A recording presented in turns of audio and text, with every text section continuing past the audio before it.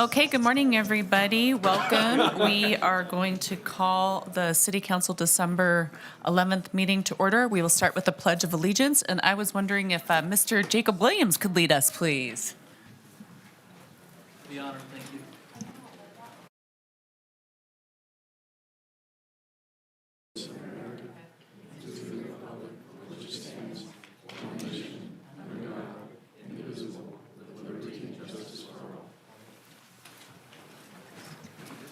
Thank you. Now we'll have roll call.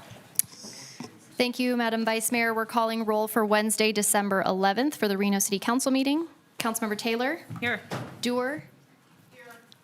Martinez, absent at this time. Ebert. Here. Reese. Here. Anderson. Here. Sheevy, absent at this time. Madam Vice Mayor, you do have a quorum of the Reno City Council. Okay, great. Thank you. We're going to pull items from the consent agenda item now, and then we'll move into public comment. We'll start with Councilwoman Anderson. I don't have anything to pull. Okay. Councilman Reese Nothing, Madam Vice Mayor. and Councilwoman Dewar. Give me just one sec Sure. here.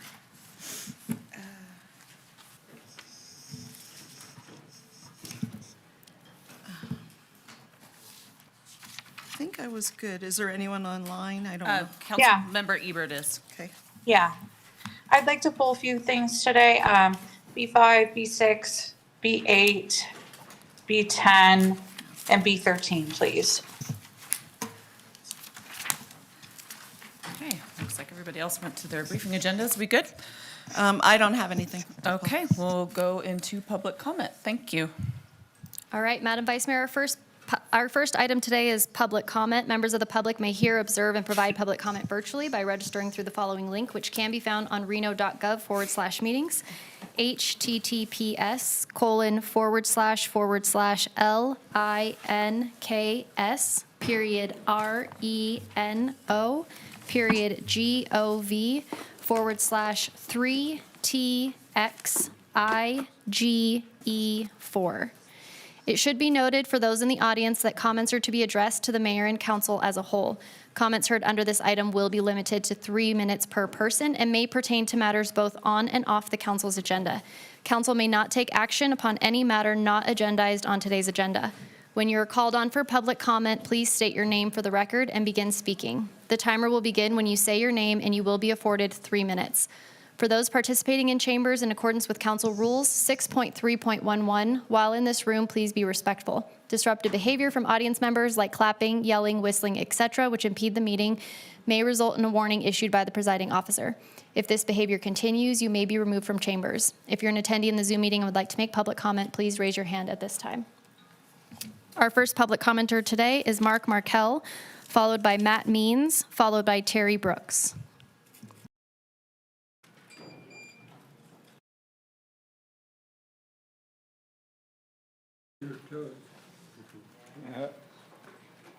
Good morning, Madam Vice Mayor, and Mayor Christie City Council, and of course, and hi, Mrs. Manager. My name is Mark Markell, and I'm a concerned Reno resident. I was in a drunk driving crash back when I was 24. It was a long time ago, but I still feel it's important that people don't get in the car with drink drivers or drink and drive this holiday season. I have a hard time taking care of myself. It's so bad I won't let anybody in my room because of that. And I'm just telling you this, people, because I don't want you to go through what I went through.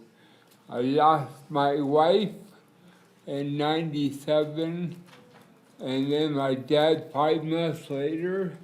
So I haven't really, it has been a good holiday season for me. But I hope it is for everybody else. Don't drive with drunk drivers and don't drink and drive. Thank you. Matt Means, followed by Terry Brooks, followed by Will Truce. Hi, thank you. I'm Matt Means from the UNR Honors College. I wanted to address the mayor and the council in a spirit of deep appreciation for allowing us via our students to come present to you a few weeks ago, and also express thanks for the mayor's recent discretionary fund donation. We are deeply appreciative of your good faith and support of the next generation of today's and society's leaders and change agents. Thank you very much. Matt, if you wouldn't for just a second, Madam Mayor was not able to be here this morning and wanted me to just convey her extreme gratitude for your students for coming last week. And also she was very happy to make the donation, which is on our agenda today. Thank you very much. We're indebted. Terry Brooks, followed by Will Truce, followed by Mac Rossi. Good morning. It's me, Terry Brooks again. And today I'd like to address the act of discrimination when it comes to homelessness. When people live in poverty and have even lost their home, they may find it very difficult to find another home. If they have been evicted because they could not pay their rent, they'll probably be discriminated against and won't find another place to rent. And if they've lost their job and wind up unemployed, it's difficult for them to again be employed. Employers sometimes discriminate against those who are homeless, and they tend to blame them, saying it's their own fault that they are homeless. Sometimes they won't hire the homeless because of the old clothes they wear, when the homeless rarely have anything else to wear. The homeless have less opportunity to receive an education and are less likely to be hired because of lack of education. And they're often discriminated against because they don't seem very clean. But if you're homeless, then you suffer from a lack of hygiene. And when you lack any means of transportation because you cannot afford it, then you'll also lack occupation. Some employers discriminated against such people at their first glance, instead of doing what they could to give such people a chance. Discriminators do not try to look at the reality of a situation. They just close their eyes and jump into their own false explanation. They need to open their eyes and look at the true reality, and then they just might get a chance to see equality. Homeless people did not choose to be homeless. They went through various circumstances, and they deserve to be offered possible ways of advances. I would like to thank you all for listening to me today, and I look forward to coming back and finishing what I have to say. Because this is chapter 45, and just so you know, I've only got one more chapter to go, and when I come back next time, I'll bring the whole book full, because Hillary Sheeves wanted me to provide it so you could print it out, and if you want to publish it and use the proceeds for the needy, that's fine too. And have a Merry Christmas. Will Truce, followed by Mac Rossi, followed by Emma Doty.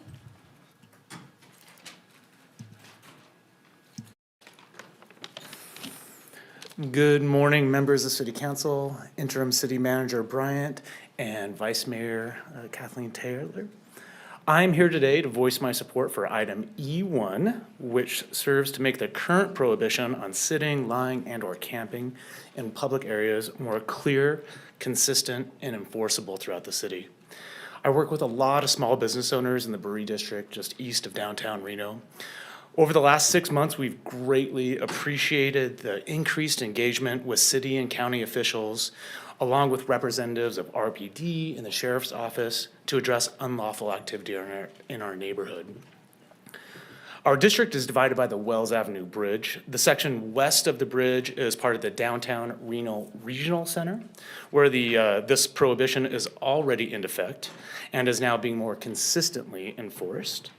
Officers and small business owners working in this particular area deeply appreciated having the law support their efforts to revitalize this area. There was no such prohibition in place, however, east of the bridge. Folks working in this area expressed fear in our district meetings on how much more challenging it would be to revitalize their part of the neighborhood without it. These fears and frustrations have been echoed by many members of our small business community throughout Reno. I share the belief that the expansion of this enforcement will promote and protect public health, community safety, and greater access for all to public spaces, along with the residential areas and the businesses that they're adjacent to. Instead of allowing these areas to be overrun with unlawful behavior, let's help individuals access the facilities and resources designed for their needs. Thank you. Mac Rossi, followed by Emma Doty, followed by Evany Martinez. Good morning, happy holidays. My name is Mac Rossi, and I'm honored to be one of the park commissioners for the city of Reno. I'm here on behalf of E1, 2, 3, and 4 on your agenda. I was involved with a lot of the parks. There needs to be a change, and I'm asking for your support. Thank you.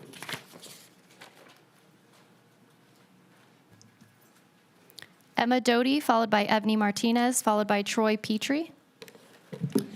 Good morning, esteemed City Council members. My name is Emma Doty, and I am a senator of the Associated Students of the University of Nevada.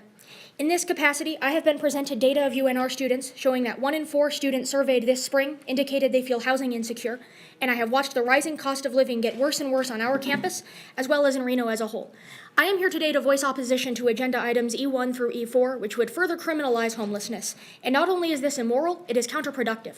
The staff report for agenda item E1 stipulates that someone found breaking the proposed ordinance can be encouraged to, quote, accept other alternatives like shelters, drug treatment programs, and mental health facilities, unquote, and this is not sufficient. Last night, the Washoe County Shelter Census dashboard showed 98% of beds in Reno shelters are full. Where do people go? We are heading into the longest and coldest nights of the year. Clearly, no one is camping by the river because they don't accept these alternatives. I briefly worked for a social services facility here in Reno and saw firsthand how limited the current safety net is in getting people housed in the long term, long enough to get back on their feet to the point that they no longer need these overwhelmed services.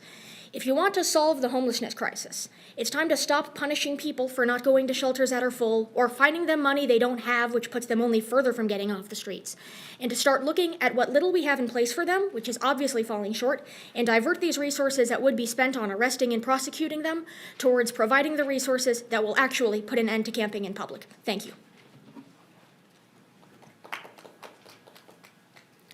Evany Martinez, followed by Troy Petrie, followed by Diego Vasquez. Good morning, members of the Reno City Council Board. My name is Evany Martinez, and today I would like to talk to you all about immigration. Over decades, America has been overlooked by saying America's promise, or coming to America is to be given the opportunity to live the American dream. What we have represented for America's promise is the Statue of Liberty. I'm pretty sure you have all become aware of our history and how people would migrate here to America from the southern and eastern parts of Europe on ships and spend hours just to get where they needed to be. Once they got to Ellis Island in the 1800s, they had to go through many different inspections, not being aware that it was something they had to face once they got here.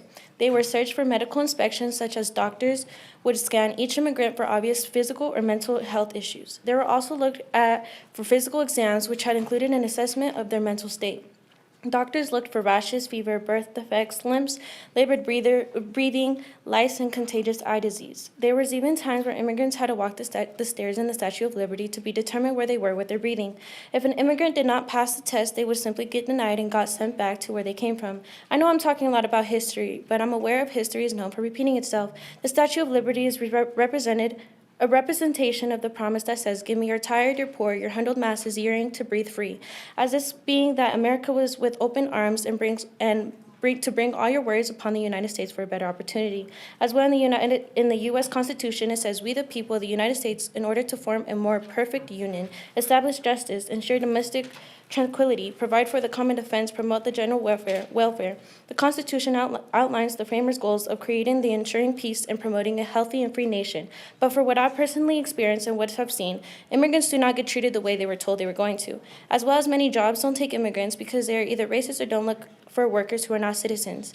People do not choose what country they are born in, nor do they choose the living conditions and laws of their home land. And that's why they choose to come here to America. But they should have the choice of where they can go to have a better opportunity. A solution for this immigration and how to fix this problem is doing background checks and looking at the living conditions of their country.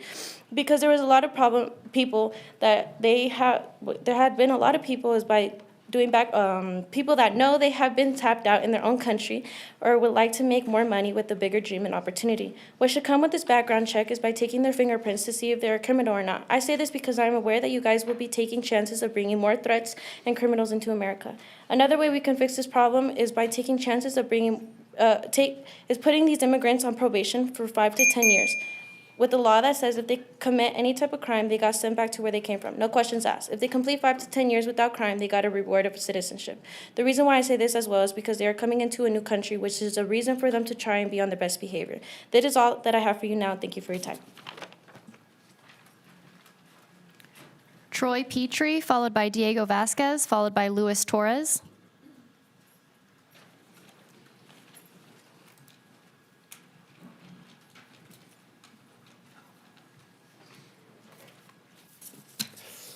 Good morning, members of the council. My name is Troy Petrie, and my topic is inflation.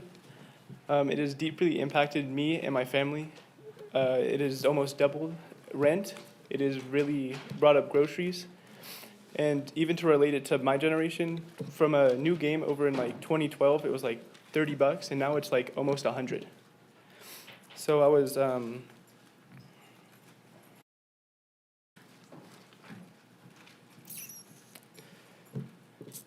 times have been rather difficult lately, gas especially, making it super difficult for my family to make ends meet. And I know I'm not the only one of many out here probably with similar stories. Every time I go to a store, I'm shocked how little I can buy with how much I make, with how much it spends, with how little I get. Between cutting corners on things we thought we needed and delaying much needed home repairs, this financial stress is just hitting our families. It's rippling through our local economy too, banking less in money local businesses we love and hindering the growth we want to see across our community. Thank you.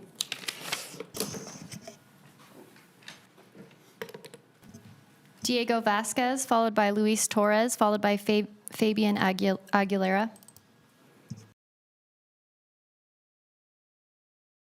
Good morning, City of the Jury. My name is Diego Vasquez. I am a senior at Hug High School, and today I just want to come talk about the highway and the street on Clearacre. Every afternoon when I get off from university, because I'm an upper bound student, I come home and I go through the Clearacre on McCarran, and knowing that there's a lot of traffic, and it takes me at least 15 to 20 minutes to get home, knowing that it will be 15. But every time I go home, I always tell my mom and I complain how the ramp going to Lemon Valley instead is closed because everyone has to take the Clearacre just to get onto the freeway. And that's the only reason why I'm here, because it just affects me and my parents just to get home. And my parents work 2 jobs. They get tired, you know. I work too. I get tired as well. But I'm just here to address that we just need to open the ramp, you know. It's just hard for people to get home, you know. They need to get home, change, or maybe go to another job just to go to work. And I just feel like we just need to open the ramp just to get onto the freeway going to Lemon Valley or Stead, you know. And the only reason why is because there's only 2 lanes. And I just feel like we just need to open the other lane for the people on the freeway to get home faster, or just to open the ramp. Thank you.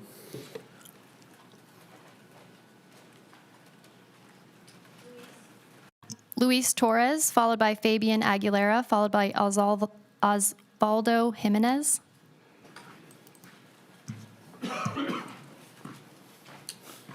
Good morning, City Council Reno. My name is Luis Torres. I'm here to talk to you about the process of purchasing firearms. I feel like it's too simple. I feel like just a background check isn't enough. I feel like you should go at least through like safety training with firearms, because it can be dangerous just to give someone who doesn't know about firearms. I think a solution to this is just giving a training course before purchasing a firearm and then having them have a certificate in order to purchase one. I feel like it's like kind of getting a driver's license, right? You don't just buy a car and just start driving. You have to learn about the car. You have to learn what the rules are, and then you get your license and then maybe purchasing a car. So I feel like it's better for the community of Reno if they made a training course for firearms. Thank you. That'll be all. Mr. Torres, would you tell me which of your teachers has you on assignment to speak in public comment? His name is Mr. Dinosaur from Fantastic. Would you have him reach out to me? I'd like to come and chat with your class and just have a conversation about some of these important issues. Be fun for me to sit with your students and your classmates and talk about these things. It's hard for us because in this process, we don't get to have an iterative conversation. Right. And so I'd love to come and speak with all of you in a better, less formal situation. We love having you in council. It means a lot to us to hear the issues that you're presenting. So I just want to make sure I've extended that offer to you to come out and meet with the classmates. Yep. Thank you. Thanks. Fabian Aguilera, followed by Osvaldo Jimenez, followed by Jacob Williams.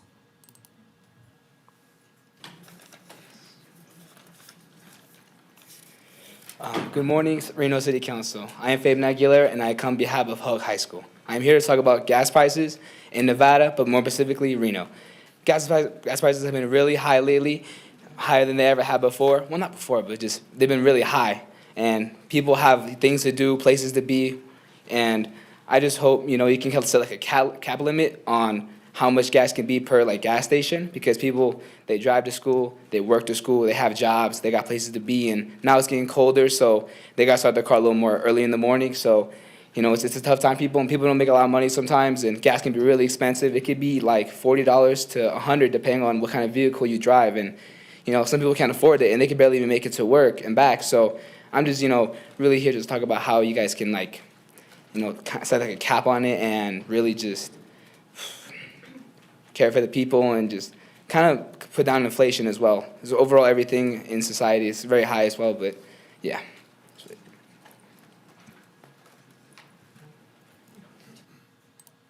Osvaldo Jimenez, followed by Jacob Williams, followed by C. McCombs.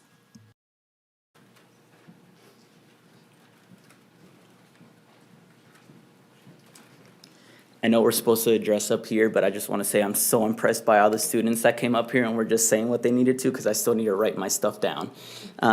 Thank you, City Council. My name is Osvaldo Jimenez Estupiñan, and I'm the Director of Hispanic Latinx Community Relations at the University of Nevada, Reno. I'm happily here today to give thank you to the City of Reno, specifically the Art and Culture Commission, for their support with Dia de los Muertos at the University of Nevada, Reno. This has long been a long-standing event at the university.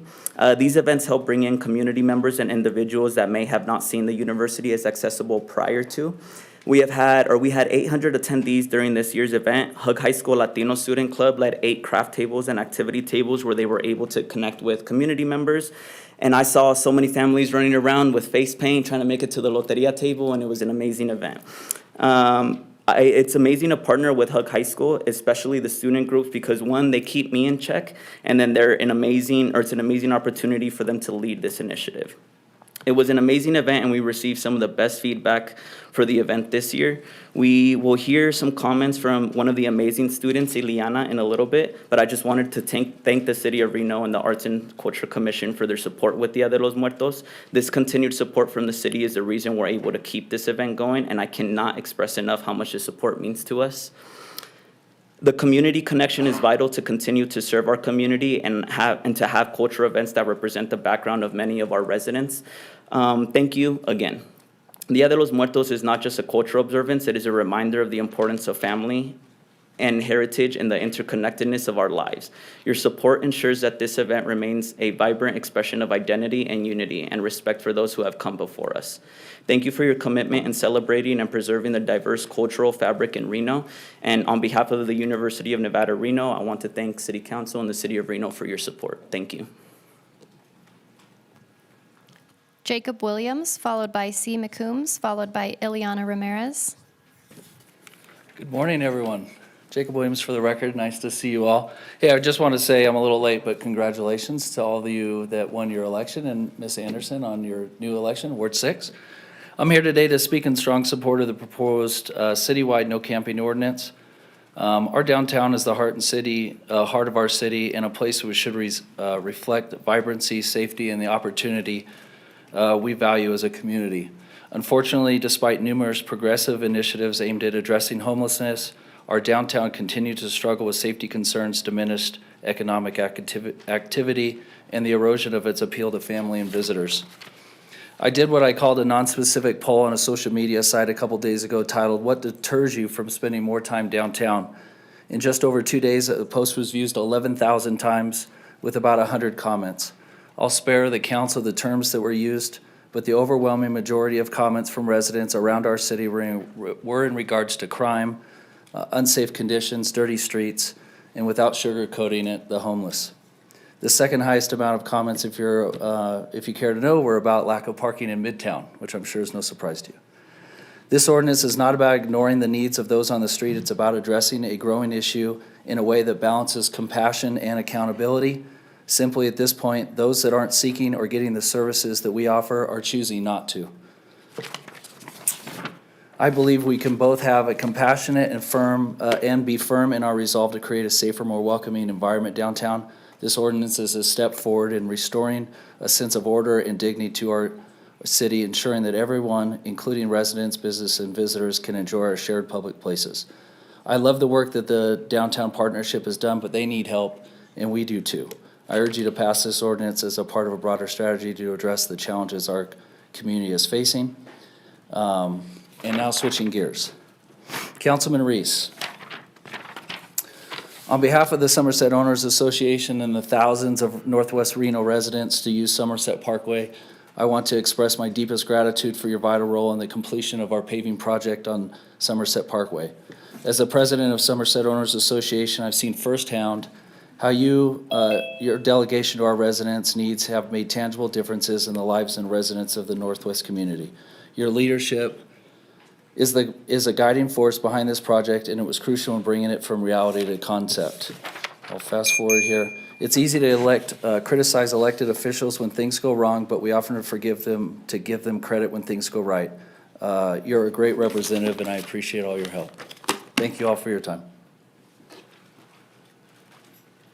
Just for the record, Mayor Sheevy has joined us remotely. C. McCombs, followed by Ileana Ramirez, followed by Skylyn Cook. Hi, how's it going? My name's Steve McCombs. I'm a cultural history PhD student at UNR. I'm speaking today in opposition to Ordinance E1 through E4.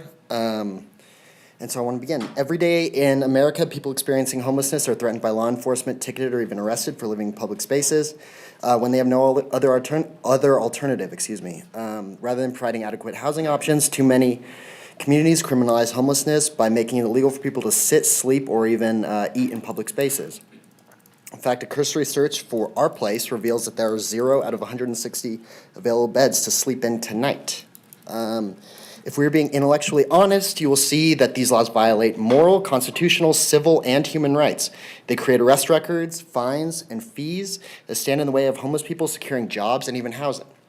The argument that homeless people should just, quote, get jobs falls flat on its face in the reality that a felony charge and jail time make getting a decent paying job and renting an apartment nearly impossible in America.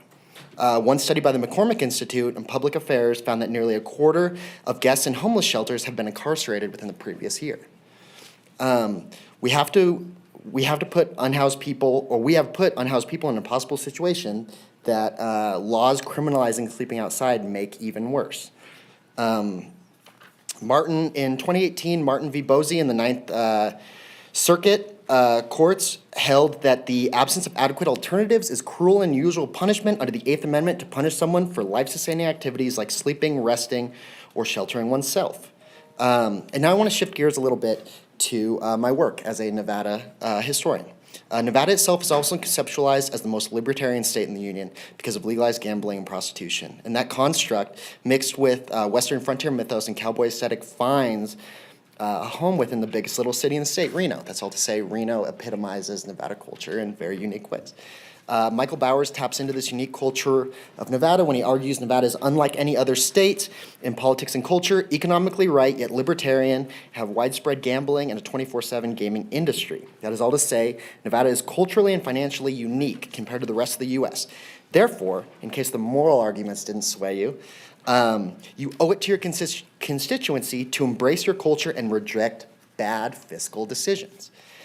These expensive policies are ineffective at addressing homelessness and reducing the number of people who must sleep on the streets. In fact, effective policies like providing affordable housing services have been proven to cost less than criminalizing homelessness. Most recently, a study in Charlottesville, North Carolina, found that the city saved $2.4 million through the housing program.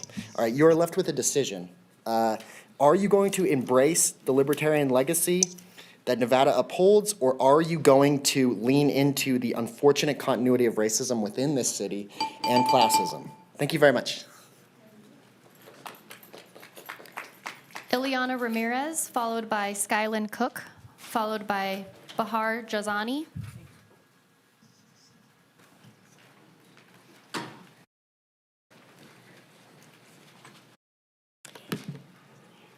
Hi, good morning. My name is Ileana Ramirez, and I'm a senior at Hug High School.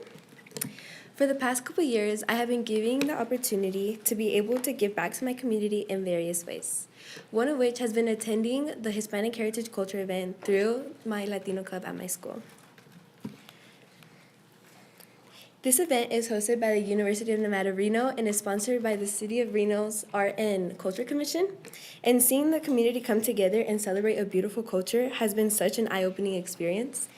Being able to collaborate with our community, as well as giving the same opportunity to other students at my school, in an effort of sharing our journey to spread awareness within our district, as well as giving people of Hispanic descent a safe space to represent themselves freely. Community events play a significant role in shaping and strengthening the culture, the social, economic, and cultural fabric of a community. They help build relationships and are inclusive to everyone, as well as help encourage civic engagement and a spirit of giving back. Being able to host more community events will, in the long run, be more beneficial to our community each time. Thank you for your support, and thank you for the Reno Arts and Culture Commission for helping bring these community initiatives together. Thank you. Skylin Cook, followed by Bahar Jazani, followed by Josh Tiriot. Good morning, Reno City Council Board. My name is Skylin Cook. Today I will talk about how littering has affected our community. Littering has always been a worldwide problem, but to see our community be part of it when we could be doing things to start change, to make our water better, to make our air better, to want our community to be clean and not such a mess. I feel like this is a big issue because we have such a beautiful city, and to see trash everywhere makes it less than. And we aren't the only ones who live here. There are wildlife that takes in everything we give out. They have been a part of the issue, and with all the rivers in our city, the majority of the trash ends up in the water, which can clog the gutters and cause floods. We also drink this water, and even with purification, not everything can be perfectly purified. But along with the city, my school and others have been a part of the issue because kids tend to care less about the environment. But how we can slowly start change is to make sure our trash makes it into the bin and to clean up any loose trash around you. I also think it would be a good idea to have people who are in jail or prison help clean up our city. They could clean downtown, highways, and other high maintenance areas. Also, juveniles could be a part of the help as well. For their community service, they could pick up trash at schools, parks, school centers, and other areas where it's safe to pick up trash at. But I don't think people who have been in trouble should be the only ones helping. I think we should volunteer to help clean up our city. If you look up Reno, Nevada City Cleaning Volunteer, many links and a number will pop up. And they need more credit and to be noticed more because there are still good people out there who want to see our city thrive. We could make more groups and join these groups and be a part of the change that our community needs. Thank you for your time and consideration. Bahar Jazani, followed by Josh Tiriot, followed by Aracelia Oropeza. Hello, my name is Bahar Jazani, and I'm a student at the University of Nevada, Reno, studying political science and sociology. I'm here to speak in strong opposition to Agenda Item E, which introduces an ordinance criminalizing homelessness in Reno.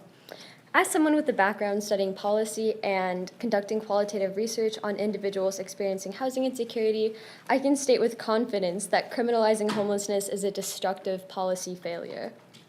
Rather than addressing the underlying issues behind housing insecurity, criminalizing homelessness would simply push unhoused people out of public view. The issue of homelessness then doesn't go away. Instead, unhoused people are herded like cattle from one location to another, while we pretend like the issue of homelessness is magically solved. Instead of punishing individuals for systemic failures, we need to be offering more shelter space and resources to solve the root of the issue. Many unhoused individuals have nowhere to go, as the shelters in Reno are full and housing is becoming increasingly unaffordable.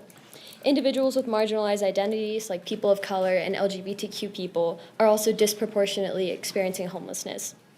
If this ordinance passes, they will likely be targeted by police at a disproportionate rate as well.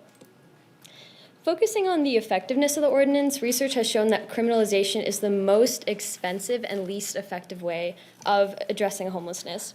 Comparing the cost of criminalization to the cost of providing housing to homeless people shows that ending homelessness through housing is the most affordable option in the long run. Similar to the study that C was talking about, in Charlotte, North Carolina, the city saved $2.4 million over the course of a year after creating a housing first facility. Tenants spent 1,050 fewer nights in jail and 648 fewer visits to emergency rooms. Increasing access to affordable housing then remains the most effective solution, as it gets unhoused people off the streets more effectively and is much cheaper than continuously cycling people through courts, jails, and back onto the streets. I'd like to restate my position: criminalizing homelessness is a policy failure. It does not address the root of the issue. It's wasteful, it's expensive, it's ineffective. Please consider the voices of those speaking up against criminalizing homelessness today. Thank you. Josh Tiriot, followed by Aracelia Oropeza, followed by Yanaris Kazav. Morning, Madam Mayor, City Council members, interim City Manager, and other valued attendees. For the record, my name is Josh Tiriot, and I'm here to voice my support for the proposed ordinance amendments detailed in agenda items E1 through E4. The residents and businesses in Reno continue to struggle with the challenges of a safe and clean city to live and work. Challenges such as graffiti, vandalism, trespassing, theft, and blight. The city, county, and residents have all worked diligently to provide services for the homeless and those who choose to live on the streets and in public areas. These services are available to all, but not all choose to take advantage. These ordinances would further support Reno residents, businesses, employees, and customers working to maintain a clean, presentable, and safe living and working environment. At many businesses and residential locations, there is a fine line between public space and private property, particularly in doorways and street-facing zero-lot line entrances. Providing an opportunity to camp, sleep, and lie in the public way on a sidewalk, in a doorway, or in a park is counterproductive to our efforts to encourage those in need to use the facilities which are provided for a safe and more humane way of living. The more opportunities we provide for those living on the streets to sidestep constructive services, the more we dilute the effectiveness of those services. Supporting ordinances like the ones listed in agenda items E1 through E4 provides an opportunity to check on people, educate, encourage them to pursue a better lifestyle while providing a safer environment for the public to live their lives and for businesses to contribute to the economy and livelihoods. I will end with a quick story I recently heard about a group of UNR students on an educational tour with one of our taxpayer-supported outreach programs. As the students approached a man sleeping on the sidewalk, they all walked around or stepped over the man. The outreach instructor stopped the group to ask why they avoided the man. The collective response was none of the students wanted to bother the individual. The outreach instructor approached the individual via the blanket, only to discover the man had overdosed. Fortunately, there was still time to call the medics. Perhaps if the ordinances were in place, this man would have been approached sooner before the circumstances had escalated to a dangerously close point of no return. Thank you for your time. Aracelia Oropeza, followed by Yanaris Cazares, followed by Esther Yahari Pedroza. Good morning, members of City Council. My name is Arcelia Oropesa. Today I would like to talk about the prices on groceries and why they should be lowered. Because of the prices on groceries, families are left with less than $100 and they still need to buy self-care and hygiene needs. I had a negative experience with this worldwide issue. For example, I was going to Winkle with my mom and she had just gotten done paying her bills, such as rent, her car payment, the light bill, and other utility bills. And she was only left with $300 and bought basic foods from Winkle like fruit, milk, eggs, vegetables, meat, chicken, rice, and beans. And all of that came up to $250. I understand that they still have to make their profit and sell their food. And the groceries only left her with $50 left to spend for gas and other hygiene needs. So I had to see my mom go negative in her bank, which is also not a good idea because once the money comes in from, well, as you guys know, once money goes in, money goes to the negative. And then, so I had to join the work environment at 15 to help my mom with what I can. Yes, there are resources such as food stamps, but you must qualify to get a lot of food stamps, you must receive low income and have a lot of kids. And people with higher salary, with the same amount of kids that people get accepted, they don't get accepted just because they make higher income and the government believes that they'll be able to pay their bills and still have extra for food and other needs. I am not sure of many solutions to bring up. That's why I'm here to bring the issue to you guys. I do understand that grocery stores need to make the profit and continue to get customers, but I feel like if they were to lower down their prices and understand where other people come from, that they're not getting the same amount of money that others might in a good work environment and a good salary. So they would get more customers and more profit if they would just lower down the prices because people would like to go there more than the other stores. If we could just change and lower down the prices on groceries to be more inexpensive, life would be better for all of us. Thank you for your time and consideration. Yanari Cazares, followed by Esther Yahari Pedroza, followed by Antonio LaForge. All right, good morning, members of the City Council Board and Mayor. My name is Yanari Cazares. Today I would like to talk to you about our healthcare here in Reno, Nevada. Because of healthcare issues, we are ranked near the bottom of the entire United States with the rank of the 41st overall in all 50 states. We have also had a shortage of physicians, which is especially concerning given the rapid population growth in our state. As for a solution, I don't really know what can be done, but from what I have researched, we can increase funding and resources for healthcare instructors, personnel, and technology is critical. This includes increasing investment in public health systems to ensure access for all populations, ensuring communities have access to the same quality of care as more privileged groups is essential. This may involve targeted policies like free or subsidized services, cultural competency, training for providers, and addressing social determinants of health. Thank you for your time and consideration. Esther Yahari Pedroza, followed by Antonio LaForge, followed by Chris Riley.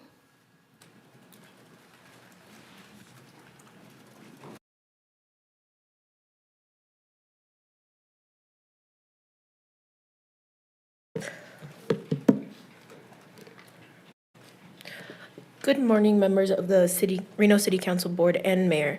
My name is Esther Jauregui Pedrosa. Today, I would like to talk to you about the following issue: how teens are developing negative habits and getting into violence. Because of this issue, I have the following negative experience where people I called family have died because of drug and gang violence, and sometimes members of these gangs and drugs sometimes experience jail time, and some of them growing up to being drug addicts. Also, we live in a city where we push young kids into working because there is nothing else for them to do, and they must help out their parents. For a solution, what we can do to help them is to get them into other things like hosting events in the community or building things that teens are more into. For hosting events, we could do Teens for Teens events where they can do their own stuff and host things. Or we can make youth centers where they could be themselves and talk to other kids their ages.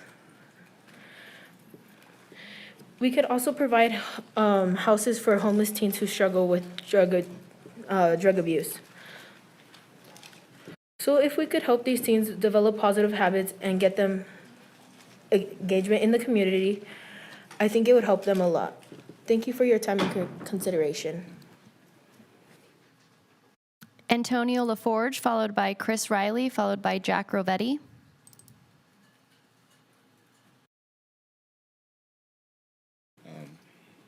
Hello, my name is Antonio LaForge. I'm a student from Hug High School, and I'm here to talk about the lack of sidewalks in Sun Valley. It may seem like a small request, but the lack of sidewalks in our community is a pressing issue, and I believe it is one that deserves immediate attention. First and foremost, sidewalks are about safety. Every day, people, including me, have to walk without sidewalks, with most of the time very thin dirt walkways, often forced to walk in the road itself because there is no safe pedestrian path. In many parts of our neighborhood, this situation creates serious risks of accidents. Drivers are often speeding or distracted, and without sidewalks, pedestrians are left to navigate these dangers with no barriers between them and traffic. A dedicated sidewalk can make all the difference in preventing accidents, saving lives, and ensuring that our streets are not just for cars, but for people too. Thank you.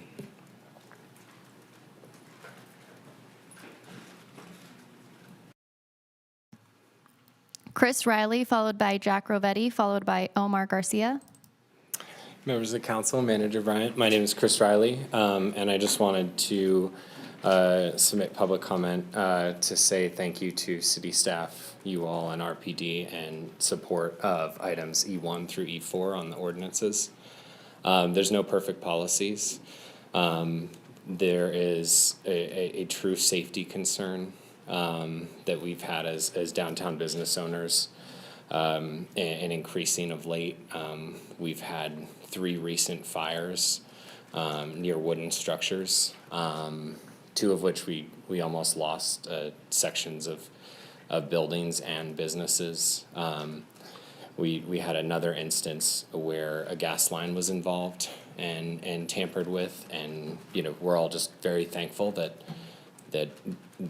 was not escalated further. And from a safety perspective, this is just something we are hearing from our customers. We're trying to balance the challenges of everything downtown. When we've asked individuals who were using glass pipes and devices in front of customers. A business owner was recently laughed at and escalated that. And it's an environment where we're objectively not changing. And so policies like this can help create a safer downtown that do feel more welcoming to citizens. So thank you all for the work and the continued discussion on these topics.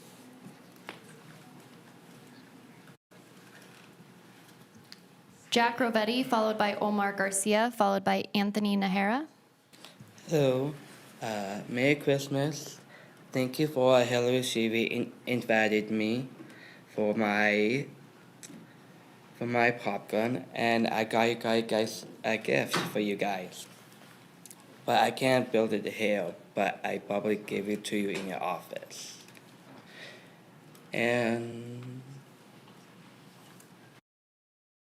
And I hope you have a great Christmas day for you guys. And my website is jackspopcorncompany.com. And Merry Christmas, you all. Merry Christmas, Mr. Roddy.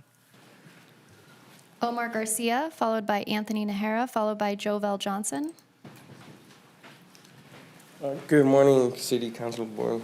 My name is Omar Garcia. I go to Hug High School. Today I would like to talk about adding post lights to Sun Valley streets. This affects us in Sun Valley because I always see people walking in the dark with their flashlights, like almost getting hit with cars. I witnessed almost people getting hit with cars when they're walking in the dark. When I go play soccer, when I walk to the park, I almost got hit with a car. It's dark out there, and I feel like we need post lights. Thank you for your time.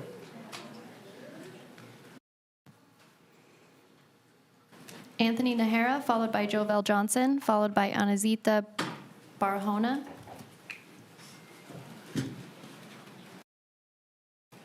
Hi, City Board.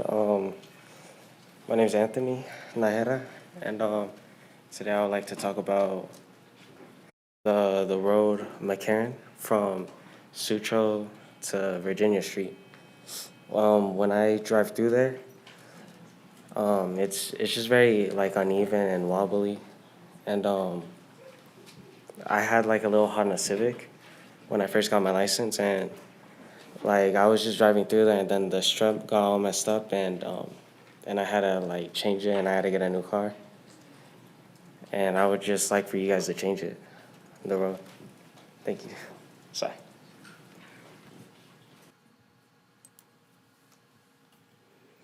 Jovel Johnson, followed by Anitza Barahona.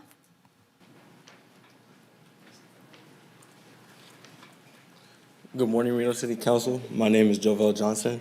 I go to Hook High School, and I think we need better athletic programs or just in that field because I'm also an athlete, and I feel like we have great athletics here, but if we were to have programs where children from established from like a young age were able to, nurture their skills and be better at sports, I feel like it would be better for the city because people from California are also moving here. And there's a lot of athletics out there. So I feel like if we kind of are on like the same page and tempo as them, we can be just as great as athletics. And I've been playing sports since I was 5. So if I'm able to help a little kid from 5 achieve his dreams now, then that's would be my dream for the city. Thank you. Anitza Barahona, followed by Anna Perez McKay via Zoom, followed by Amaranthus Hayden. Good morning, members of the City Council Board. My name is Anitza Barahona Ochoa. Today I would like to talk to you about the study opportunities this country offers to students without status adjustment, because the study opportunities that this country offers to students without legal status are very limited. I have some problems applying for aid offered by community college. In my case, I arrived in the country under a child protection program. I thought not having an adjustment of status limits my opportunity to be eligible for financial aid assistance for higher education in this country. There's many nonprofit organizations that helps undocumented students with guidance, scholarships, and legal resources of documented students. There's state programs, laws, and resources that depend on the states. For example, states like California, Illinois, New York, and Texas for additional aid and benefits for undocumented students. I'm grateful that there are options for undocumented students who may be eligible for certain types of financial aid and educational support to access higher education. I thought options are limited due to legal restrictions at the states and federal levels. To qualify for most of these grants, students generally must meet certain requirements, such as having lived in the state for several years prior to the graduation. For example, the Dream Scholarship, which it says that is for students who do not have an immigration status, asks for requirements that many students do not. Many students with DACA may be eligible. However, students without DACA face greater challenges in accessing federal funds. The state of Nevada has limited aid for students without status adjustments. There's supposed aid in only for those who have an immigration case, DACA, or meet their requirements, but all of takes away opportunity for students who have nothing or do not applying for anything with the requirements they request. If only we could do something for those who do not have the help to go to college, life will be better for all of us. Thank you for your time and consideration.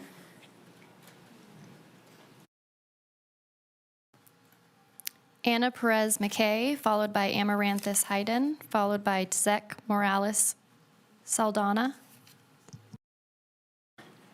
Hello, can you hear me? We can, thank you. Thank you. I am Anna Perez McKay. I'm a resident of Ward 6, and I'm here to strongly oppose items E1 to E4. I have lived downtown and I work at a business right next to the river in an area where people often camp to survive. The escalating punishment of locals who are trying to survive is, in a word, abhorrent, and this council's fantasy that the widespread punishment of those trying to survive is a real solution for anyone is getting tired. As rents and living expenses continue to increase out of control, many people and families are more insecure than ever and are increasingly pushed into homelessness. I agree with concerned residents that homelessness is awful, it's hard to witness, its consequences on families and communities are unacceptable. The solution is to provide paths to permanent housing and stability, not to punish and disappear those who have already been failed indirectly and directly because of the policy choices of this council. There are no shelter beds to sleep in tonight, and the repeated claim that resources are being turned down is blatantly dishonest. Expanding the definitions of criminality makes those who are trying to survive in the cold into criminals without any other choice. There are no shelter beds available, an incredibly overwhelmed safety net, and there appear to be no plans to expand resources to allow our neighbors a chance at safe and dignified living. The number of people living on the streets that is such a concern to private businesses and some citizens simply cannot be reduced by punishing those trying to survive. It is expensive, it is cruel, and it makes it harder for people to get off the streets. The city has increased punitive measures against people living in public spaces when there is nowhere to go, and to pretend that vanishing its own people into jails and further away from sight with no long-term options for survival and dignity is adequate is dishonest and incredibly cruel. I would also like to enter into the record a comment regarding item D6. I hope the council will follow the recommendation of the Historical Resources Commission and go through a community engagement process to develop the historic Lear Theater with the community in mind, rather than issuing yet another request for proposals from private developers before the community process has been completed. Thank you. Amaranthus Hayden, followed by Peter Atashian, followed by Scott Wilcox. Good afternoon, and if I could just get as many people's attention here as possible, that would be great. I am one of these offensive people to the public. I am homeless, and I might not look like what y'all think. I have 2 college degrees, and I actually went to school for city planning, so I know a lot about homelessness and the process around it. I did not choose this lifestyle. I got into a domestic violence situation. I became violently ill and disabled, and I'm still waiting for disability. And unfortunately, there's no gap in that.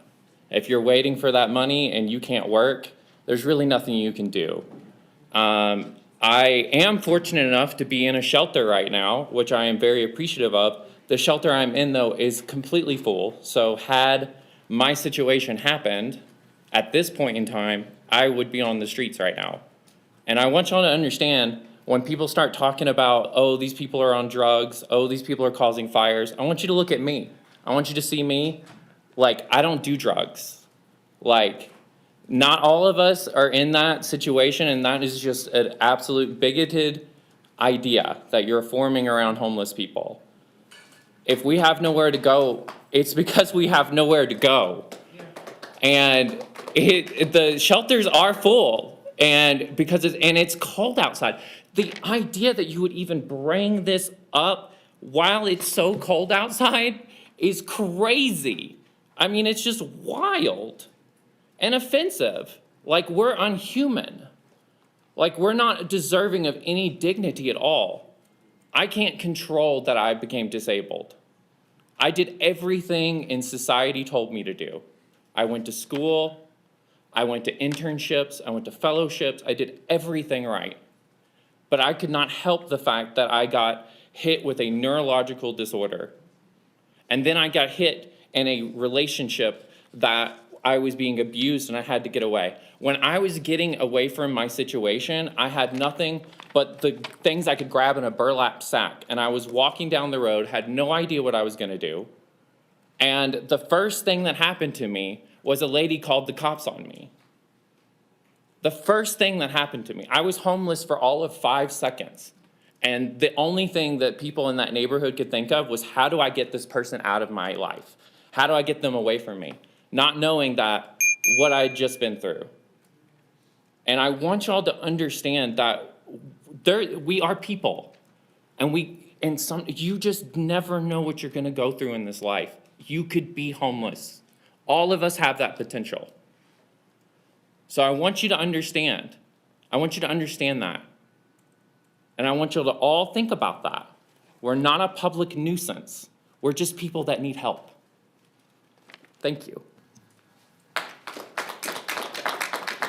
Peter Atashian, followed by Scott Wilcox, followed by Tazek Morales-Adana.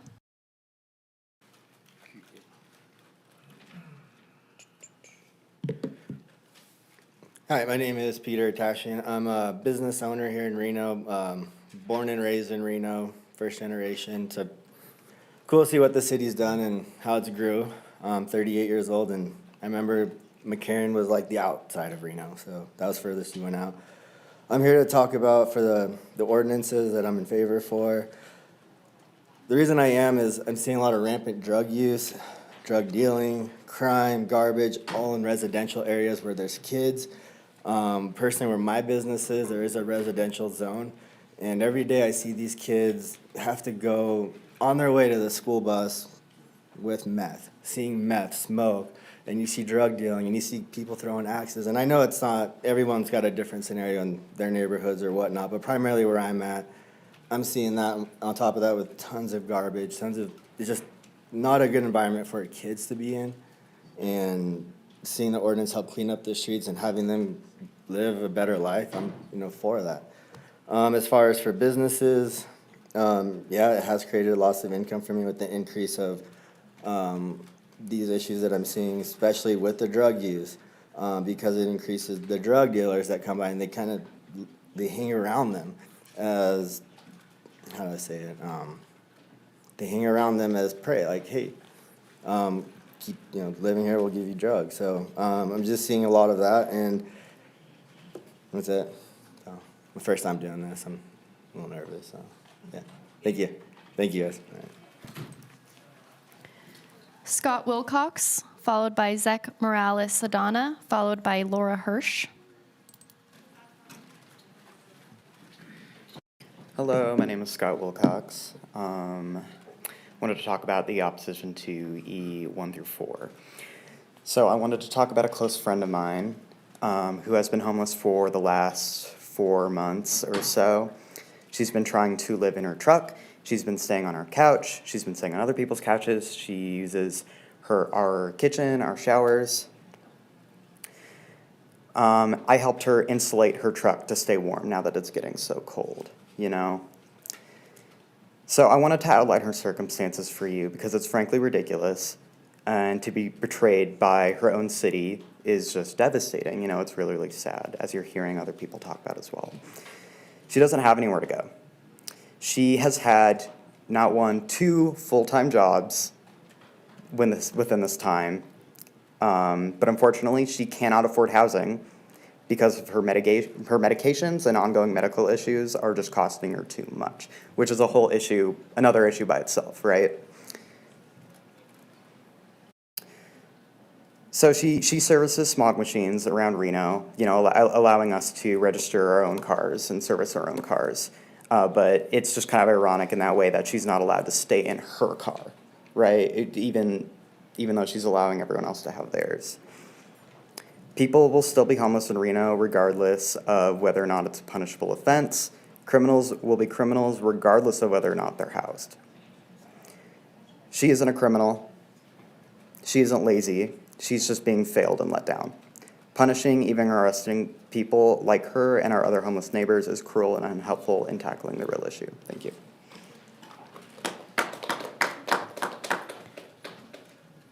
Zek Morales-Saldana, followed by Laura Hirsch, followed by Gabriella Silverwind.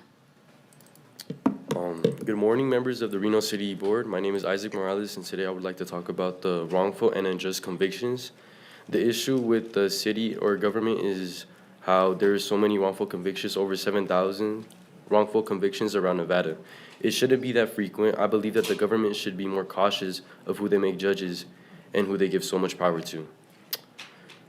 There has been too many false convictions, people that are documented or undocumented, for the government to just not care about them.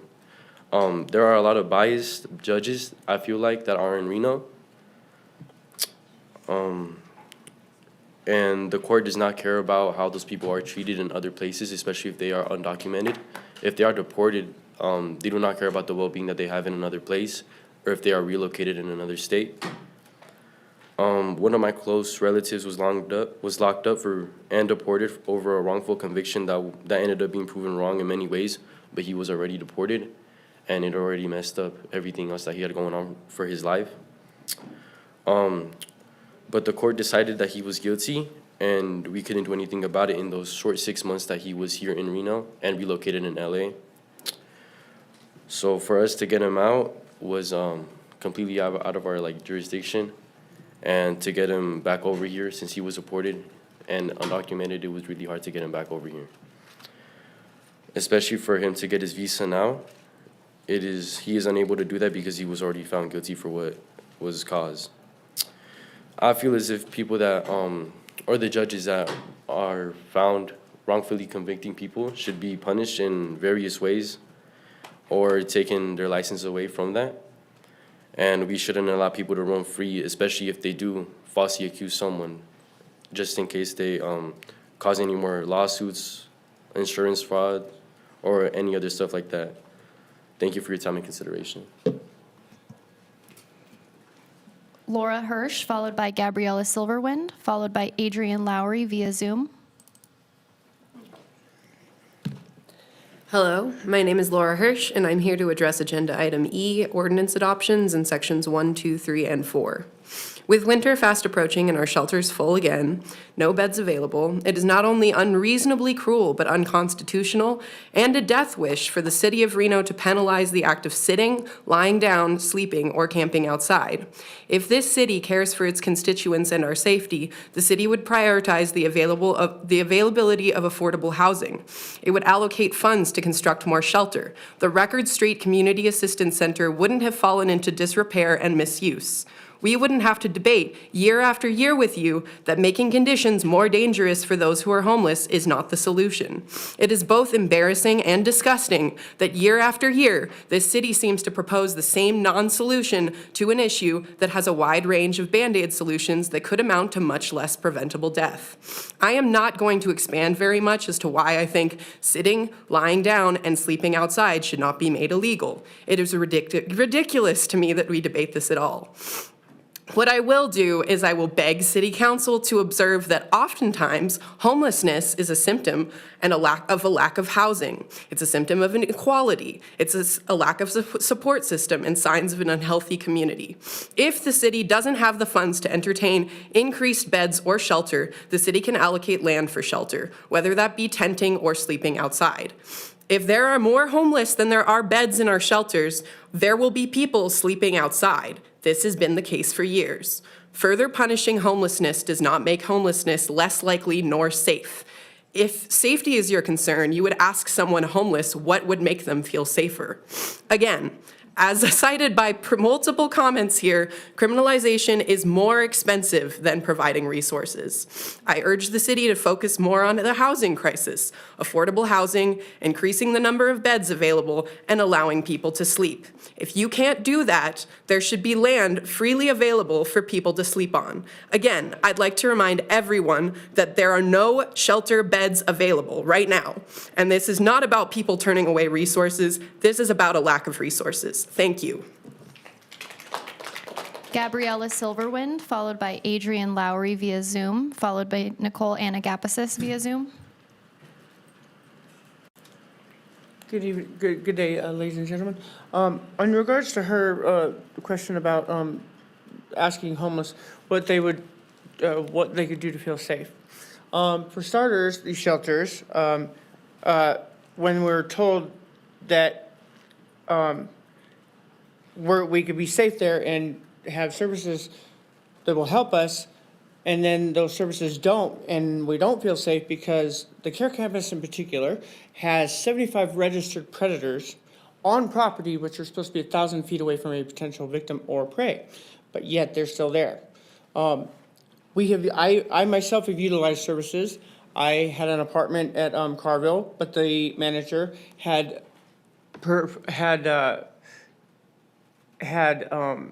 committed fraud because when she gets the government money for the tenant for the year, she starts weeding them out. Added to the discrimination that I have faced the entire 8 years that I've been here from pretty much everybody, and had my brain, I mean, I've had every bit of violence against me anyone possibly can, and I'm still standing, okay? Because people think that they have the right to tell us how to live, me in particular. I fought for this country, and the one thing no one has the right to do is to tell us how to live. Yeah, we may not be living how others live, but we're living the best we can, the safest we know how, because we don't have anybody else on our back to protect us. The police haven't filed a single report in my favor, but they sure as heck love to file them against me. So this isn't about it being, that most of us are choosing to, most of us are not, or that we're trying to create a problem. We had Tent City, okay? A lot of us maintained it a lot. We kept responsibility. We don't trash the area out here because we're out here. We have respect for out here, okay? This is simply about others telling us how to live or how we should live because we're not fitting their mold. I just had the ambassadors, I went to my doctor's appointment, they threw all my stuff away. Basically committing attempted murder, threw my food, my clothes, my blankets away. Now I have a tumor in my head, okay, 98%. I get cold, I end up in the hospital again. I'm on the verge of pretty much dying because I have like about a year left, okay? So I'd like to see that the people stop harshing on the homeless and start to understand our situation. And stop hating on us, okay? We're not, like people have said, we're not all on drugs, okay? We're not all bad people, not any of us, okay? There's a few bad apples, yeah, but there's more good people than there are that people don't realize. This lady right here, okay? She is always part of the crew on Tuesdays. She cares, okay? I keep telling people that. There are people who care. That's where it needs to start. Thank you. Adrian Lowry via Zoom, followed by Nicole Anagapasis via Zoom, followed by Will Mantle via Zoom.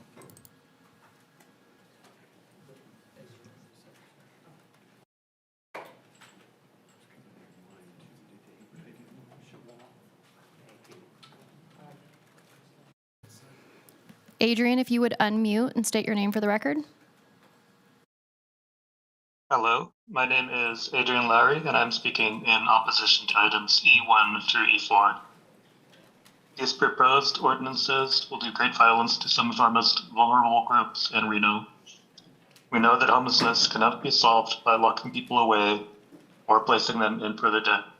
It may feel good for Reno business members or council members to say, just get rid of them, but it does not solve any problem. We know that homelessness is a housing problem, and that the path to solving homelessness is through housing policy providing affordable housing to people.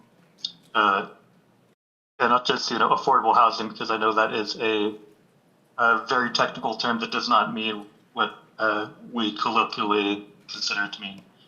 But we need to provide housing for people.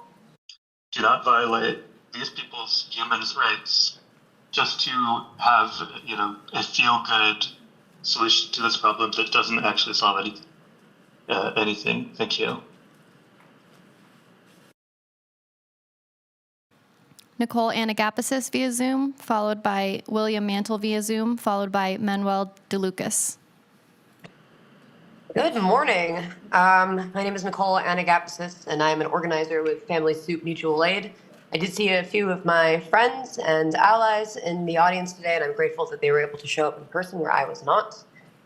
Some of the other folks that I saw were high school students who seem to be experiencing themselves and their families some of the same issues that myself and my friends are experiencing, that cost of living is high, housing is incredibly difficult to access. And I challenge all of you sitting right now to consider how an ordinance like the one being recommended, proposed rather, will affect them in the future. This ordinance is deeply concerning and frankly obtuse and uncreative. It does nothing to solve the realities, the material realities that we all experience on a day-to-day basis, which is life is hard. People experience homelessness because they are subjected to systemic failure, and an ordinance like this strips the liberty of those people away. No person may sit at a bench or on a sidewalk. What a joke. I'm sorry, but it's ridiculous and tyrannical by nature to strip people's autonomy in such a way for the comfort of downtown business owners. I'm sorry, the reason that downtown is not vitalized and isn't getting foot traffic is because there's nothing to do there unless you want to gamble or drink or smoke, which frankly, I have no problems with. I like all of those things. It's full of empty lots because the city has sold away parcels of land to out-of-state real estate developers who have bulldozed businesses, motels, etc. that have existed there. If the downtown area was going to be revitalized, that would have already happened. It's a failed project, in my opinion, frankly, and criminalizing poor people and spiriting them away to jail or elsewhere does not solve the problem. You people are so deeply uncreative in your problem solving. Honestly, just no freedom to sit. You people should not have freedom to sit in the seats that you're sitting in right now. Jesus Christ, man. William Mantle via Zoom, followed by Manuel DeLucas, followed by Marhiva DeLucas. Hello, William Mantle for the record. Good morning, Council.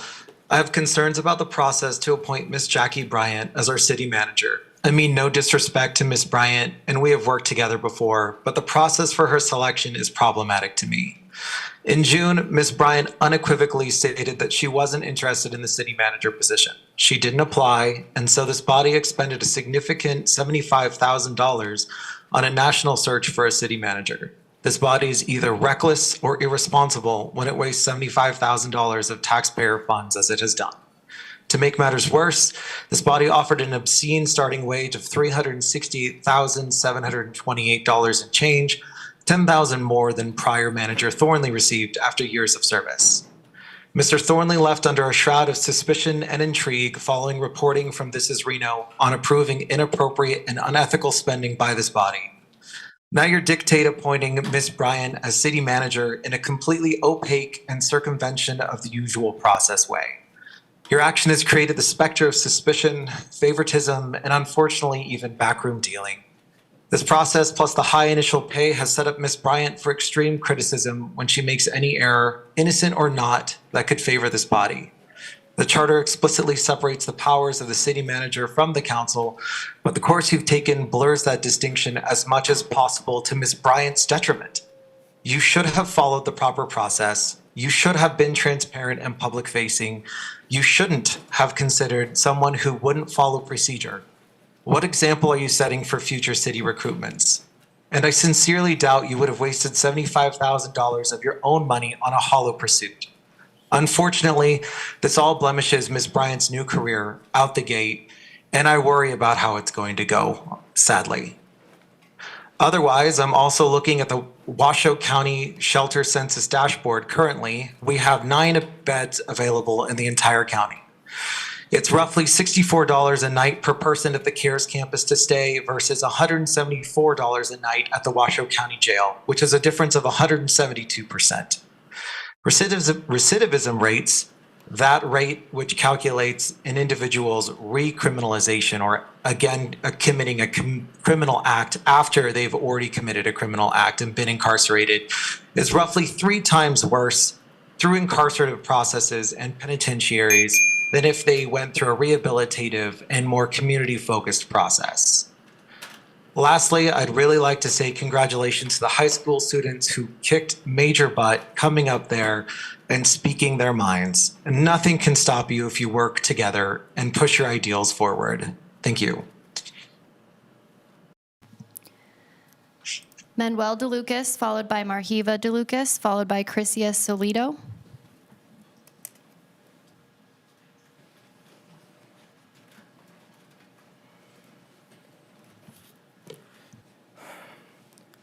Buenos días, miembros del City Council Board. Mi nombre es Manuel Martín de Lucas Valdés. El día de hoy me gustaría hablar acerca de la salud pública y el servicio médico a bajo costo que no tenemos en Reno, Nevada. En lo que yo considero que es uno de los problemas que afectan muy fuertemente a ese sistema que yo estoy viviendo en estos momentos. Y siento de primera mano el cómo nos afecta a quienes tenemos poco tiempo como residentes en este país. Los residentes recién llegados tienen que esperar 5 años para poder tener acceso a este sistema público de salud. Es muy difícil para quienes estamos intentando comenzar desde cero en otro país. Y los primeros años es muy difícil tener esta estabilidad económica para poder pagar seguro médico y sus respectivos deducibles. Desde mi punto de vista, aunque soy una persona joven, me doy cuenta de lo que ocurre a mi alrededor. Para mí no tiene sentido el que se tenga que condicionar, que esperar tanto tiempo para poder tener acceso a estos servicios, ya que para mí es injusto manejar este sistema tan a la ligera con quienes solo están tratando de mejorar su calidad de vida y buscan tener una estabilidad económica. Desde mi punto de vista no debería haber ningún tipo de barrera para obtener acceso a estos servicios públicos desde un principio. Pero si lo que quieren es poner alguna condición para realizar este tipo de trámites, yo creo que 1 año es un tiempo justo para que se pueda solicitar. La ciudad de Reno tiene climas extremos y nadie está exento de padecer algún tipo de enfermedad respiratoria o de transcurrir en la vida diaria. Algún accidente menor en el hogar, en la calle o en la escuela. Alguna infección que se adquiera o simplemente el derecho de tener revisiones médicas de seguimientos cada 6 meses. Tener acceso a exámenes de vista o limpiezas dentales. Todo es demasiado caro para quienes aún no tenemos la posibilidad de tener servicio médico del Estado, el Medicaid, o tenemos posibilidad de poder pagar algún tipo de seguro médico externo. Y si aún no tenemos la posibilidad de tener este tipo de servicios, nos vemos en la necesidad de ver la forma de atendernos nosotros mismos, en muchos casos apoyarnos de medios caseros, pidiendo y esperando que el malestar, el que sea, se disminuya o se quite. Me ha tocado ver a mi madre preocupada y desesperada de no saber qué hacer en caso de que ciertas situaciones lleguen a empeorar, con el miedo de que si se complica cualquier tipo de padecimiento, sabe que costará muchísimo dinero el servicio de medicinas. Y claro está, muchos de los que recién estamos aquí no tenemos la capacidad económica de hacerle frente a este tipo de gastos. En el país en el que yo vengo, que es México, sí existe todo tipo de atención médica, ya sea privada, que como en cualquier lugar son atenciones muy caras. Existe la atención del Servicio Médico Trabajador SIMS, que no tiene costos, siempre y cuando el trabajador esté activo y también tiene la oportunidad de agregar a los miembros de su familia para cualquier atención. También existen los servicios médicos privados y los servicios médicos privados a bajo costo, en donde es un servicio médico básico y tiene su farmacia en donde se puede surtir recetas a costos accesibles, farmacias similares, y también existen laboratorios en los que se puede realizar muchos tipos de exámenes, mucho menor costo. Gracias.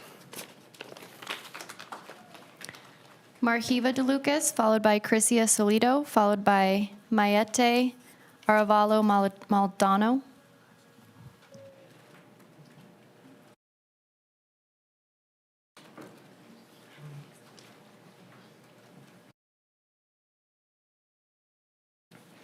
Good morning, members of City Council Board. My name is María de Lucas y hoy me gustaría hablar con ustedes acerca de la falta de trabajo y falta de oportunidades. Mi familia y yo tenemos pocos años radicando aquí y aún estamos adaptándonos a la forma y estilo de vida tan diferente que nos ha tocado vivir. No he tenido buenas experiencias con la oportunidad de encontrar un empleo de medio tiempo, ya que por mi edad, aún siendo estudiante, tener la dificultad en transporte para largas distancias, no me ha sido posible encontrar un trabajo que me dé la posibilidad de poder tener un poco de ingreso económico. He llenado muchos formularios para tener un trabajo en medio tiempo, pero lamentablemente no he tenido éxito al respecto, ya que las solicitudes las tuve que hacer cerca de donde actualmente estoy viviendo y estudiando para poder tener fácil acceso a teletrabajo. Es una situación un tanto desesperante y triste para mí porque quiero ayudar a mi familia con el difícil tiempo económico que estamos viviendo. La economía en general, y más con lo que estamos poco tiempo de volver a empezar una nueva vida en este país, al que le llaman el país de las oportunidades, es muy difícil. Y los trabajos, personas adultas como mis papás, son escasos y muy limitados. Con eso me refiero a que nos hemos dado cuenta que los trabajos son escasos, tanto como para las generaciones jóvenes que estamos por comenzar y tener nuestra experiencia laboral, como para las personas adultas con experiencia y capacidad en sus respectivas áreas, pero que se le topan con obstáculos del que no haber tenido sus estudios aquí, sino en otro lugar, y eso aquí no les ayuda en nada. El no tener un lugar donde pueda ir para que la orientación es desesperante y frustrante. Todos sabemos que la falta de fluidez económica dificulta tener una vida solvente y dificulta tener la capacidad. Lo principal, que son las necesidades básicas, y claro que afecta con la calidad de vida. La falta de empleo, solvencia económica, vivienda y comida puede desencadenar graves efectos psicológicos como estrés, ansiedad y falta de autoestima. Mi petición y recomendación, por lo que mi familia y yo estamos viviendo en estos momentos, y estoy segura que no somos los únicos en esta situación, es que exista un departamento de apoyo para los residentes recién llegados que contenga distintas áreas como orientación para poder encontrar una vivienda que se adapte a nuestras necesidades. Orientación para un trabajo conforme a las capacidades, nivel de educación y experiencia laboral, apoyo para educación y cómo pueden obtener los certificados o licencias que muchos trabajos solicitan, y atención médica básica a bajo costo y mayor accesibilidad a ella para recién llegados.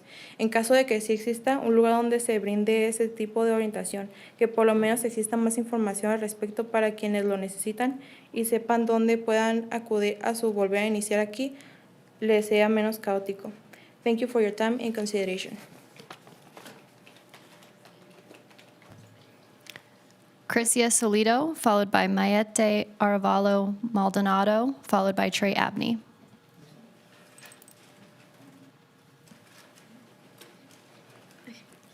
Hello, my name is Crisia Solito, and I'm coming from Hung High School. I'm a senior this year, and I'm talking to you guys about the roads during wintertime. Wintertime is seen as the beautiful time of the year we have here in Reno with beautiful views and awesome snow. But this also means that our roads aren't good for our people. I know here in Reno our weather is very bipolar, which means that it can snow on a random day with no warning and no sign. But some things we could do to help our community is to ensure that our driver's ed class includes more tips and ways for drivers to know how to drive in the snow with precaution and safety. Most of our new drivers get overwhelmed and scared when it comes to driving in the snow, which also relates to myself as well. I know there's not much to do to solve this problem, especially here in our weather where it's very bipolar, but that's why I'm here talking to you guys today to give you guys some ideas to fix this problem. With that being said, thank you for your guys' time. Mayete Arevalo Maldonado, followed by Trey Abney, followed by Grizel Castillo. Good morning, members of the Reno City Council Board. My name is Maite Arevalo, and today I would like to talk to you about healthcare overcharging for regular checkups, emergency visits, and even accessing healthcare, especially with minimum paying jobs. I have found throughout the years that many families around me struggle paying off their medical bills, and it becomes a long-term stress for their daily lives. Knowing that they have other bills to complete as well as checkups are a necessity for our health that sometimes we can't even control. Come to look at people who have health problems, their medicines, or even surgeries that they have to take care of in order to get better are truly outrageous medical bills that are due. There has been a large amount of hardworking individuals who don't even have access to health care and are sacrificing their day-to-day lives to serve for us as well as provide for their families. Yes, insurance covers a certain amount of it, but it still has us looking at a good quantity to owe, as well as how certain hospitals don't accept all insurances, which makes some people pay out of pocket, which could be an excessive amount to pay right that moment. It's been far too long, and our government needs to make a change. If we could manage the medical expenses with our paychecks and daily bills, we could manage a certain amount to pay back that works best for each individual, as well as healthcare affordability to job stability to provide workers with acceptable care and not having to worry about a financial burden. Another proper solution is providing Medicare for all. Each of us has a role in our city, so providing this could truly make a change, especially because our government's main obligation is to protect its citizens' health and well-being is a huge problem that should be addressed. We should prioritize our people over profit and have accessible quality care for all. Thank you so much for your time and considerations. Trey Abney, followed by Grizel Castillo, followed by Lily Barron via Zoom. Good morning, Madam Mayor, members of the council. For the record, Trey Abney here today representing NAOP, Northern Nevada, the largest commercial real estate association in the region. And welcome, Councilwoman Anderson. Thanks for stepping up to serve your constituents, of which I am one. It's good to see you up there. Just wanted to speak real briefly on agenda item C2. I've got about 20 Zoom calls and phone calls today, so I'm not able to stay until that. But I wanted to give high praise, Madam Manager, to Angela Foose and her team for working with us over the last couple of years on a zoning code update. I am not here to tell you that we got everything we wanted or that we are thrilled with every single word in that document, but I can tell you that it was a lot of work and a lot of detailed work that went into that, and a lot of outreach to every member of this community and several groups.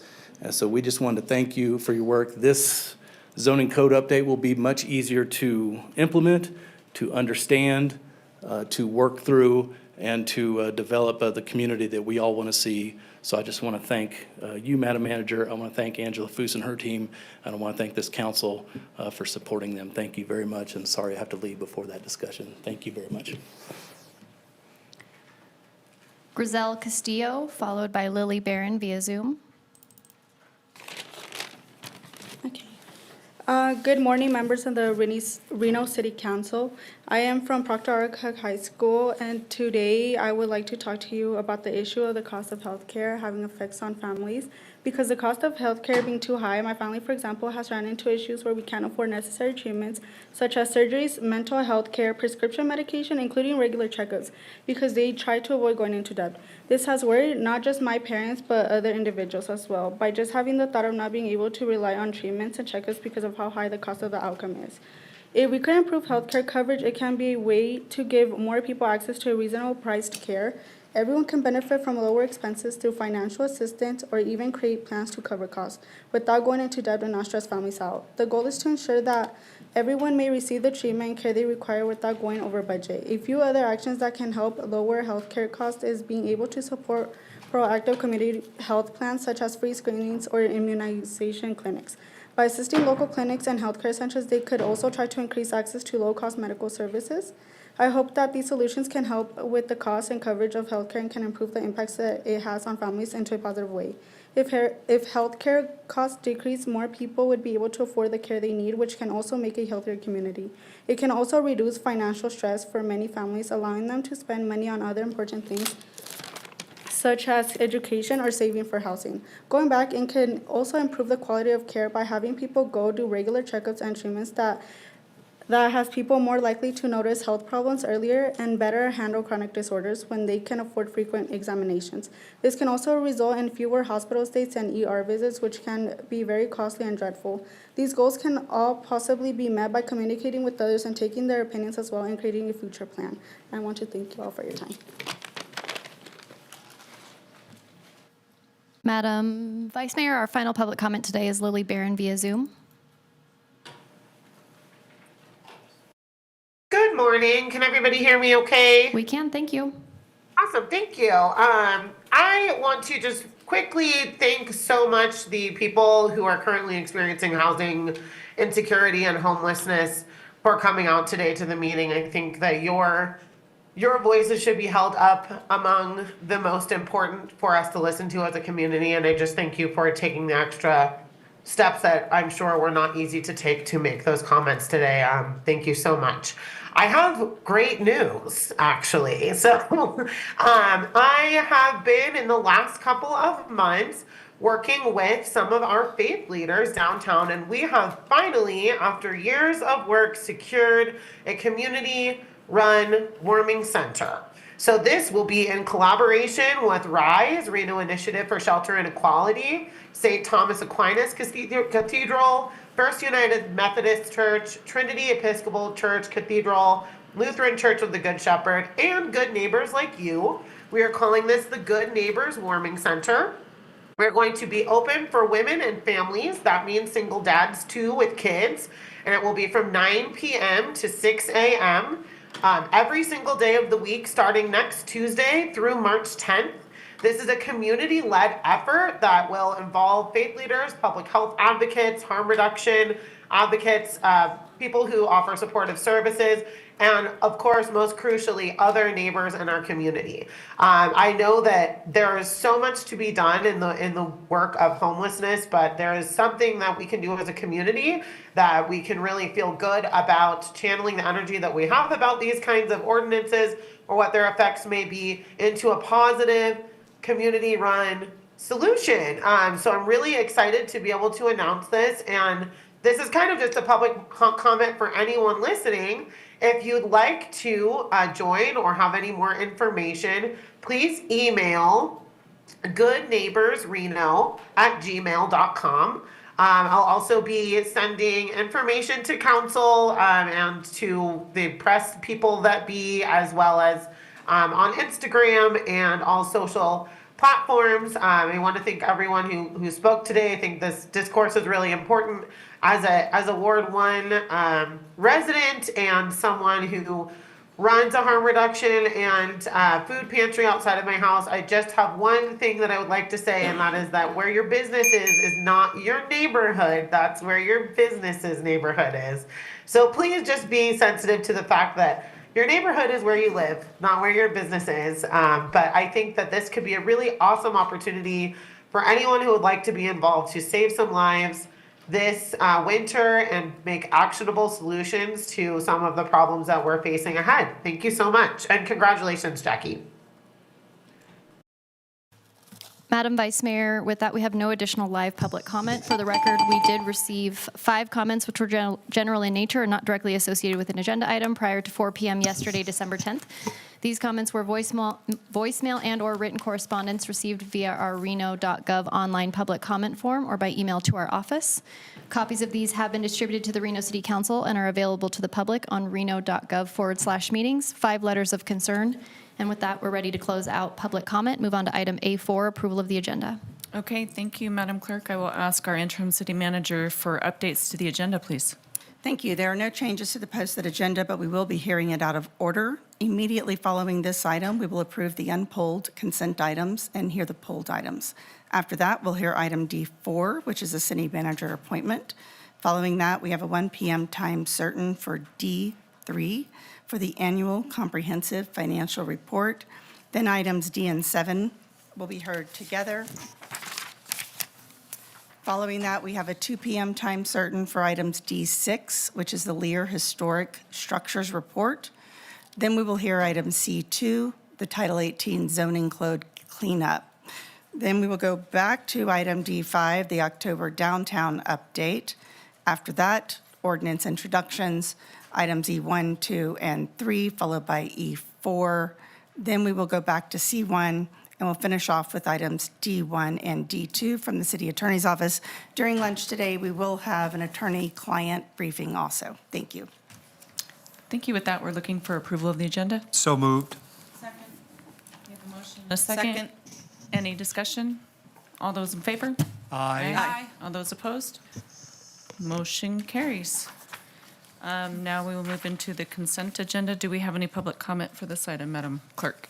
Madam Vice Mayor, we do not have any public comment registered. Additionally, have not received any correspondence for any consent agenda items.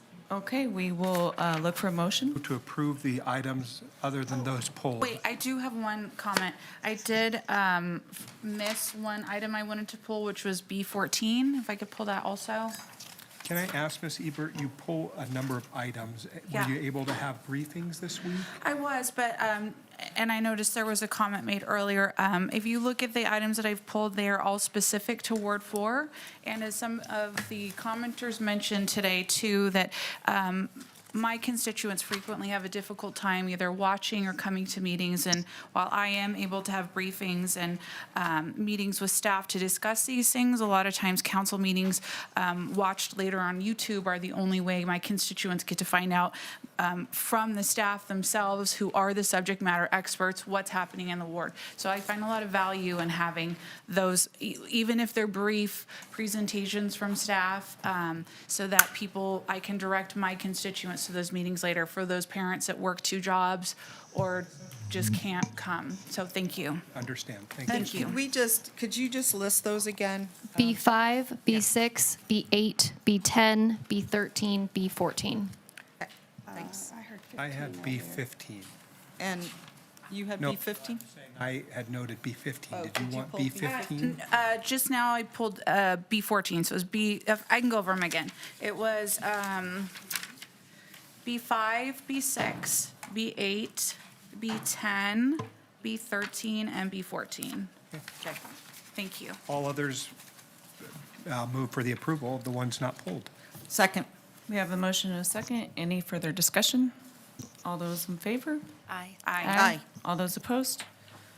Okay, motion carries. And now we will move on to item B5, Madam Vice Mayor. Good morning, council members. Lance Ferrato, Director of Business Licensing for the record. I have no presentation for these items, but I'm happy to answer any questions. Okay, so B5 and B6 are kind of linked together, correct? That's right. Okay, so can we just kind of talk about the process, like what this is, what these permits are for specifically, and what kind of process this type of business has to go through to be approved for these permits, if you don't mind? Sure. So this is a license for a cultivation facility and a production facility. These two licenses. Can you explain what type of cultivation? Sorry, please? cannabis cultivation, Okay, cannabis okay. production. Thank you. So they are already currently licensed in the state. They're just moving locations. Okay. So in this case, they come to the city, they say, we'd like to move to this location. We have a hearing, determine if it's appropriate, then that goes back to the state, and the state can confirm and issue the license. So there's a number of steps in the process because it is a state-approved process ultimately. It just comes to us first to say, is this appropriate area for that, and do they meet all the criteria? So it's essentially regulated by the state with regard to like proximity to other locations or things like that. That's really a state-driven requirement that we just verify they're in compliance with. That's right, and the RMC does,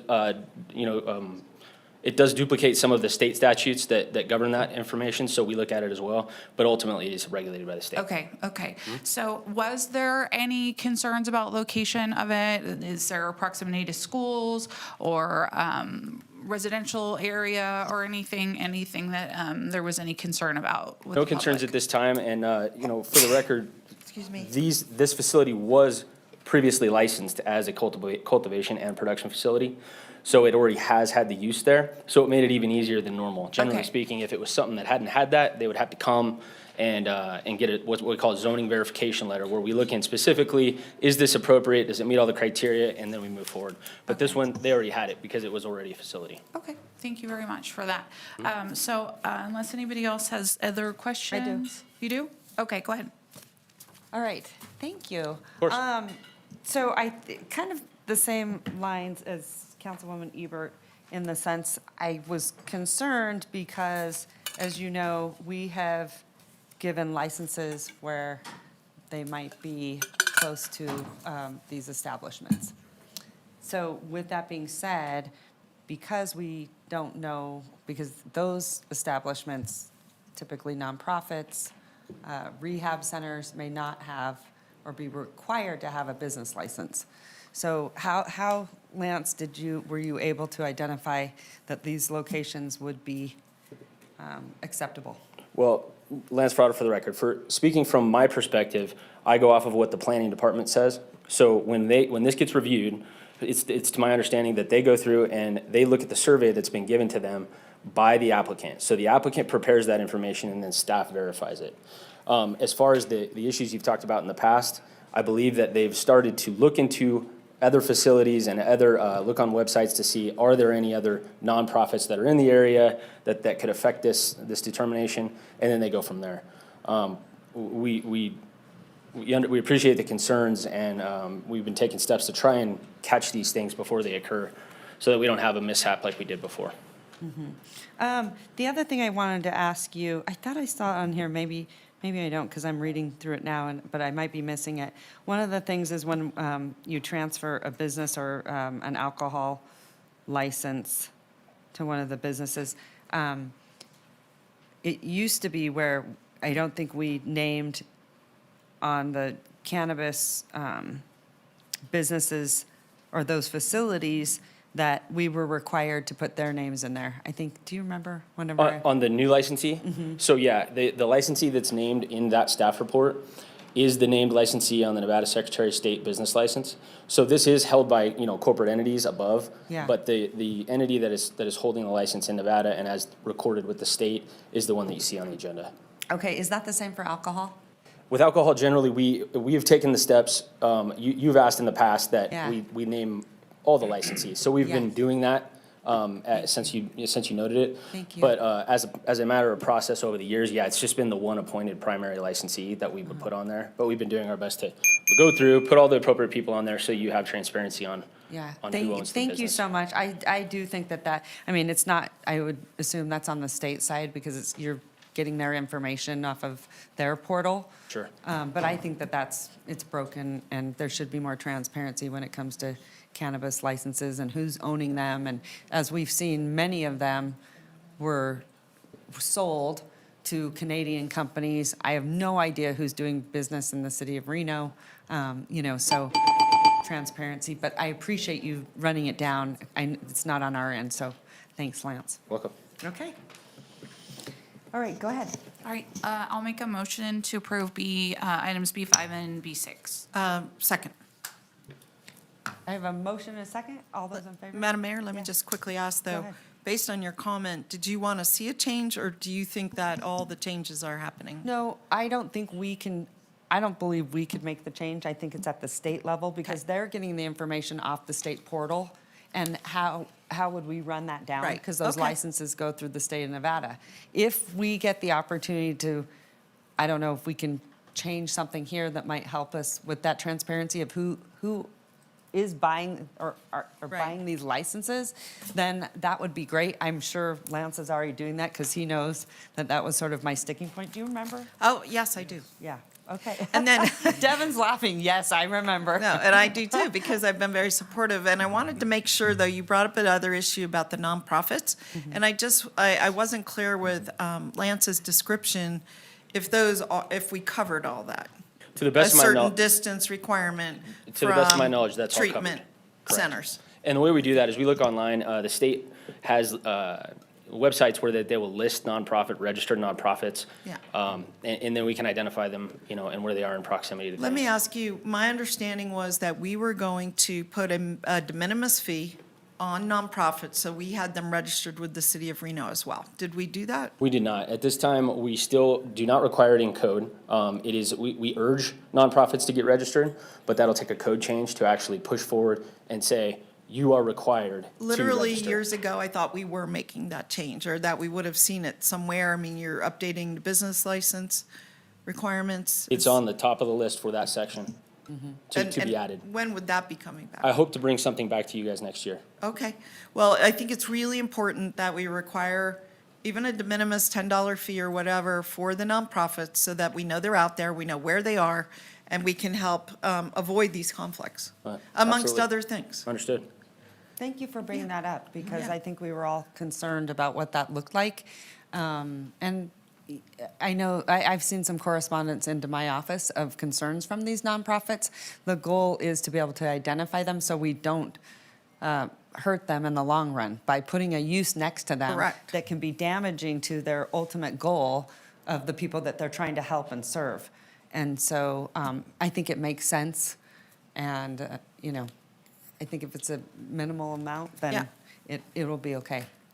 Sounds Right. good. Yeah, when did you say that would be coming forward? I hope to bring some update on the codes in the following calendar year, so. Okay, great. Yeah, great. nothing's scheduled and at this time, but Yeah. we're looking for early Well, next even year. if you have to bring that separate because the rest of the code's lagging. Good idea. It might be Yeah. worth it just to get that done. Okay. Yeah, I agree. Thank you. All right, so I have a motion and a second. All those in favor say aye. Aye. All those opposed? Motion carries. Okay, B6. Madam Mayor, that was a motion for item B5 and B6, so we're Okay. on item B8, pulled by Councilmember Ebert. Okay, go ahead, take it away. Hi. Morning. Good morning. Dave Cochran, Reno Fire Chief. Here on item B8, and I have with me Sam Steer, who manages all our grant applications and awards, and Fire Inspector Talina Sky, who handles all things defensible space, WUI, wildland urban interface, all that. So they are Great. available here to answer any questions you may have. Great. So I would just kind of like at least a high-level overview of what is happening with this agreement, because I have a lot of concerns with my constituents specifically regarding fire and fire protection. But I know throughout the city of Reno, we're surrounded by wilderness areas that could potentially have fires. I know we had the Davis Creek fire earlier this year that was county, but we still felt a lot of impacts of the city. Just kind of secondhand stuff that happened. So if you could just kind of give us an overview of what this covers, what this goes over. Talina Sky, Fire Inspector. So community wildfire protection plans are developed by communities and areas at risk of wildfire and are created through a collaborative framework. Our last community wildfire protection plan was developed in 2015. 2005, correction. So with this updated community wildfire protection plan, we'll be able to identify priority areas that need fuel mitigation, and it will also help us with pursuing future grants to do that fuel mitigation. Having the community wildfire protection plan is really crucial in our grant applications to pursue more funding. So Sam can answer more questions that pertain more to the grant, as I'm kind of just the project manager on this, and she handles the grant. And is this your first time at council? Yes. Nice to meet you. Thank you for coming. Thank you. You did a good job. Thank I know you. sometimes it's hard, but Thanks. good job. Go ahead, Councilwoman Ebert. Yeah, so just so I'm understanding, we're using this to come up with a plan, and then we're going to use that to go to FEMA and request grants for funds for that plan that we have, like our response plan. Is that an accurate kind of Yes, assessment? Samantha Steer, Management Assistant. So we will take their plan, they'll have like little projects, areas, and we'll take those to not just FEMA, but any organization that helps Great. us with fuel mitigation to kind Awesome. of get Okay. funding for it. Okay, so like what kind of plan, like you just mentioned fuel mitigation, will that be, clearing old vegetation, controlled burns? Like what is the scope of that? What are we looking at in this? It could be anything. Anything of those, like the goats were fuel mitigation, and they were grant funded. Talk about the goats. so- Everybody loves the I'm sure goats. they'll be coming Yeah. back. Talk about the goats. Yes, so yeah, they're gonna help us to find like the projects that are best for that area, because there are some Okay. areas that are super slopey and Yeah. we can't get equipment in there, but the goats can. Right. Can I ask you to move over to the right slightly? We're not getting the sound because you have to be under that and near those speakers. Thank you so much. There are people that are watching these meetings at night after we're done with them, so I want to make sure they can hear. Thank you. So, my time's up. Does anybody else have any questions? I will have just a couple more, but I don't know if anyone else. No? Okay. Both mayors are gone. Yeah. Go ahead. All right, so there was something on the staff report that said, prepare the community for wildlife protection plan. Does that include like outreach to the community, letting people know once we have the plan, like, hey, here's what our plan is, or will there be kind of engagement with the community to kind of get feedback from them along the way? Or is it kind of more of like, once it's established, we'll communicate the end result with them?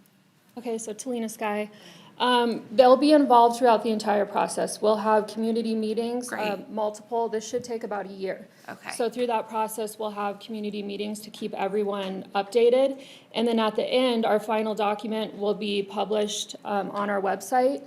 And it's going to be very interactive and user-friendly to the public, so they can go through, look at all the different areas in the community, what's at higher risk, lower risk, as well as work that we've implemented in those target areas. Wonderful. Well, thank you guys. Just one last thing, and it might end up being a bigger thing, but is this going to be in coordination with any other fire services? Like, are we working with them for a plan, or will we share our plan with them at the end? Like, you know, we have kind of a close community when it comes to different fire services with Forest and, you know, Truckee Meadows and Sparks and all of that. Will there be any kind of, you know, unified approach to this at all? Yes, so it is a collaborative approach. This one, the one that we had in the past was countywide. Okay. So this one is going to be very specific to City of Reno Fire. Okay. However, they will be included in part of some of our core meetings. So we'll just have more in-depth collaboration with them. Okay, Yeah. great. Well, thank you. I didn't have anything else. Thanks so much. Right. And maybe you want to just include, I know that you just did a practice run on lithium prevention, fire prevention, lithium fire prevention, which Oh, I yeah, think yeah, you that's were. a big deal for me. About. Yeah, So- will the lithium fire prevention be a part of this, or is this more wildfire related?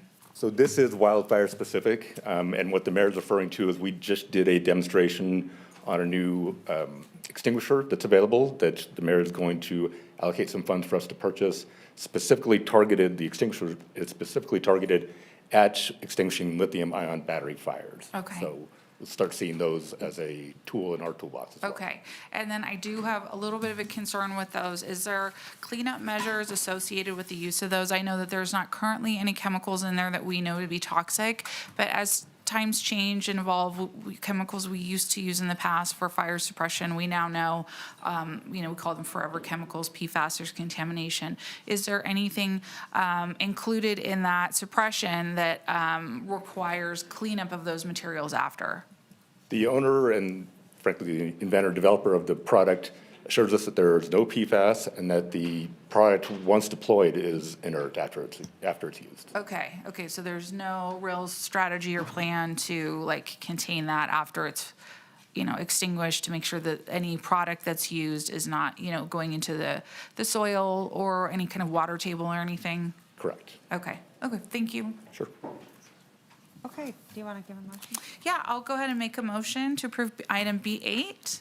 Okay, I have a motion. Second. I have a second. All those in favor say aye. Aye. All those opposed? Motion carries. All right, thanks. Good job. You made it. Thank you. You survived. Okay, good. Madam Mayor, moving on to item B10, pulled by Councilmember Ebert. Okay, go ahead, Councilwoman Ebert.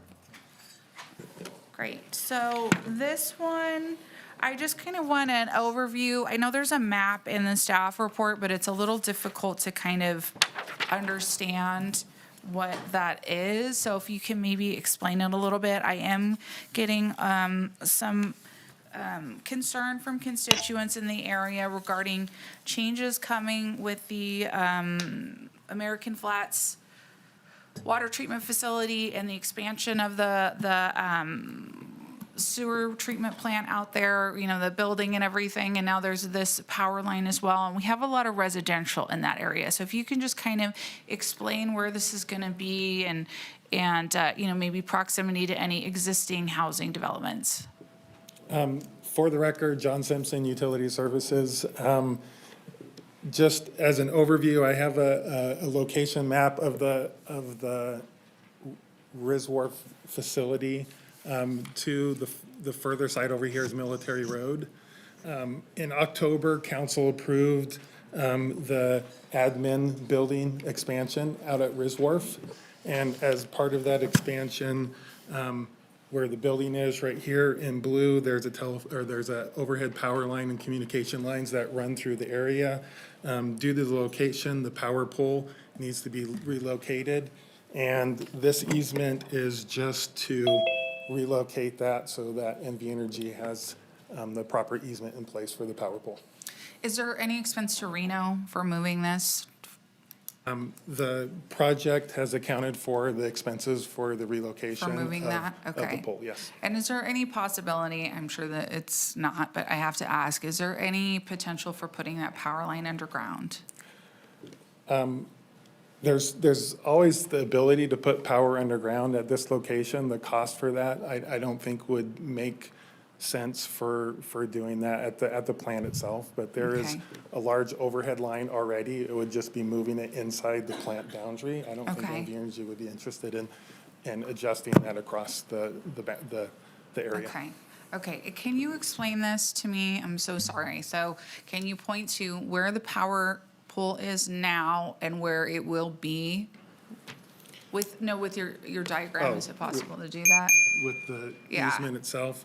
So the existing power pole is located right here. They're going to relocate that to the north. Okay, And so the easement is just for that piece of the power line and the power pole. okay, and then the power line will continue. Can you show the route of the actual line on the map, because that's what's in the staff report, yeah. So the power line is coming across this direction right here. It will move up to the power pole here and out across to allow for the building to be installed. Okay, thank you very much, but it will stay on the property of the sewer treatment plant? Yes, this is all within the Riz Wharf boundaries. Okay, so there won't be any impact to the surrounding parks or residential? Won't be Nothing moving for- closer to anyone? That is Okay, correct. Thank you very much. No problem. Okay, anybody else have any questions? Okay, I'll make a motion to approve item B10. Second. I have a motion, I have a second. All those in favor say aye. Aye. All those Aye. opposed, motion carries. Mayor Sheeby, just for the record, Councilmember Martinez did join us via Zoom at 11:58. Okay, thank you. And we are now moving on to item B13, pulled by Councilmember Ebert.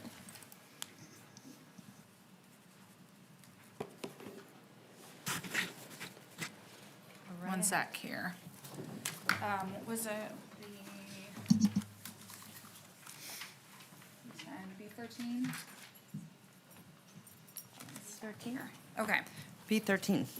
Yeah, so this one is for the transfer of property at Pompey Way. Is this the parcel that we purchased, the city of Reno purchased? Was it like a year ago, year and a half ago? I don't know the exact date. For the record, John Flansburgh, Regional Infrastructure.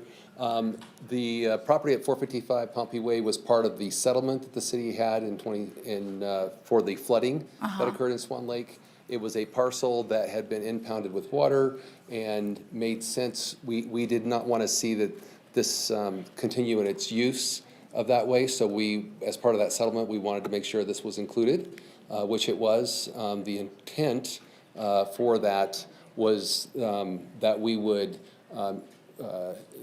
deed restrict it so it could not be developed. Yeah, I understand that part of it, but didn't we purchase this home? Wasn't it still an existing structure with residents in it? Like, there was a settlement to them, but didn't we then buy this property, like, within a year, like, since I've been on council? No. What parcel what home did we buy then? Because I know that we purchased a home on Pompey Way. We voted on it since I've been on council. I am not sure which one you're referring to. This one was actually part of the lawsuit and settlement. Okay, because I met a constituent at the PFAS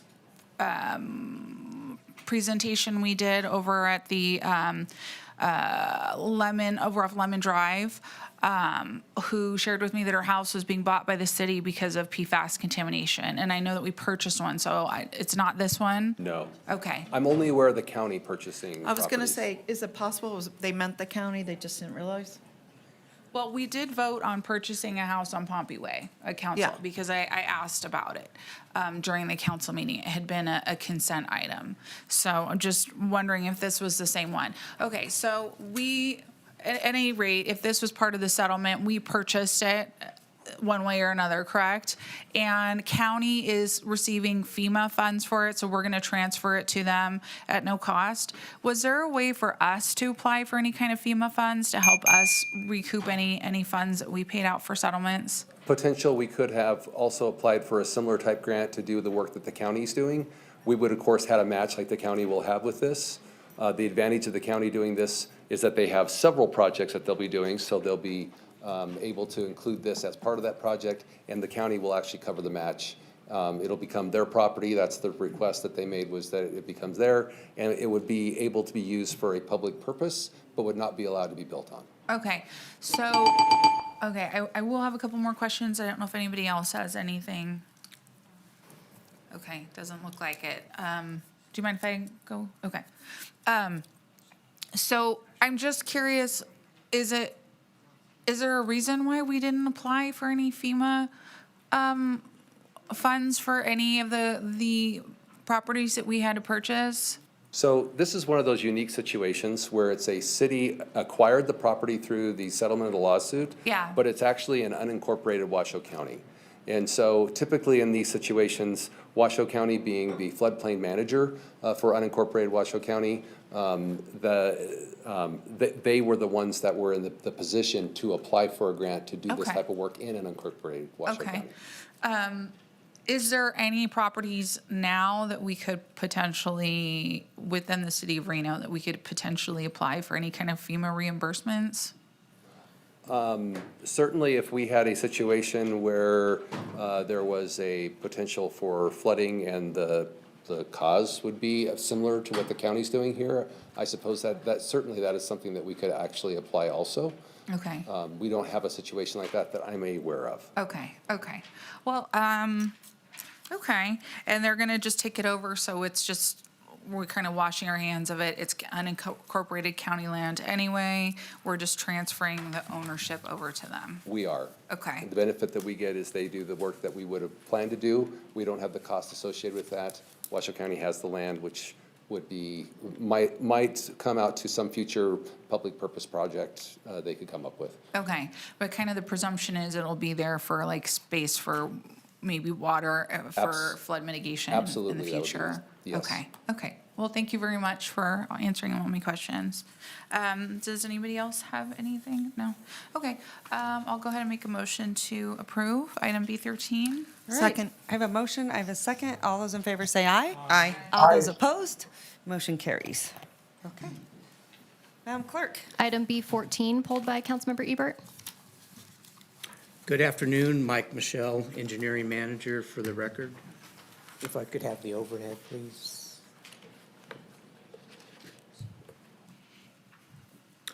Hi. Hi. Thank you for coming up here. It's always a pleasure. I have some stuff going on with this area. I know that this development is completed. I have been having some constituent concerns with this general area and some requests for speed bumps in the area coming out of here. So I know that we're gonna be accepting these streets, but I just want to kind of flag that there are problems with people speeding and also the Avid Drive exiting onto Military. I know that I've been told it's called a pork chop there to make it so that people are only allowed to turn left out of that particular development coming out of at that location. However, people are frequently going over that or around that and they're only supposed to go right onto Military, but people are going around the pork chop and making a left. And I don't know where we need to solve that problem. But the pork chop that's there is not addressing the issue. So I know it's gonna be our problem once we take this on. So I just want to flag this as something that I'm getting a lot of feedback on. I think it is a problem. I have witnessed a horrible accident there too. I have photographs of it where somebody making a left out of there hit somebody and just completely took off the backside of a car. So I know that there was really good intentions with that pork chop to kind of stop that behavior, but I think we might need some additional review by city engineers. So I just wanted to call that out. And also, maybe some, just different traffic studies for that area for speeding and things like that. So I don't have any other questions. I just wanted to kind of let you know, just pass along feedback that I've received from constituents in the area. Your concerns are noted. Okay, thank you. Does anybody else have any concerns or anything? Okay, all right, I'll make a motion to approve. All right, thank you. Second. I have a motion, I have a second. All those in favor say aye. Aye. All those opposed? Motion carries. All right. And then I just want to make sure, Councilwoman Ebert, you're getting everything you need? Are you getting briefings and everything? Yeah. Okay. Yeah. I just want to make sure, because there was a previous council member that accused of not getting briefs, so I want to make sure if you get everything. Yeah, no. Okay, good. That particular area, No, and that's good. It's- I think you should. Yeah. I just want to make sure that you're getting whatever you need. Yeah. Because I think, and actually, I think that item raises some really good questions. I'm going to ask, when it's appropriate on the agenda, that we look at some Vision Zero mitigation. I'm getting very concerned about the amount of traffic accidents, but also deaths. And NDOT and RTC, city, I would like to see better collaboration because both go like this. yeah.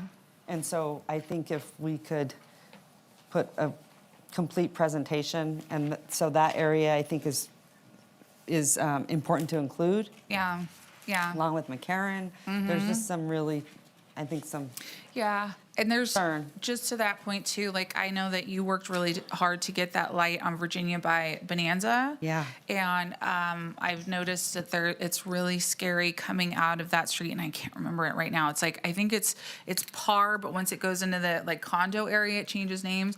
If you're coming out of there and you're making a left to go towards Bonanza, it is scary because there's not an arrow and you can't see people coming up straight at you. So I know that's something that the city engineers are working on and reaching out to RTC. So I know it's something that has to be collaboratively done.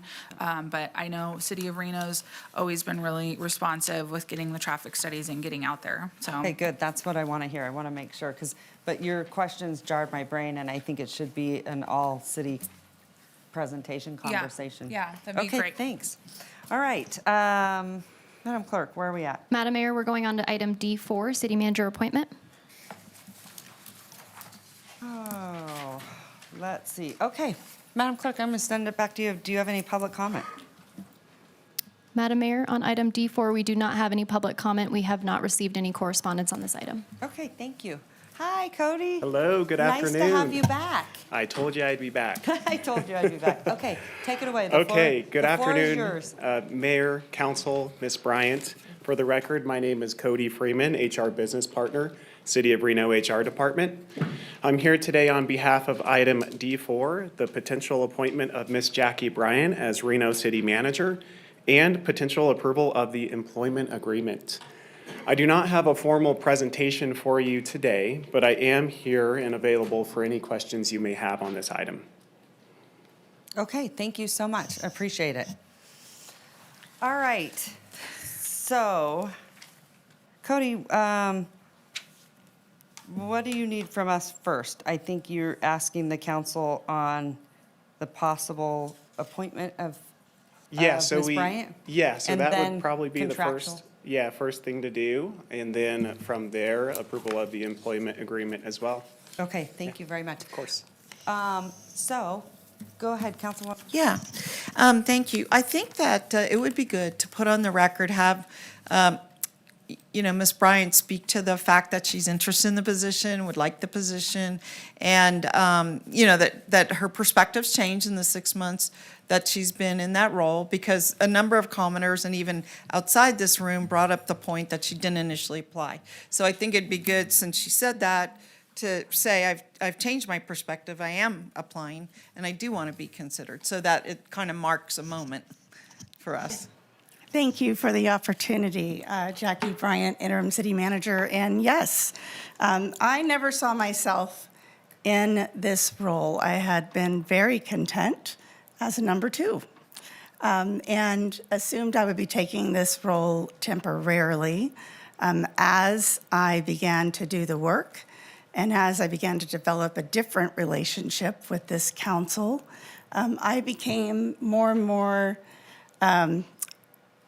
open to the possibility, and to the point, at one point, I think, any imposter syndrome I may have had vanished, and I could actually envision myself in the role and get really excited about continuing this work, continuing to help people, continuing to further your goals and your policies in the most, transparent, efficient, and compassionate way possible. Perfect. So thank you for asking Yeah. and giving me the opportunity to kind of say what I've been I thought it struggling was with myself. Good to just clear the air and, add some clarity to the process. The other thing I wanted to address is, one of the public commenters said that because, if you had applied in the beginning, somehow we would not have done a search and spent $75,000. And I wanted to address that, because even if you had at that point expressed interest, you would have been an applicant amongst others, and we would have gone through the formal process. So I want to clarify, we still would have, I don't think that we knew you well enough, because you hadn't begun the acting role at that point. And I think we would have added you to the queue and done our search process. That's our norm. And so I want to disabuse people of the notion that somehow we wasted $75,000. We went through the process very deliberately to get the best applicants that were available at the time. And, we might have made a different decision if you had put your name out there, but we might not have also. We might have wanted you to compete with others. So we've had that competition. And since we know you, we've gotten to know you. Maybe the whole world hasn't gotten to know you, but we have. I think it's kind of obvious that you are superior to the other candidates from me reviewing what the offerings were. So I just wanted to make that clear. I don't think we've skipped steps. I think we have a changed condition. People change their minds all the time and change their perspective, and I think it's very appropriate. Okay. Thank you. Thank you, and I appreciate those comments, Councilwoman Dewar. I absolutely would second that, those comments, so thank you. I also want to be very clear, because we missed this point, and I think this is very, very important for the public to understand, and there was a public commenter, and I was a little disappointed because he does know the charter. The other challenge that we have is that you have to do this within a 6 month process. So there are other challenges when it comes to trying to select someone, and I don't agree with that in the charter. I think that it causes you to have to rush. I think we were also in a really interesting time whenever, right before an election, there are people that are not applying for jobs, quite honestly. But let me just say something, and I think you can understand this, Councilwoman Dewar, because I believe we've been here the longest, is that we have been through 5 city managers. And all of them have been incredibly talented, but previously we had a very, very challenging city council. And it made it very hard for a city manager to want to stay and have longevity. And when that happens, you go through a lot of turnover. And when that happens, you end up spending a lot of money and a lot of tax dollars on that turnover. And I actually would argue the other way. This way, we can mitigate a lot of that because we absolutely know what we're getting. We know the talent. We know what she brings to the table. So I would push back all day long and quite honestly offended over, and I love, it's so popular right now to be negative and anti your government, right? It's popular. It sounds cool, I guess. So the fact is, you know, backdoor deal, I think that's what this public commenter said, is absolutely outrageous. We have been so fortunate to have Ms. Bryant here helping us lead the way. You've accomplished so much. I have been so impressed with how hard you work, how much you love this job and the city and how dedicated you are. I absolutely think if we hire outside, we're going to probably go through another, first of all, I know it takes about a year just to get your footing. It's really challenging. And to learn the landscape of Nevada, we do things very different here in Nevada. And you know that, whether our tax structure, we're the only tax structure with depreciation and those types of things, and relationships at the legislature. Let me tell you, Jackie Bryant worked with Governor Sandoval for many years, right-hand woman over there, because she's strong and brilliant and capable. Never imposter syndrome. I think too many women suffer from that. I know I do. And we're capable, right? Thank you. And so I think we'd be honored to have her. But I think it's been a great opportunity for us to get to know Jackie. I didn't know you very well, but I'm absolutely beyond impressed. So I think the other way is where we will end up spending more money continuing to cycle through city managers because they don't understand the city. They don't understand the landscape of Nevada, have those relationships. She can hit the ground running and already has already proven success. So that's why I am supporting her. So I would push back. But like I said, I think it's become, you know, it's very popular to push back against government. That seems to be sort of the buzz and you know, just I think the typical narrative. And all I would say is I think we also should remember it's your government that shows up when your house is burning down, when you need help, those types of things. So this negative narrative all the time is just, I just find it so hypocritical, to be honest with you. So anyway, go ahead, I had Councilwoman a Dewar. follow-up comment. Because most of the public, because Ms. Bryan is focused internally as an assistant city manager and just more recently has broadened her focus externally, even visiting with the governor's office, I think it was this week, those kind of things she's just starting to take on. It might be useful, in my opinion, I lean to you, Cody, to make Ms. Bryant's resume available. I mean, people can look it up on LinkedIn, I'm sure, but the public should feel confident too, and she has an excellent resume. So I think that would be a useful thing just to kind of dampen down. What I don't want to happen is to somehow, if assuming the council appoints Ms. Bryant, to have that be under a cloud. I want as much transparency as possible. So if you have that resume or if you don't have it, this would be my suggestion for processes to make it available and get it published, you know, right on our website with our bios. The other thing is that I am a process person. And so while I have reviewed it and I'm prepared to hire Ms. Bryant today if she continue, you know, if the support's there from the council. Another step could be, we have one more council meeting before the final due date, would be to hold an open forum with the public, just so other people can meet her. We've had an opportunity to meet her extensively. But I mean, you know, they may not all agree with us, but at least they would know what we're getting, and we could still meet that deadline by still crossing off some of the important characteristics or process steps that people have been interested in. Now, we don't have to. I'm prepared to do it today. But I'm just saying if the group feels like that's a valuable step, I'm totally supportive of that. But I'd love to see your resume out there so others can know how qualified I she would is. also just like to add, the other difficulty is the way that the charter sets it up, because it has to be a public process, and I get transparency.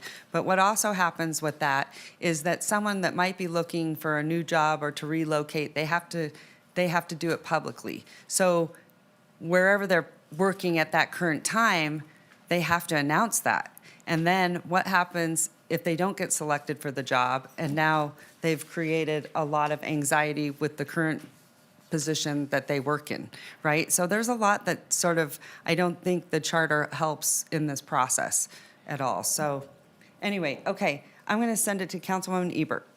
Go ahead.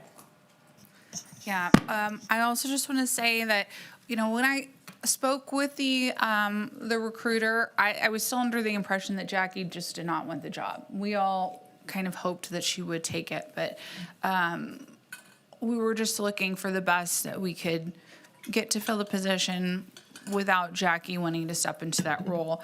And there was a couple areas of experience I thought that a few of the city manager contenders had. And I am so grateful that Jackie is willing to take the position. I think that as far as going through a recruitment process, everything that she does in her role here is subject to public records, all the work she does. So I feel like that has been part of her recruitment process, is the work that she does here, and that's all publicly available. I think her work for the council and for the city speaks for itself, and I think she's really proven that she's qualified for the job. So the only thing I want to say is I hope that we can support her to be the best that she can. And if there's any opportunities that she wants to take for any kind of seminars or training for anything, because we have a lot of unique things coming up with like redevelopment and things like that, I really want to support her in that as well. If she has any interest in doing any of these kind of unique to Reno things that we have on the horizon, I really want to make sure that she's really successful in everything that we do, because I know that she really wants to be great, and I know that she will. So I just want to be really supportive of her in any way that we can, and I'm just really grateful that she has decided to take the position. Because like I said, I was going into that process kind of like, well, great, like we'll do the best that we can, but concerned also that she might want to leave if we had a new manager, and leaving all of that institutional knowledge and those relationships that we have with her. So I'm just really grateful that she's staying and filling that role. So just wanted to share that. So thank you, Jackie. Okay, Councilman Reese. Thank you, Madam Mayor. A couple of things. One is thank you, Cody, to you and your staff for helping to run this process. I think I've been here now for 3 of the total times, and I've also had the privilege of doing this in my own private life, of trying to find a top executive for an organization. And it's not easy. Nevada's public process makes it very difficult to both recruit and then retain people, because it is such a challenging environment. I doubt any of us in our own private walks of life have ever wanted to have a job interview that was held in public, right? Whether that's me applying to Baskin Robbins as my first job or applying to the first law firm. And so I think that presents its own unique set of challenges. For my part, as it will come as no shock, I simply want the best person for this organization. In a strong manager form of government, of course, we are challenged to make sure that we find a person to help run the organizational needs, and that's our, nearly 2,000 employees at times, depending on the season of the year, and also to balance that competing need with working with this body, which has its own set of challenges. And I assure you there are challenges. We are not an easy bunch on each other. We are not an easy bunch on our top executive staff. And so thank you to Ms. Bryant for leading with grace and dignity. I'll point out 4 areas that are particularly important to me. First, I think that when we went through the ARPA allocations process, I know that Ms. Bryant really demonstrated an effectiveness and willingness to engage in that process, meaning going out and figuring out what the community wanted and then working with staff to determine the priorities and programming and allocation. So I think that's an area where I really saw some true leadership. A second is, I think that there are a lot of things going on in our physical building here at City Hall, which Jackie has had a role in, including essential upgrades to the ADA facilities in this building, the Reno Tennis Center, which has been a particular passion project of mine. And so these are things where you don't always get to see the day-to-day operational life of a city manager, but areas where Ms. Bryant, you've proven incredibly effective. I also want to sort of focus on one very specific thing, and that is for, I think, the 4th or 5th year in a row, the city of Reno has earned a perfect score on the Human Rights Campaign's 2024 Municipal Equality Index, something that is important to me as a gay man and an elected official in that capacity, that we continue to make sure that we are ensuring that the space is safe for all who enter this building and for the community that we all love. And so I know that Ms. Bryant has been committed to leading the change in that area that has resulted in effective policymaking choices. And so I have no reservations whatsoever about Ms. Bryant being named our city manager. I think everybody on this dais has their own experiences with her and have reached, I think, a similar conclusion. So, and I also heard a number of community members, including one that's particularly at times challenging in the space, who really reached out to say thank you for considering this opportunity for Ms. Bryant. So happy that we are where we are today. All right, thank you so much. Okay, I'm going to send it over to Vice Mayor Taylor. Thank you, Madam Mayor. So much has already been said, but I guess I will reiterate for you, Ms. Bryant. This community and this body and this organization is very grateful to you, and we are very fortunate to have you in this position. This is not an easy job. You will already see that you get criticized, and everybody thinks that they can do it. Luckily, you have been doing it, and you have shown that you can do it, and you are the best leader and person for this job, hands down, of everybody that we look for or looked at. I want to echo what Councilwoman Ebert says. This body is here to support you in your success and for the success of the community. So whatever you need, please let us know, and we will make sure you get it. There were 4 things also that I was looking for in a city manager. One was a leader. The second thing was dedication to public safety. Third was fiscal responsibility. And then fourth was experience in the redevelopment space. Those were the things I were looking for, and in the last 5 months, you have shown that, again, you are an exceptional leader in those spaces. And I am so excited to be working with you, and I look forward to the future and the opportunities and the challenges that we're going to face together.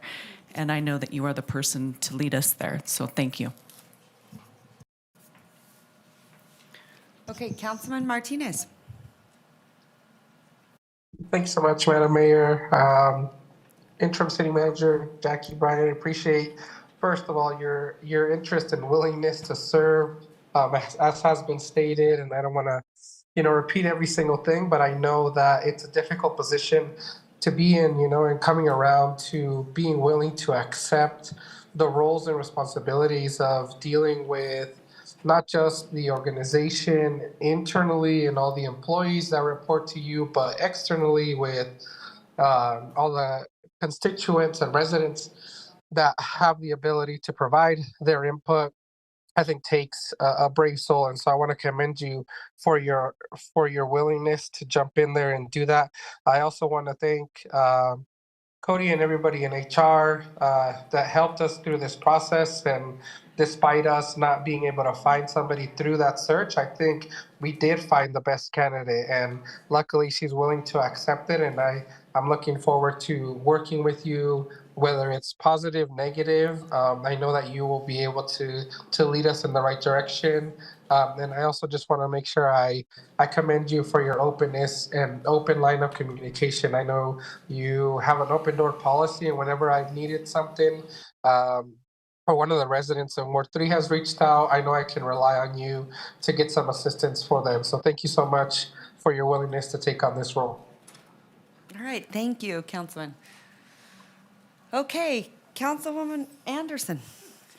Okay, thank you. Well, Ms. Bryant, over the last few weeks, I have been on the receiving end of being able to live your leadership and the command of your staff in real life. You and your staff have been really gracious and generous and real concierge and with that type of service level and getting me prepared for 3 meetings in my first month as a council member, so I appreciate that. That is no small feat to keep my brain on track and to get me into this council chamber confident enough to sit up here and make decisions on behalf of the city, and that is really because of you and the team that you've built. You're clearly a collaborative leader, and that's what we're going to need for the very diverse challenges that we potentially have coming forward, and your command of the The budget is impressive. Your ability to share with us that we're going to have hard challenges and you're not worried about it, you know how to lead us through them, is very comforting to me. And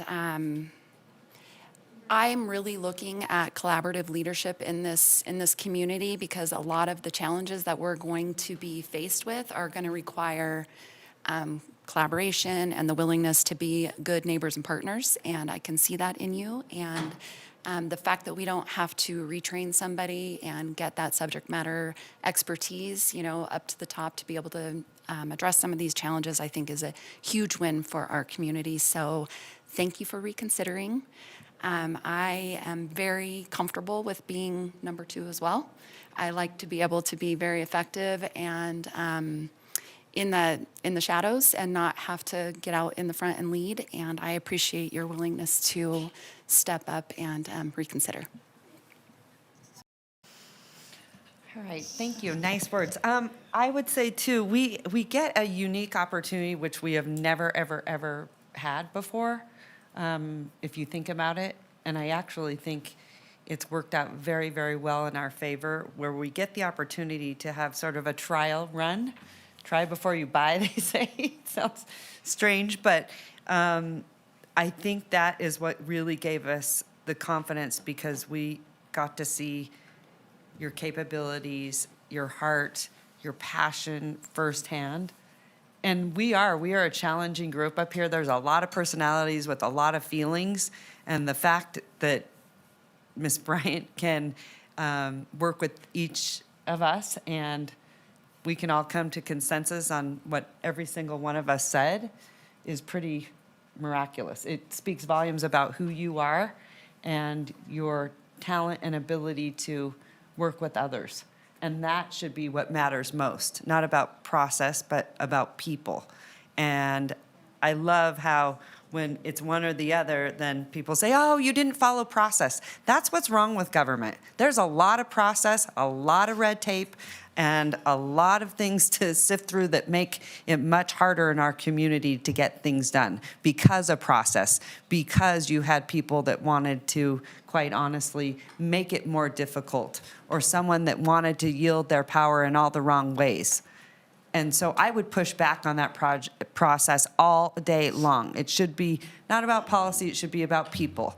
And I think Reno deserves that. I actually think you will see Ms. Bryant have longevity in this position and a lot of respect in this community and a lot of respect with this council. Not to mention, I don't know if we clarified this on the record, she is 100% capable. She was the chief of staff to Governor Brian Sandoval. So I know you have more talent than we could ever ask for. So I am just absolutely grateful that you like us enough to stick around. Anyway, so I'd like to make the motion. Cody, I believe you're ready. I'd like to make the motion to make, what do you need? I had a quick question. Yeah. I thought it was Mickey, sorry. Go ahead. I just had a quick question. There was a comment about we have to appoint somebody by a certain date. I just wanted to make that clear too, that I know it's been mentioned that we had to do it by a certain time, but I'm just really grateful that it also happened after the election, so that the people that were elected got to have, a say in who was up here, because, had it just been a month ago, it could have potentially been other people. So I'm just also really grateful that the council that's going to be here were the people that got to make the decision. So, and I'm glad, Megan, you brought that up. Yeah. Thank you, because we had council members that were pushing to do the opposite, which wasn't in the best interest of the people, was the best interest of themselves, so that they could basically what we call political theater. Yeah. So thank you. And we had one person, we knew one person was going to be new regardless because of the new ward. So I'm just really But we grateful could have that had Councilmember Anderson was here to also weigh in and make that decision. So just wanted to call that out also. So. But you could have had 3 new. Well, yeah, potentially. So Yeah. thank you. Yeah. That. Yeah. Okay, I would like to make the motion to make Ms. Jackie Bryant the new city manager at the city of Reno. Second. I have seconds simultaneously, literally Ms. right on. Dewar- See, that's how Ms. popular Dewar are. You jumped get in. 2 seconds. So I have a motion and a second. All those in favor say aye. Aye. All those opposed? Motion carries unanimously. Congratulations. How are you feeling?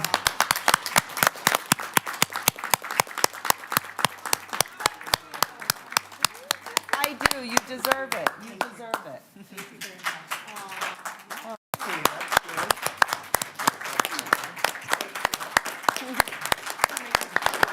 Are you proud?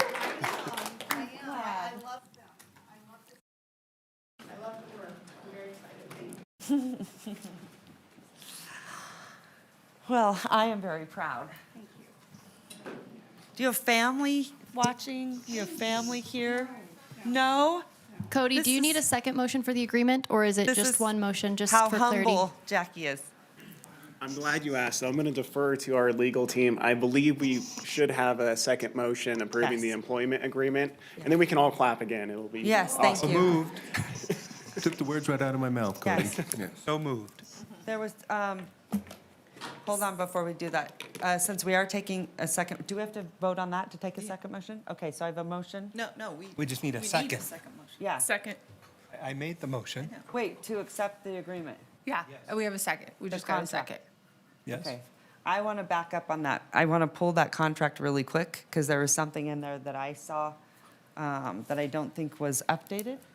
So if you don't mind, where is that? Cody, do you have? It's attached to the agenda, but I also have a copy with me today. You do? Okay. I just wanted to change the provision in there if Ms. Bryant is, I think we tried really hard to say what was Mr. Thornley offered, is it comparable? There was something in there that I would ask for modification of, that we pay PERS. I think Doug Thornley was what was that? 1-to-1, right? And I've asked, because her PERS are different, no two PERS look alike, I believe. So I would ask that we pay that I think it's every other year, or every year. Does that make sense? And if she is okay with that? I think you want 6 months. Yes, it's 6 months per 1 year is what it is. I don't have it in front of me. I wish I did, so I'm I kind don't of, understand how that works. Can somebody explain that to me? Madam Mayor? Yes. My understanding, having read the contract, the original contract, it was that for every year of service for our prior city manager, we purchased a year of PERS compensable service time. It's just something that was negotiated in that contract. You have asked that rather than pay on a one-to-one basis, that for every year of service, Ms. Bryant would get 6 months of PERS. That makes sense. And so because that was the my rates- motion. That yes. was my Oh, original okay. motion. And so Okay. I apologize for not being clear. I thought that that was the version of the contract that was included in the packet. But that would be my motion, is that we make one modification, which would be to the PERS compensable time on that basis. Okay, thank you. And that was because of PERS changing? I think everyone's PERS life is different. Some people different. have been in PERS longer, and it's not as much Okay. of a benefit to them. Right. For my part, I think it's also just part of the negotiation. If Ms. Bryant is happy with that, then I'm happy to move forward with it It on was that the basis. equivalent of Doug's, but it's different in cost because she's Because been in her the PERS is system different. longer. Got it, So, okay. okay, Thank you. good. Just So trying that to was understand. updated. I just want to be clear, it buys her time. Is that right? Yes. 6 months' time for every year Yes. she serves? That's correct. Okay, all right, I have a motion, I have a second, all those in Wait, favor? real quick. Does she also pay into it on her regular? Yes. Yes. Okay, thank Okay. you for that. So I have a motion, I have a second, all those in favor say aye. Aye. All those opposed? Motion carries. Okay, thanks for the clarification. Okay, now you can breathe. Thank you, thank you, thank you. Jackie, we are grateful to have you, and we will do whatever we can to help make you successful like you have made our city, so thank you. Thank you. Okay, Madam Clerk, Madam Mayor, I believe we need to think we go have into to- a brief public comment? recess. Public, attorney-client. So we'll go into a brief recess. We do have a 1 PM time certain. Would you like to is 15 minutes sufficient, or should we?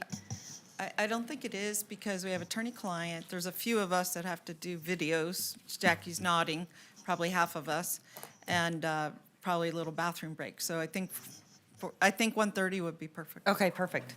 We'll be back at 1:30. Thank Thanks, you. everyone. I already sang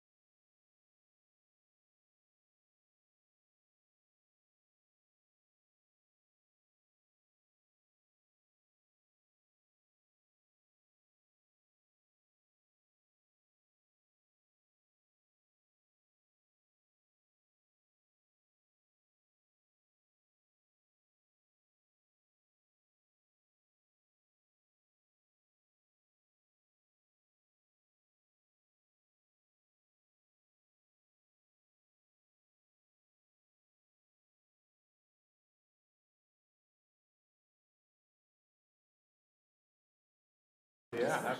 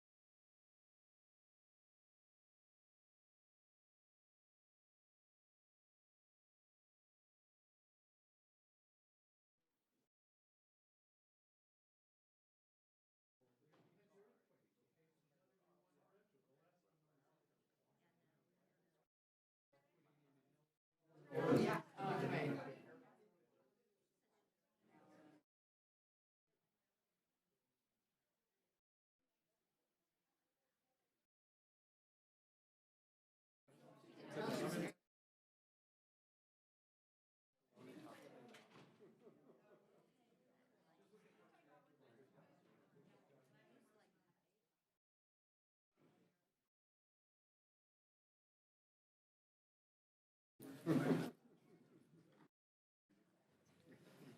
right. Madam Clerk, we are back. All right, we're reconvening at 1:46, and Record. all members are present with Councilmember Martinez online. Perfect. We're moving on to item D3, which is the ACFR acceptance. Good afternoon. I'm Matt Taylor, Assistant Finance Director for the City of Reno.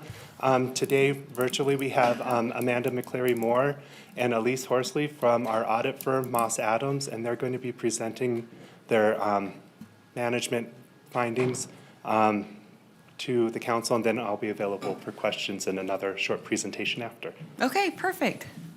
Nice to see you. We never get to see you. Not enough, anyway. You like that. Okay.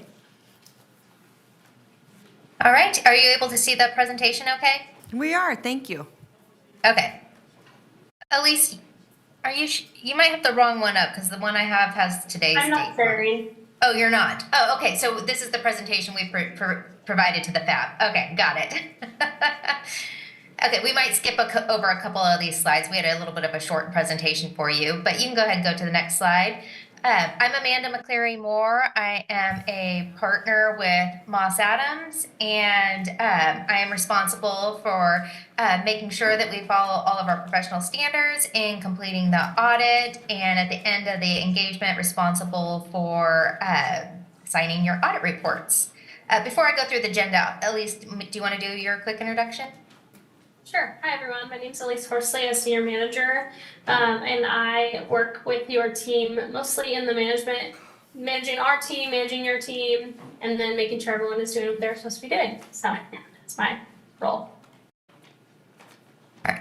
Am I able to move the slides forward, or do you need to do that for me?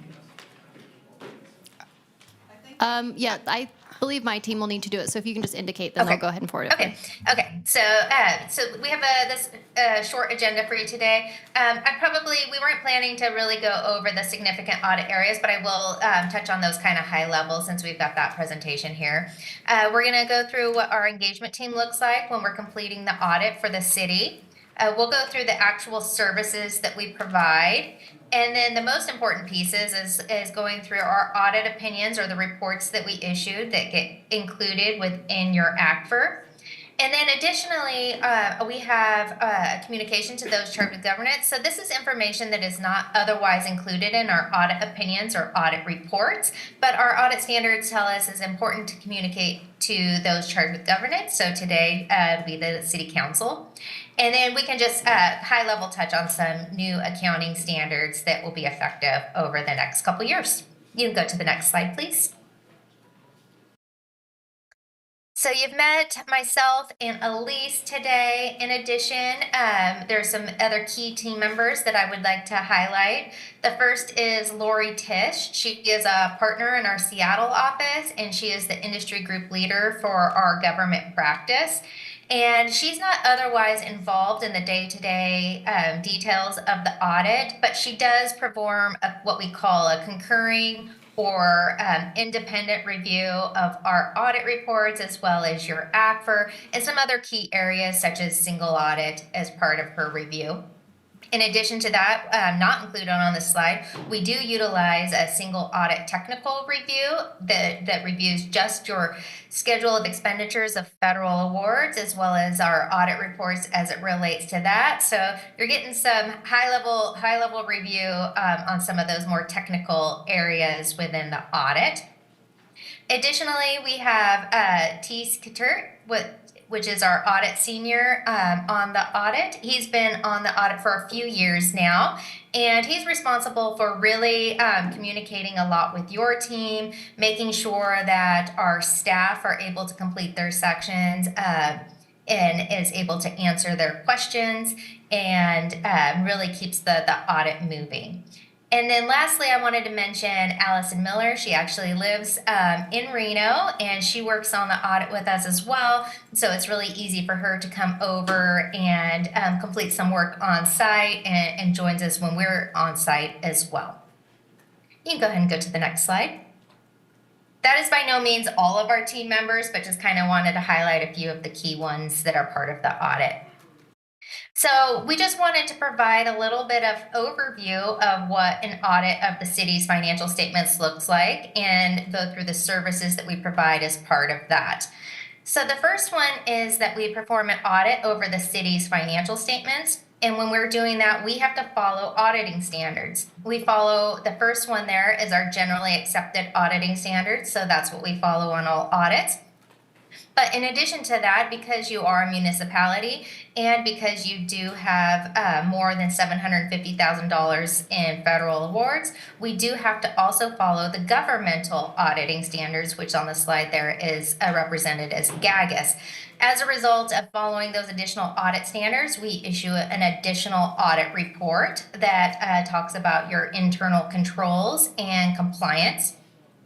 That report is not meant to express an opinion over the effectiveness of your internal controls, but if we were to identify some sort of gap in internal controls, which essentially means an error could slip through the cracks, and we think that that error could potentially be significant or material, then it would get included within that report. The second bullet point there is our review of your financial statements. The city does prepare an annual comprehensive financial report, and we refer to that as your ACFR. So when putting that document together, you not only have to follow the accounting standards under GASB, but the city has elected to include the additional information, which is your statistical section, as well as the introductory section at the beginning of the ACFR. Those are required in order to obtain the GFOA Certificate of Excellence that the city receives annually. As part of our audit, we do review the financial statements for those additional compliance requirements in order to maintain that certificate and make sure that you are reporting under the GASB standards with respect to all of the account balances and note disclosures. The third bullet point there is, as I had mentioned, you received well over $750,000 in federal awards, and that requires us to perform what is called a single audit, and we follow uniform guidance in selecting which programs we're going to test and which compliance requirements are required to be tested. And as a result, we do issue an additional report under the uniform guidance. And the last bullet point there is just our overall reporting. We report to the FAB in the beginning during planning and go over our overall audit plan as well as our timeline. And then we are here today to do our final conclusions over all of our audit reports. You can go to the next slide. So I won't go through all of these in a lot of detail. If you do have questions on any of these, definitely feel free to ask those when we're done with the presentation. But we just wanted to give a high level, a detail of where we spend the majority of our time when we are working with your team and what we audit. So the accounts that are listed here on the screen, we are more of our critical audit areas. So typically how we determine that whether an area is more significant or critical to our audit is really typically inherent risk as well as account balance size. So when we're looking at cash and restricted cash as well as investments, there are quite a few note disclosures required as part of that. It is a large balance, so we do send out confirmations. We do valuation testing over your investments and make sure that the reconciling items are appropriate. Revenues and receivables is an area where we spend some time. As part of our auditing standards, it's an area that is required to be tested with a little bit heightened risk. The balances are usually much larger. In addition to that, you do have to follow multiple bases of accounting when reporting revenue, depending on what type of fund is reporting the revenue. And so there is some potential risk of errors of cutoff, which essentially means recording the revenue in the proper period. So as part of that process, we do a number of confirmations as well as test transactions. And then in some cases, we're able to use analytical procedures when looking at those balances. For capital assets, It's a large balance in your aquifer, so we do quite a bit of testing over those balances. We look at the balances in the prior year and then look at what sort of additions or disposals have occurred in the current year and test those for accuracy. Additionally, we're able to utilize what you report in capital outlay, which is essentially expenditures in your governmental funds, and see how those tie to your additions in the government-wide statements. And then we also look at valuation of your capital assets. And so it is have a estimate component to it, because management does have to determine how long each one of those assets is going to last, so their lives, and then depreciate it over that period. Another thing I'll highlight there really is that over the past couple of years, there have been some intangible or right of use assets that have been added as a result of the GASB statement number 87 on leases, as well as GASB statement 96 on subscription-based information technology arrangements. So there is a little bit more heightened testing over that area, just because it is a relatively new standard. For long-term debt, we send out confirmations and we test payments. We start with your prior year balances to see if payments have been made on schedule, and then we obtain third-party confirmations to make sure that those balances are accurate at year end.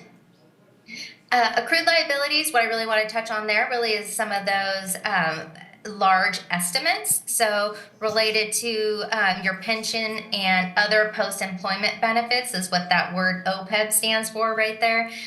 So these are liabilities that get reported in your financial statements that have a significant estimate as a part of their component.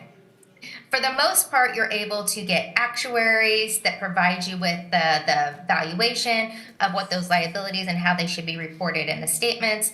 But we do have to do some testing over inputs for the plans that you're responsible for obtaining an actuary for. So we do some testing over that area.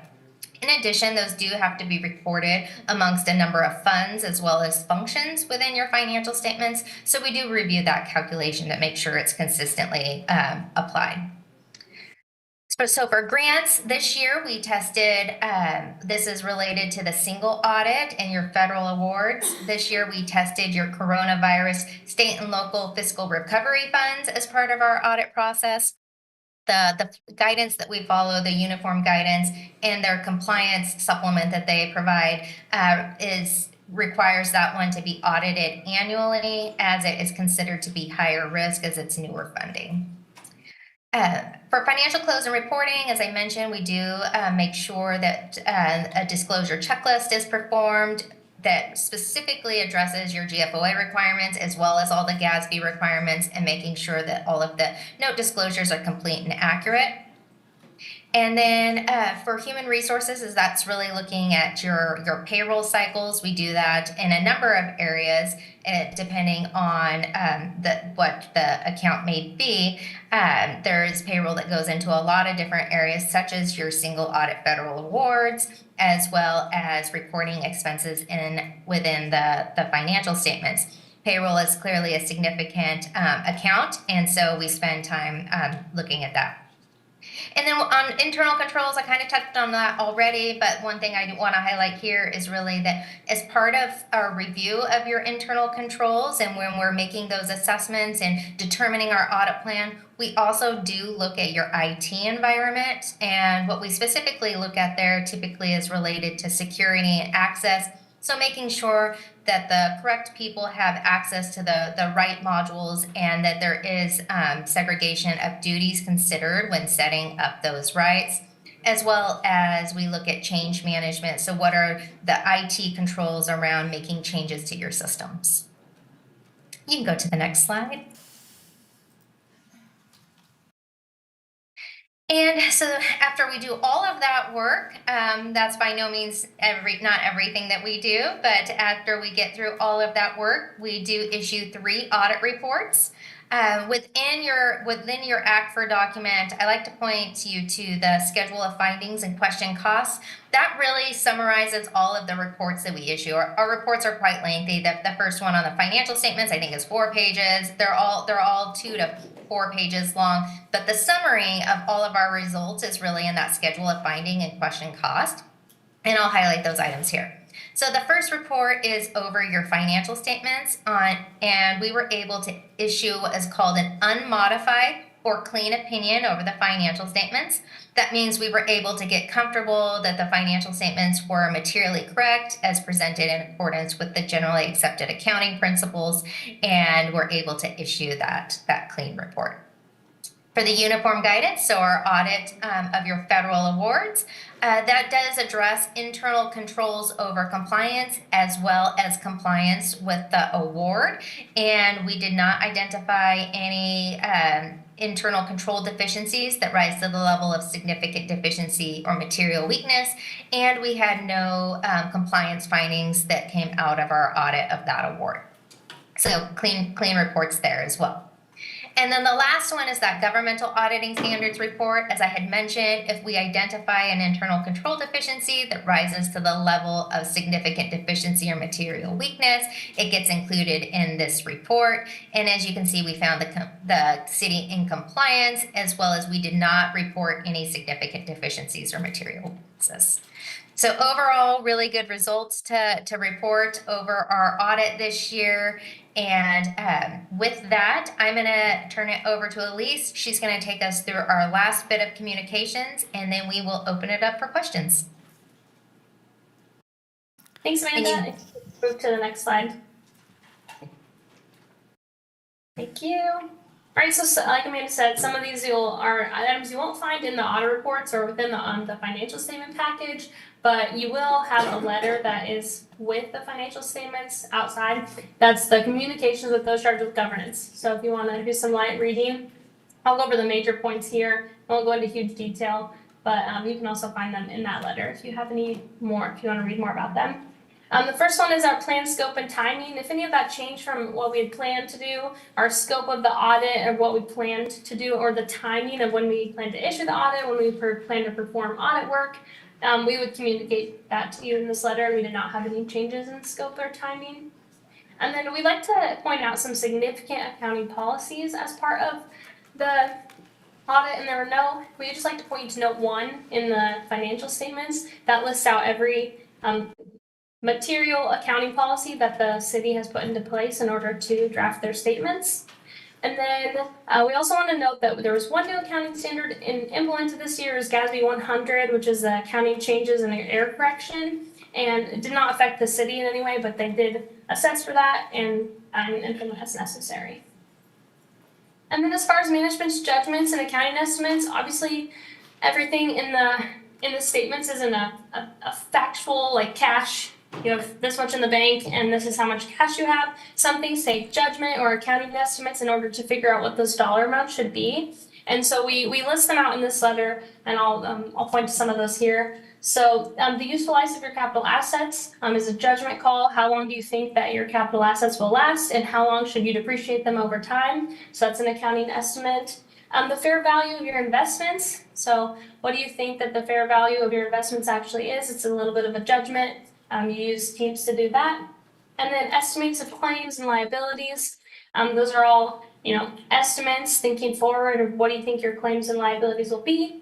And then same with those post-employment benefits, the PERS and the OPEB obligations. And Amanda mentioned a lot of these are critical areas too. So if you're hearing additional of the same thing, it's because we spend a lot of time in these areas because there is judgment and accounting estimates involved in those. And so those PERS and OPEB liabilities use an actuary, but there are assumptions that go into those, and they take into account a lot of different items in order to come up with those, what they think that your estimated liability will be over time.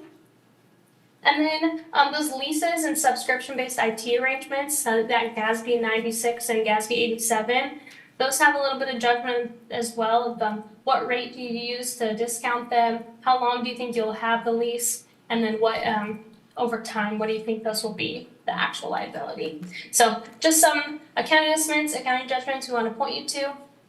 And then we also want to point you to some of those critical notes in the statements, and those are all listed in the letter. And they kind of all intertwine with these critical audit areas and critical accounting estimates. So you'll see them all listed there. There's some more details about them in the letter. And then if we had any audit adjustments made or passed, then we would put that in this letter as well. We did have one past adjustment this year related to an expenditure versus an accounts payable at year end. And so you'll see that in the letter as well. It was not material, but it was above our posting threshold, and that was just passed on as management's judgment.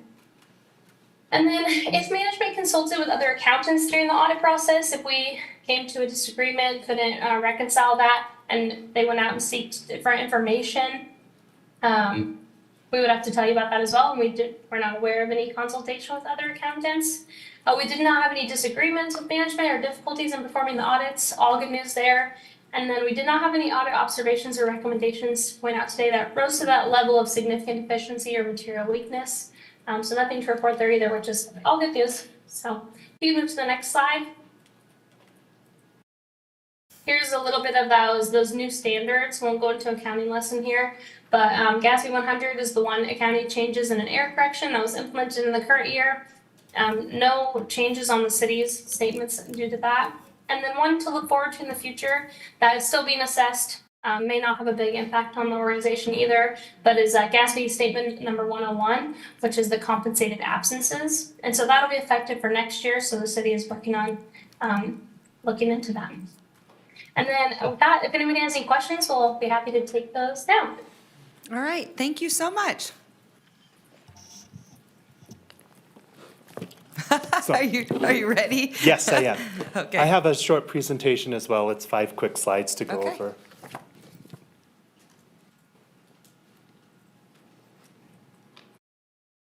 So Matt Taylor, Assistant Finance Director for the City of Reno. So again, we're here about the ACFR. We're bringing it because this is about fiscal sustainability and to make sure that we're maintaining an organized and effective governance. The purpose of the audit is it's required by NRS 354, and the single audit's required by Title II because we received more than $750,000 in federal awards. This year we received $26 million, or we spent $26 million. Typically they're done at the same time to have an effective, save money, and we have the same auditors do it so it can be completed at the same time because they rely on the same internal control testing for both. As a result, we had a clean audit opinion. We do have a plan of corrective action because there were 2 violations, but they are exempt violations that we have to report to the state. The first one was we did not budget the interest expense that was from the loan from RDA 1 or from RDA 2 to RDA 1. So that interest expense is being budgeted for 25, so that won't be an issue for next year. The second issue was that we were over budget by it's $18 million in the workers' comp fund. That all comes from the incurred but not reported actuarial valuation that's done at the end of the year. We don't get those until October, and we can't adjust the budget back after the adoption in June. So it's a exempt violation because the state understands that there's a lot of assumptions that go into it, but we still have to report to them what it's from. The workers' comp, the liability increased so much this year because there was a $13 million increase just from another year of operations and having another year of exposure. But then it decreased because we paid $7 million out of workers' comp that year. And then they looked at individual claims, and there were 6 that arose that rose to above $1 million apiece. And there was an additional 16 that are at over $250,000 apiece. So all of those netted together ended up being an increase of about $19 million to the workers' comp liability. So, and with that, I have a recommended motion to accept the annual comprehensive financial report and the corrective action plan to the state of Nevada. Okay, thank you. Good job. All right, I'm going to start to my right. Ms. Anderson. Oh, what's that? Oh, I was just, actually, I thought they did a great job, and I was prepared to make a motion if appropriate. Okay, hold on. Anything? Yeah. Okay, go ahead. Vice Mayor. Thank you, Madam Mayor. This is my third time going through the budget thing, so I just want to make sure I understand what I'm doing and what you guys are presenting. Thank you so much for all of your hard work, and I'm just gonna not really ask a couple questions, but make sure I'm understanding where we are at with this. So we are approving the budget from the year ending June 2024. You are accepting Accepting the the- annual comprehensive financial report for Okay. June 2024. We're accepting that, so everything is final. We, right now, are in FY '25, we're about Q2. Correct. And then in a couple months, we're gonna start planning for FY '26. Okay, so there's a whole bunch of different things going on at the same time. They're a little confusing. And when I look at the ACFR, I'm not supposed to be able to go through and balance everything because, not necessarily balance, but adding and subtracting, there might come up with little differences because of unrestricted balances and some of the stuff in the back that makes everything balance out. The section at the front of the ACFR is the management discussion and analysis, and there's certain components that are highlighted that will not tie in total, but they do tie to the financial statements that In the very reconcile behind back. it. Okay, because it's a very large document. And then, this is, I think, most important for me. When I go through this, the highlights that I see in this report are, we're starting to see some revenues decline in some of the funds through property taxes and some of our other proprietary funds. And we are seeing expenses go up, especially in our labor and some of our benefits.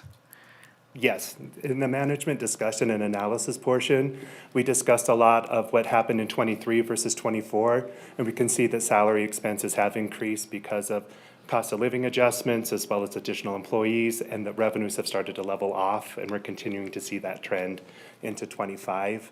And with the new negotiating, or the new bargaining units that started in July, those were not reflected in these financial statements. Okay. And then, I guess the last thing is, there's two things. I needed a little help understanding the Cabela's debt because that looks a little scary when I look at it. And then if there's anything you wanted to share with us for preparation for the next couple of quarters in '25 and preparing for '26, I'd appreciate it. Thank you, Madam Mayor.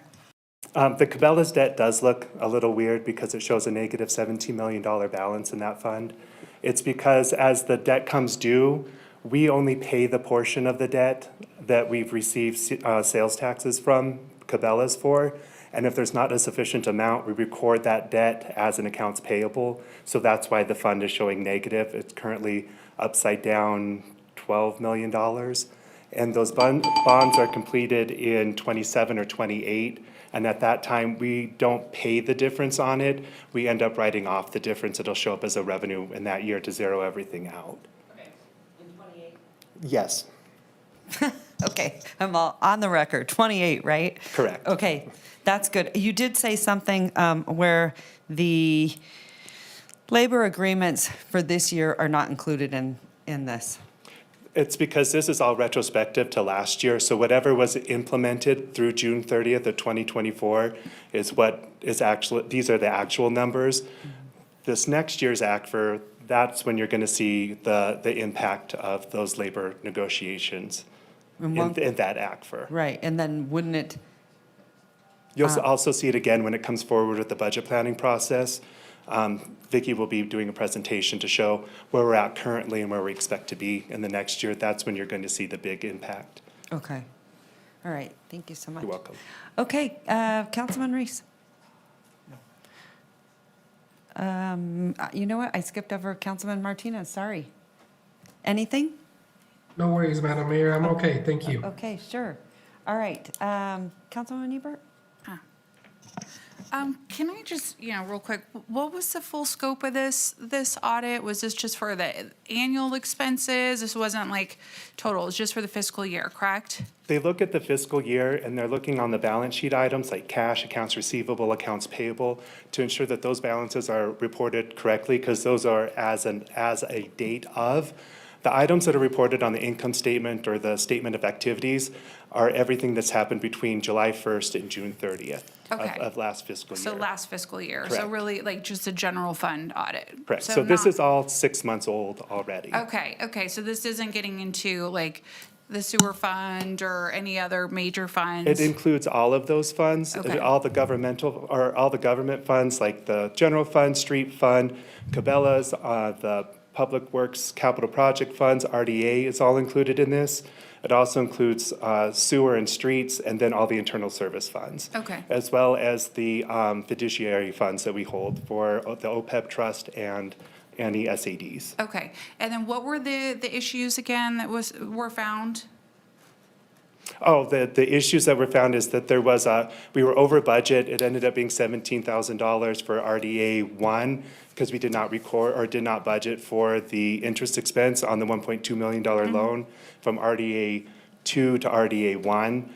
And then the workers' comp fund was over That's right, okay. balanced by the 18 million because of the IBNR. Okay, and then the results of these audits, do we have to file them with anybody? Is this a requirement that we have to submit to IRS, or is this strictly for internal use, just for us to keep tabs on things and for just, process improvement internally? Once it's accepted by city council, we'll be sending copies of the ACFR to the state of Nevada, and then we have to file our schedule of expenditures of federal awards with the feds. Okay, and is this ever, put somewhere where it's publicly available? Like, does this get posted on the Secretary of State's website, or where It's- would this be posted? It's on reno.gov. It's Okay. available on our website. Oh, that's right, okay, so Yes. you just gotta And we look, have back years, I think until 2015, but I think we have back into 1968 available. wow, okay. So is this a document that going forward will just continue to keep a digital copy, do you think? Or is there a retention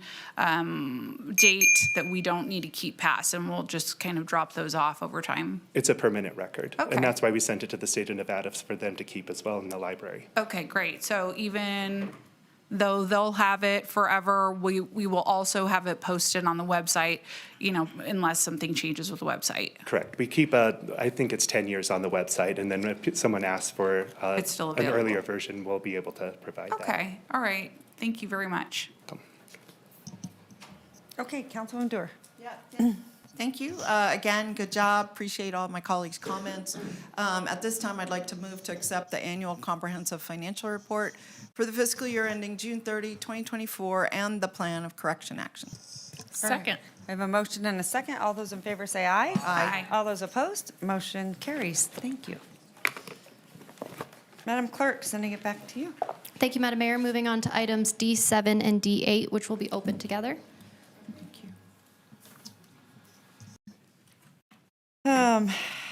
D7 and D8, do you have any public comment on this item? Thank you, Madam Mayor. Give me just a second. We don't have any registered public comment, but we did receive one letter of concern that has been distributed to the Reno City Council and is a part of the record for Okay. both items D7 and D8. Okay, thank you very much. All right. All right. Take it away. For the record, John Flansburgh, Regional Infrastructure. We've got a long history with these projects and public engagement and what has happened. In 2020, during COVID, we had reached out and held public meetings and discussed this issue, and we've made a lot of progress in South Reno in regards to trying to minimize the horse vehicle interactions, collisions. So I'm pleased to bring this to you today. As part of those conversations early on, the Nevada Department of Transportation committed to working with us, and today we have one of our items is a reimbursement agreement from the Nevada Department of Transportation to reimburse us for the improvements that will occur in their right-of-way. The second item that we have is requesting authorization for the city manager to sign the second Phase 2 contract, which will tie us into the south. So with that in mind, I'm going to just jump into some pictures. Primarily, I wanted to show some of the progress we've made on Phase 1. So in Phase 1, we have constructed projects about 2/3 complete right now. You might recognize in the upper left-hand corner from Alexander Lake Road, where that would be looking at towards the north, towards Miraloma. And so some of the fencing that's occurred there. On the lower right-hand corner is an up-close picture of what they call a kissing gate. So the ability for pedestrian or a bicycle to go in, to move the gate across and then get through, but the horses cannot get through that type of a gate. On the lower left-hand corner, a small picture, but it's part of the floodway fence. A fence designed specifically to allow water to pass through, but to not allow wildlife to get through that particular area. So with today's actions, again, there's two items. One, it is the approval of the reimbursement agreement from NDOT to pay for those improvements on the NDOT right-of-way.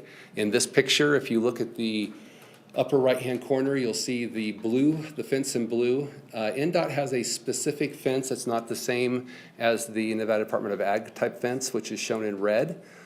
So our fence will come down, tie into Geiger grade. The reason that the blue fence goes up to the area that it does is because you don't want to put a cattle guard on a curve. So we're putting the cattle guard up on a straight stretch. The fence goes up to catch that location, come around, and then back down to the red line, down to Toll Road. Our alignment here shows also the green line from NDA coming up, and other fencing needs and appurtenances that would be part of the project. And I think actually that's really all I wanted to say, is just kind of clarify what what we're doing today. Again, approval of an agreement with NDOT that helps us with the funding then to be able to award the contract for the southern phasing, and then authorization for city manager to approve that contract once we have the bids in. That's my presentation. All right, good job, John. Okay, I'm going to send it to you, Councilman Dewar. I know this is your. Yeah, I've gone over it in depth with John. I totally support it. I'm excited that NDOT is going to provide, I think it was $280,000 of this project. So that's a great win for the city, and the partnership is really shows the way how we can partner with others. All right. Would you, Like are to there make a any motion? other questions? I don't know. No? Okay, I'm going to send it to you, Councilwoman Dewar. Go ahead. Yeah, no, just, do you think there's a potential that they'll contribute any additional funds later? I know that there's, maybe a little bit of a shortfall. Do you think that they would be willing to contribute more? Have we asked for any more? I will say, I attended a briefing with the Nevada Department of Agriculture's Commission last Friday, and I told them I'd be writing a letter, and I do plan in that letter to request some funding to assist us with the fence. Yeah, just because I don't feel like this should be just the sole burden of the city of Reno. This is, kind of a regional issue that it should be to keep the community safe, and a lot of people in the community use this area, so just be great if we could get more buy-in, so, okay. Well, and that's why I'm thrilled with the NDOT response and being willing to contribute so much. Yeah, great. And then we're going to be going to, of course, RTC at the mayor's, with the mayor's guidance and advocacy, and we'll try to get, similar to NDOT, RTC to pitch in too. And if I may, we also have a request out to Washoe County for requesting some funds too. So we're continuing to beat the drum. Great, thanks, John. Well, you looking for a motion? Tell the audience why it's so important. Okay. That well- maybe that just are joining us and don't know the background. Okay. Well, just in case you don't know, I've been a council member for South Reno for the last 10 years. And during that 10 years, in South Reno, horse issues have been preeminent. And the reason is that we've had many horse vehicle collisions and they're all in night because the horses do not reflect. And so people are speeding along and they hit a horse, they don't even see their eyes, they just hit the horse. And because the horses are so tall, usually they crash into the car, Typically, I think 95% of the cases, the cars are totaled.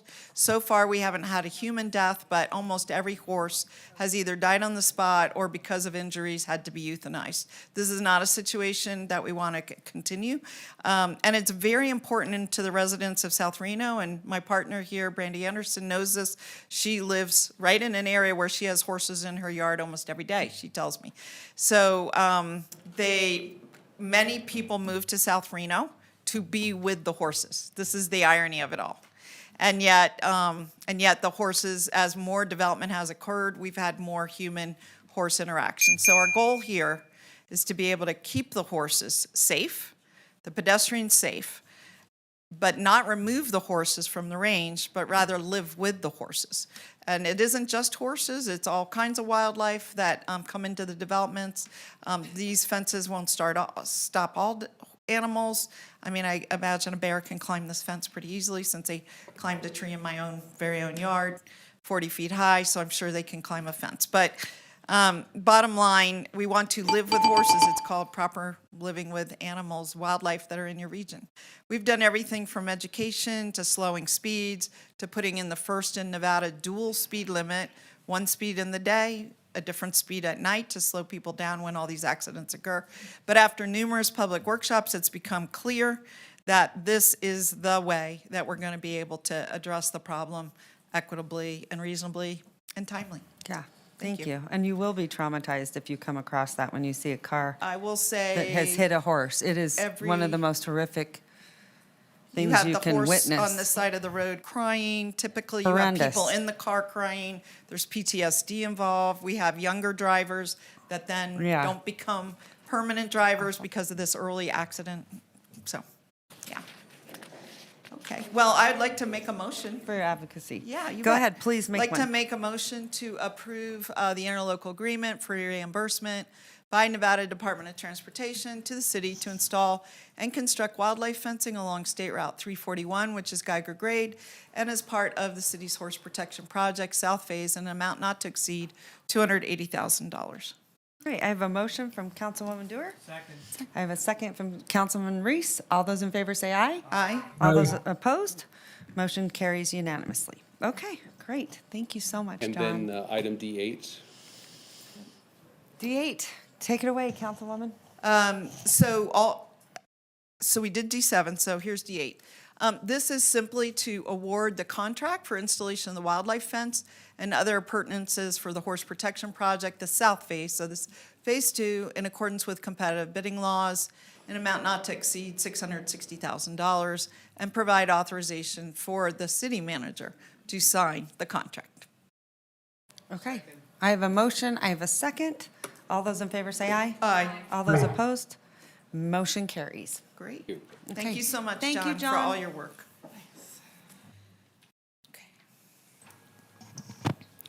Okay, Madam Mayor, moving on to item D6, Lear Theater. Okay, any public comment on this item? We do have public comment from Andre Bacha Okay, and Bradley Carlson. perfect. Andre? You're up. It's all you. Okay, now, I originally came in here to talk about the Lear Theater. It's something very dear to me. Just this weekend, what did they do? They redid the Notre Dame. Okay, this is our Notre Dame. This is something for our community, for our kids. And I would love to ramrod it. So if you're looking for somebody, I've already gone out and I've gotten paint for the foyer. I talked with my friend Brad Becker over at Reno Paint Mart. He's willing to contribute. Now, the last time I was there, the place was in terrible disarray. It needs some serious refurbishment in the downstairs. It's like creepy down there, like Yes, I've been Twilight there. Zone. It is Okay. creepy. In the basement. We did a ghost series in there. So what I would like to do is, ramrod that project and see it through, and then perhaps maybe get paid on it. But I'm a very thrifty person, so you don't have to look anywhere else for that. I just saved you $75,000. Think about that, okay? I haven't even started the job yet, okay? Now I want to talk to something a little bit more serious. Seems like the flavor of the day has been all the homeless people. And there are times when I go home, I'm really sad. Why? Because I've got heat, I've got food, I've got nice clothes, all these poor people, especially when I see one of those little old bag ladies. We got to fix that. We got to do something. I mean, if it was up to me, if I was you for a day, bingo, I'd commandeer all of these RVs that they're always trying to sell, you know, in front of the GSR and all the other hotels. Well, we got 50,000 of them. Okay, well, I'm going to take 1,000 of them, line them up in front of a Meadowood Mall, put up a fence there, bring in somebody that's like a camp host, and just start picking up homeless people and give each one of them a house. You've been at that place that you guys built over there, the care center, it's creepy. I took shoes over there. They wouldn't even allow me to bring in a box of shoes. So I took them to St. Vincent's. And I know we can do better. We could be a model for the rest of the country if we only just take the time. I mean, I worked for a while over at GSR. We would throw out enough food on a Friday night to feed 200 people, maybe 300 people. I'm not exaggerating. I mean, we can do better, okay? So I left my phone number if you want to get in touch with me. I know you're not going to do any painting for a while over at the Lear Theater, but I would also suggest rebranding it to the BLT, the Best Little Theater, okay? It can also be the Best Lear Theater, but, you know, but the Biggest Little Theater would be a nice idea. It goes along with the, you know, the whole ambiance. And then there's that other little place over there on 4th Street. I've gone to a wedding there. It's been closed. It'd be nice if we could be known as the city of weddings, no longer the city where people come and get divorced, right? That's all passé. So I guess I've just about used up, bingo, my time. There That's you about all go. I have Good to say. You job. have a wonderful day. Thank you so And much, next time I'll bring Andre. another puppy. Thank you so much. Bradley Carlson.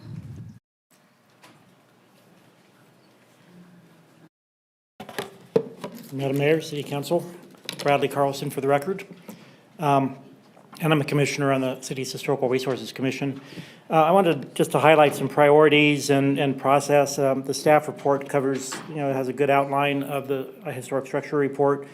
As far as priorities, no surprise, building security and securing the site and the building is paramount. We know we lost the funding for that, but that we need to try to find something on that. And the building stabilization needs to be, the building needs to be stabilized just to secure it for future use and viability. The historic structure report that was provided is pretty comprehensive, and we went through it at the last HRC meeting.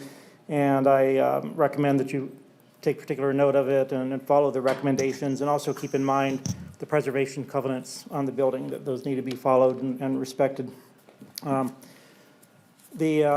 The main point I wanted to bring up is the mention of a marketing and feasibility consultant. And in my mind, I'd recommend that this be a professional, independent expert. It's something that I'm accustomed to in my own practice and projects and working with owners and finding out if a project is viable from an independent source. It doesn't have any skin in the game. And that would be the market and feasibility study mentioned is more about finding out what the market is. It's not so much testing the financial feasibility. That's certainly part of it, but as a city-owned public building, there's no presumption that this need to be sustainable on its own, as if it were a business. I would recommend keeping that in mind. You know, I think of the California building, for example, that is a public building for use. With that in mind, for these surveys, for community engagement and for an independent survey done of the marketing facilities, and community engagement is going to be paramount as well.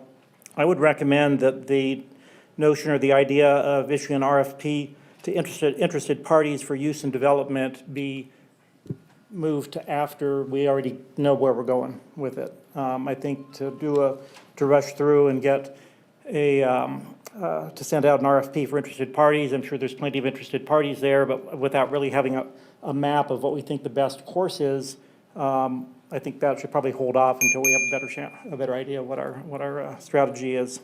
And by all means, Historical Resources Commission, work with us on it. You know, get on our agenda, and we're happy to provide our input. There's a lot of expertise at the table. Good job. Thank you. Great comments. Okay.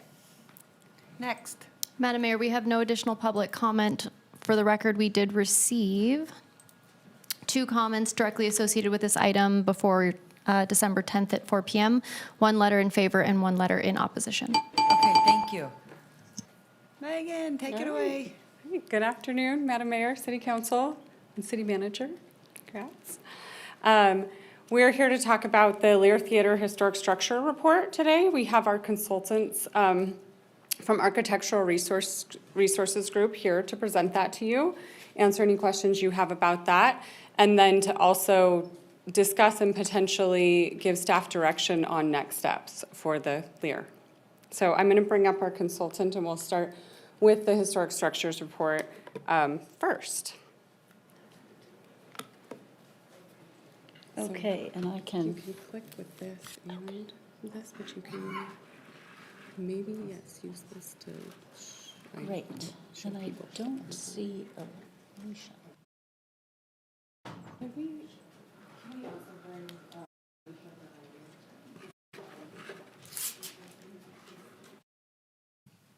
Great, great, thank you for having us.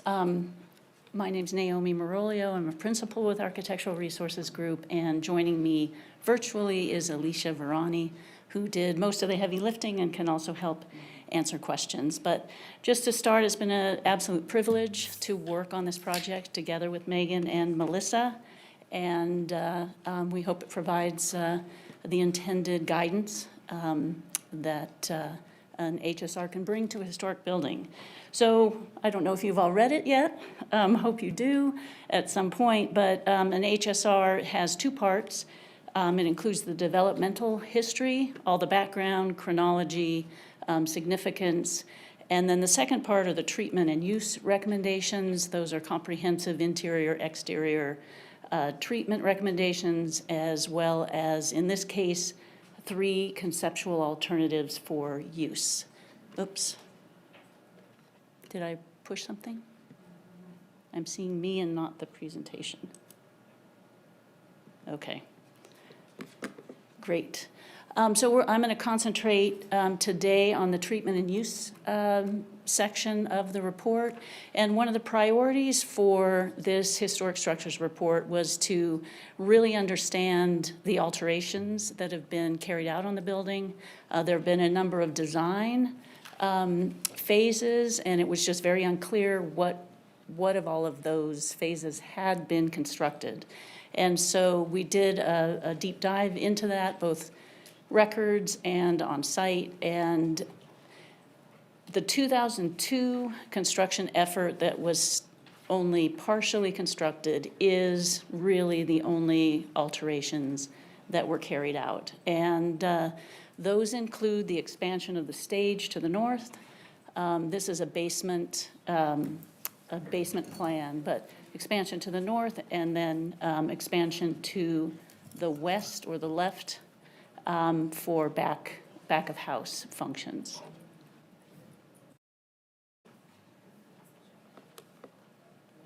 And what's important and what was shaded in the blue is that because construction was halted, these were only partially constructed, and so we are left with construction that was not meant to be permanent. So some of the coverings were established in 2002, but were not meant to be permanent.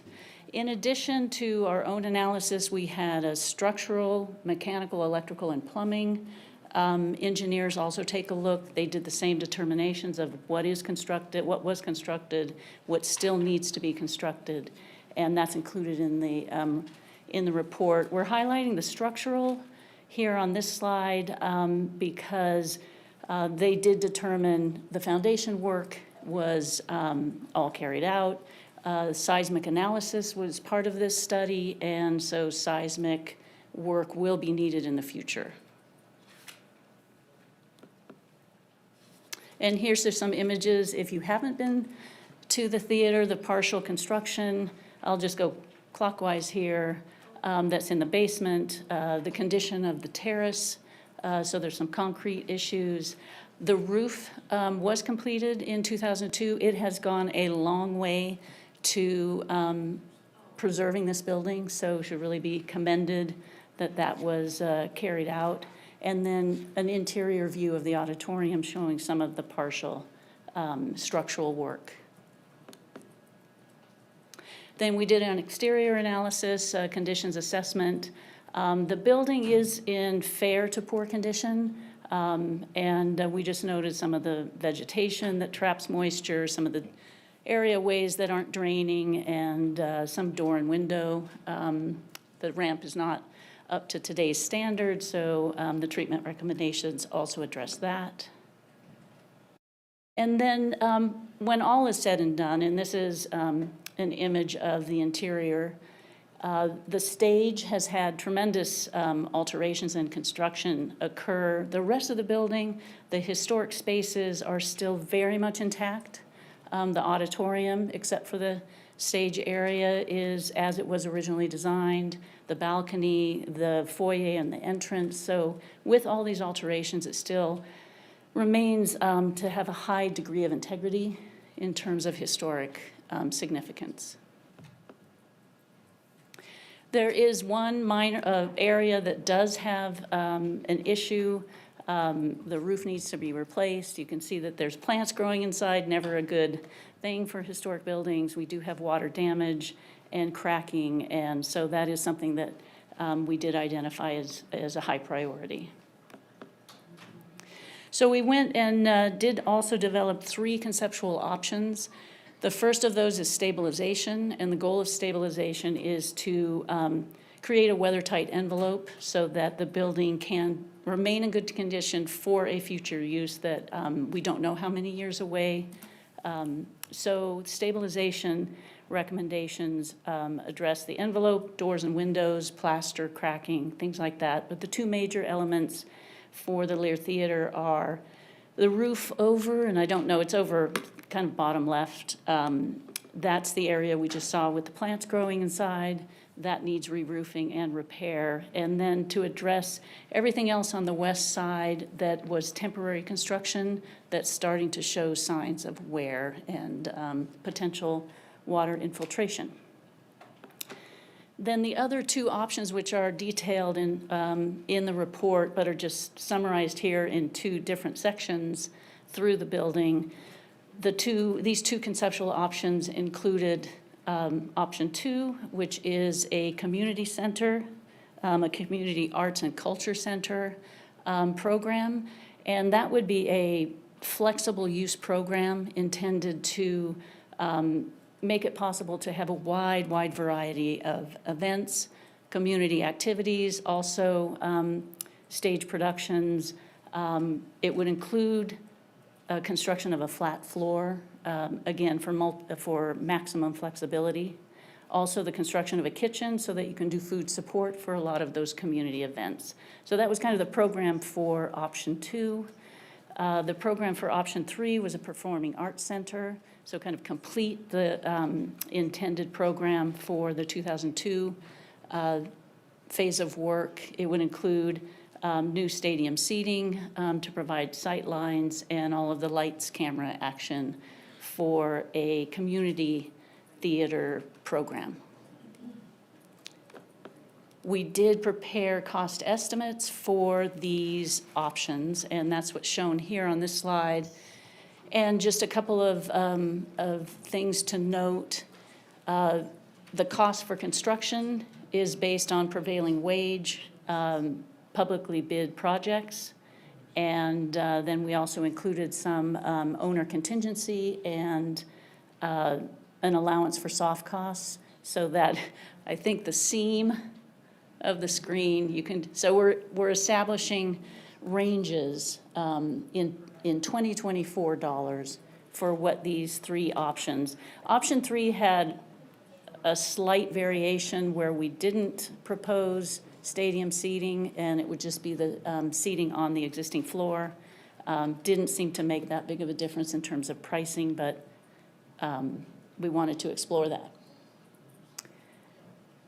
We also added a couple of alternatives that weren't essential, but we think would be value added. Those are carried in these other add alternates. So that kind of concludes the overview, and I'm happy to answer any questions. Okay, thank you so much. I'm curious looking at, can we go back to that, Mickey? That last slide? Just really quickly Sure. why I have it up here. I cannot see that part. So, you have facade 306, okay? And then coming down, it says exterior landscape. I assume those are not the same thing. Facade would be on the frontage, I'm assuming, of the building, and exterior landscape is... So you're looking at option one? Uh-huh. Just down the column. Yeah. Is, yes, the facade would be any of the envelope, not just the front facade, but all of the finishes around the exterior of the building. Okay, The cost estimator just includes that as facade, and then roofing. yeah. Yeah. Okay. Doors, windows also would fall under that facade. Thank you very much. And I'm also just curious to get your feedback. This gentleman spoke in public comment and talked about a market study. Do you think, because it sounds like it makes sense, have you seen them done before? Is that something? Absolutely. Should we have done that before we did this study? No, I think that this provides the guidelines for what can happen in the building. And so the market study has that as the basis as they go and look into what, what the market can bear, how it compares to other facilities in Reno and all of that. No, I think this was a very important first step because a market analysis could come back and say, yeah, circus would be great at the Lear Theater. And you wouldn't have I'm being extreme, but. Right, okay. And I just want to explain how we got here, because I think that gets really lost. And also, it's so hard to prioritize what projects happen, how they get funded. And quite honestly, Councilwoman Dewar, most of these, well, all of them were not sitting here at the time, but Councilwoman Dewar and I were, and we were big advocates of the Lear Performing Arts Center. Unfortunately, the council wanted to go in a different direction and put investments towards a pool, right? So, unfortunately, that sometimes happens. But what I want to sort of give a little bit of background here, it was owned by Art Town. Art Town said, we just don't have the money to do that. This is not our space. They, put on events. They didn't want to own the building. Right. And I commend them for being really honest. They kind of had this opportunity and didn't know what to do with it. And then some people came along. I think it might have been an RFP process that they did. Was it an RFP process? I can't remember Yeah, if it there was an RFP process, 3 groups applied. I was on the Lear subcommittee of Art Town. We sat through all the presentations at the end of the day. It's sort of like what we want with the manager. None of them seem perfect. And so I was advocating for the building to come to the city because the city has people like project managers, engineers. Well, we do it all the time. We were more worried because the things that were presented to us would take it, a lot of them predicated on could they buy it. So it really was close to falling into the hands of, on the private side. And what we were worried about is, hey, that might not be the best interest because there was a lot of talk of reconstructing it and doing something different, turning it into commercial use. We felt strongly that it should say a community use and be used for the purpose of what it was intended. Well, it was a church at one time, and then it changed into other things of, performing arts, and it would have been a great opportunity. So that was really our goal, was to preserve what we have. Now, we knew that we did not have the money to do it because wherever that screen went. The numbers? Were you able to get a hold of an old projection, Megan? Because I remember when Councilman Ayazi was here, he was a big supporter of the Lear, the arts. I mean, actually, thank you to Dave. It's one of the reasons our city is flourishing with arts because of that man. But one of the things that we sat down and he showed me a study that was about $20 million to put into the Lear Theater. So probably shouldn't come as a surprise. But I guess here's the problem is that we also don't have the money. The intent was for the city to hold on to the property and then have a partnership Right. where we lease it out, and maybe that lease is, sometimes we do with nonprofits $1 a year. Yeah. And then the community has the opportunity to enjoy it and expand and build on it. I would say this, I am very, very concerned. I am very worried for this building. But that was the background is Naomi and I, we sat there day in and day out. A lot of people unhappy, I think, at that time. But that's what we fought for, is to keep it at the city. I think that was a very good fight, yeah. And Well, and it started, 2 different nonprofits had it before Art Town, and they made some of the improvements that you've identified. They too didn't have the capacity to do the fundraising and execute on the full vision. And when it landed in Art Town, and that was part of Mayor Cashel, felt like they would be more set up to move it forward. But again, to the mayor's point, they really are focused on programming, not building renovation and building maintenance. Right. And so that's really more in our bailiwick, looking at Southside School, McKinley, the terminal, the rail terminal, and those kind of things. It seemed like this is something we can do for the community. And to the mayor's point, leasing it out for a minimal amount of money. But you got to remember that in those early days with the nonprofit, they got money, and that money came with strings. And those strings were public access, being open to the public, every month for a certain period of time. And that was going to be very hard to accomplish. The only way to get out from under the conditions is to pay off all of those grants and loans. Yeah. And, it doesn't make sense. So that's a great And there was history, there was a lot of talk of wanting to flip it. And they said, either we own it or we don't do the deal. And that's where we were like, absolutely not. Because the use completely changed. There were a lot of underlying issues with very little transparency of what their intent was for this housing, building. restaurants, So et cetera, it's et cetera. funny how today you get criticized for trying to keep it in the family, and people don't really know the backstory, that we've done everything to try to hold on to it. And it's unfortunate, we don't have the money. But if the community really wants to support this, I think we have to go in a direction where it is a community-based initiative, where we're raising money, we're asking your board to help. Every single person in this community that wants to see a performing arts center and see this building continue to thrive and survive, we are going to need your help. From the Alicia Barbers of the world to, downtown businesses or philanthropies, we need your help. Instead of just talking about it, I need a committee to be built, put together, where we're fundraising, we're doing it together. I know DB would plant that place like nobody's business, but if you really want it, we need your help. I can't express it more. That is a gem in our community. If we lose it, we are in big trouble. And let me tell you something, once out of the city's hands, you can rest assured we're losing it. So you can criticize us all day long. I'm not saying you. No, I'm just saying I love, there's a lot of haters, so turn your haters into elevators, I always say. But this is my cry to them, because I know they're watching on TV. They like to write about us a lot. So I'm going to ask and beg and plead, please be part of the solution instead of part of the problem. We got to do this together. And it would be a most beautiful building ever for children, for the performing arts. And I don't understand why we want to tear each other down all the time, but this building is worth it. To save it, I will go out there and help raise money, but I want help from the historical resource, your committee.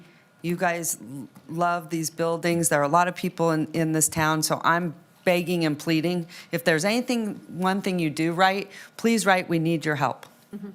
I've seen partnerships be very successful. if I may. in buildings Seen it like be this. successful. I so. have seen it be successful. And if I may, I think that the staff have laid out some important next steps.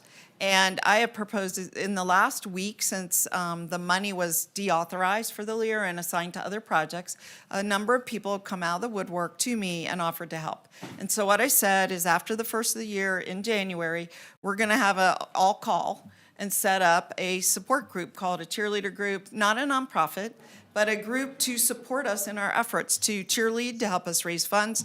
And while it's a disappointment that we've lost this $1 million, and it's really $825,000 or whatever, not $1 million, but that is a disappointment, but we go on. I mean, it's a setback, but it's not terminal to the project. We have to raise 20 million, and so we have to raise 21 million. But we're gonna do it. And with the community's help, as you said, that call to action that you just made, I'm going to help you follow through on that and execute on that. And I think Megan is here to talk to us about the need for a public input survey, for the need, this is what Historical Resources recommended, for an assessment of what buildings are out there, performing arts, community meeting space, what's out there.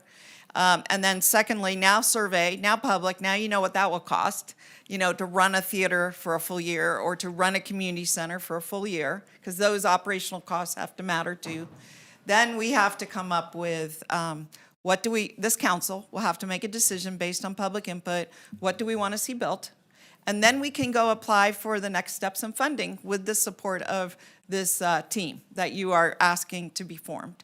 And I welcome whoever on the council, whoever in the community it's not an exclusive, it's an inclusive kind of effort.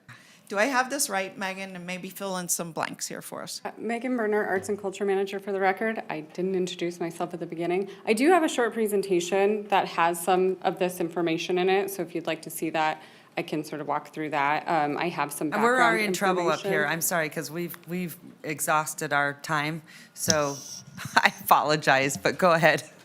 I'm just saying I can feel it up here. They're mad at me. So I don't know if you can pull up that presentation. And while you are, I'm going to be asking the consultant later, what are the critical stabilization elements in the short term, and how much would that cost? I've seen all kind of numbers, including numbers you have here today.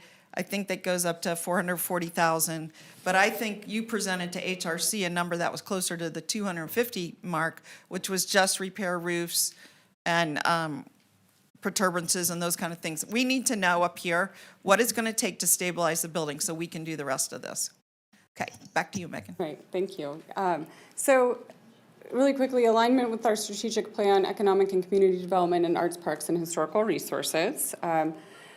We did, as part of their historic structures report, the consultant did a Matterport scan, which is basically a virtual tour of the Lear. I just wanted to highlight this. We can walk through it if you would like me to bring it up, because you can see the building. We did have risk management or do an assessment of the building, and basically deemed that it was not safe for people from the public particularly, but in general, to be walking through the space because there are several hazards. And so this is sort of an alternative so folks can see what it looks like and go through it. So I don't know if anybody wants to see that right now, but so from what you just heard, the historic structure report, I outlined these potential options just to have this on another slide because I wasn't sure what was going to be. Yes, but I did the estimated cost ranges as well. Option 1 for building stabilization does include roofing and the facade. The numbers that I have and that were in the historic structures report was $306,000 for the facade ceiling to seal all of those gaps and replace that temporary membrane that's around it. And then the roofing, the part of the roofing that is leaking was $132,000 approximately. And that didn't include those soft costs and the owner's contingency. So that is included in the estimated cost range. And then there are the other two options. Option 3 has the additional alternate for using the existing sloped floor instead of sloping it. We asked them to move forward with these conceptual options because those are the ones that have been floated around the community the most, and just to give us a starting point for talking about costs for the building. The Historical Resources Commission received a presentation also from the consultants and the historic structures report and made the following recommendations: to prioritize building stabilization to prevent further deterioration during however long it takes to find an occupant and rehabilitate the building, and then to install the new secure fence as previously proposed, and conduct a market and feasibility study along with community engagement that includes stakeholders, and hiring a consultant to lead that work. Those were their recommendations as next steps. And all of these essentially do have costs associated with them. And then I do want to say really quickly in terms of background on this, the building has been awarded the Commission for Cultural Centers and Historic Preservation grants through the state, which puts covenants on the building. So there are covenants on this building through the end of 2060. That means that this, as long as those covenants are there, should be a cultural center, which is defined as a physical space or complex that promotes culture and arts. And it can accomplish this through a variety of means, including but not limited to interpretive displays, events, festivals, and workshops. It also means that any alterations to the interior or exterior of the building have to be approved by the State Historic Preservation Office. So there's a permission process that we have to go through, or any subsequent owners have to go through. The city did not receive any of these grants, but they're tied to the deed. The covenants are tied to the deed. And then back in 2013, our town did do a feasibility study on operating a community theater and estimated that operational revenue from that would cover about 50% of the annual projected operational costs. So that was done a while back, and then I think the number that you were looking for, Mayor, was that they had done plans for renovating and rehabilitating the building, and in 2014, I want to say the cost was $14 million.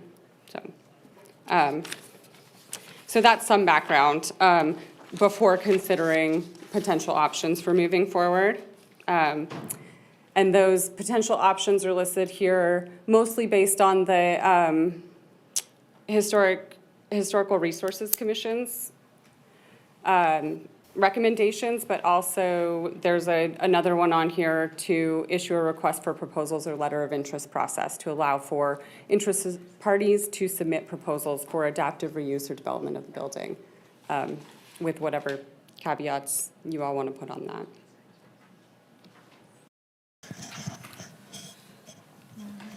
Okay. Anything else, Megan? That's all I have, but I'm That's happy it. to answer questions. Okay. Yeah, All right, go ahead, Councilman Reese. Thank you, Madam Mayor. Ms. Berner, I think the presentations have been outstanding. Understanding the report is important, I think, to our discussion. I suppose for my part, and this is just a shortcoming of government, I think, is we like to talk things to death. We like to analyze and sit with processes for years. I don't think there's anyone in this community who does not think that the Lear should be preserved, should not be preserved for future generations to enjoy its architectural and cultural significance. The historical significance to the Black community is unparalleled in terms of who the architect was, and really the architect at the time that it was built was way ahead of architectural standards for that era, and certainly given Paul Revere Williams' position as the preeminent, at least West Coast architect in the Black community, I think it is worth all of us acknowledging that history. But we've been sitting for 25 years. It's gone as hot potato to group, and then landed with us. I appreciate process. I see on the slide, different options, and somehow we need to go out to the community and ask them what it is. Every community member who I've ever spoken to says the same thing: save it. It can be a theater, it can be a wedding venue, it can be a combination of those things. Let's include some historical preservation elements that are related to, maybe in the lobby there's a museum for the architect, all those things. And there's cost numbers up there. So I don't know what the benefit is that we get to going out for yet another process like cost it out. The truth is, and we all ought to be very honest about it, is we have, a $25 million black hole that we don't know how we're going to fill, because our budget is not going to find $25 million to repair it. We're not going to get $25 million by cobbling together our piggy banks and different groups fighting very hard for it, because we've tried that before and it's not gotten us anywhere. The federal government's not coming to save us. The state government's not coming to save us. And so for my part, I would like us to act rather than continue to think and process. Some folks on the Historic Resource Commission and bloggers in particular like to talk about, let's have more process. We have been having process about this building for 25 years. It is time for us to decide what we're going to do with it. If we have to bond to do it, great.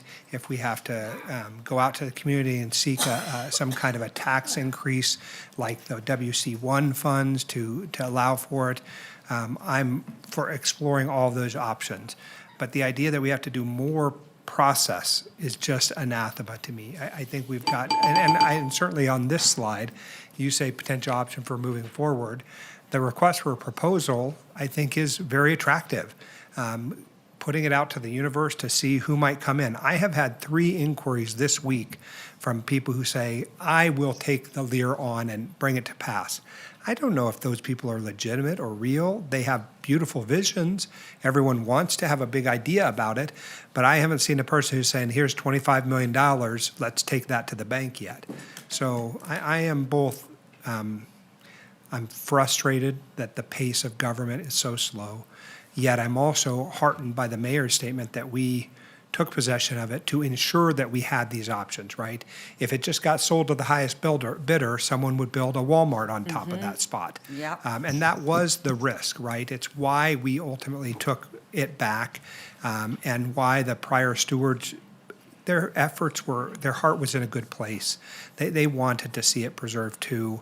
They didn't do anything bad. It's just that they didn't have $25 million check to write either.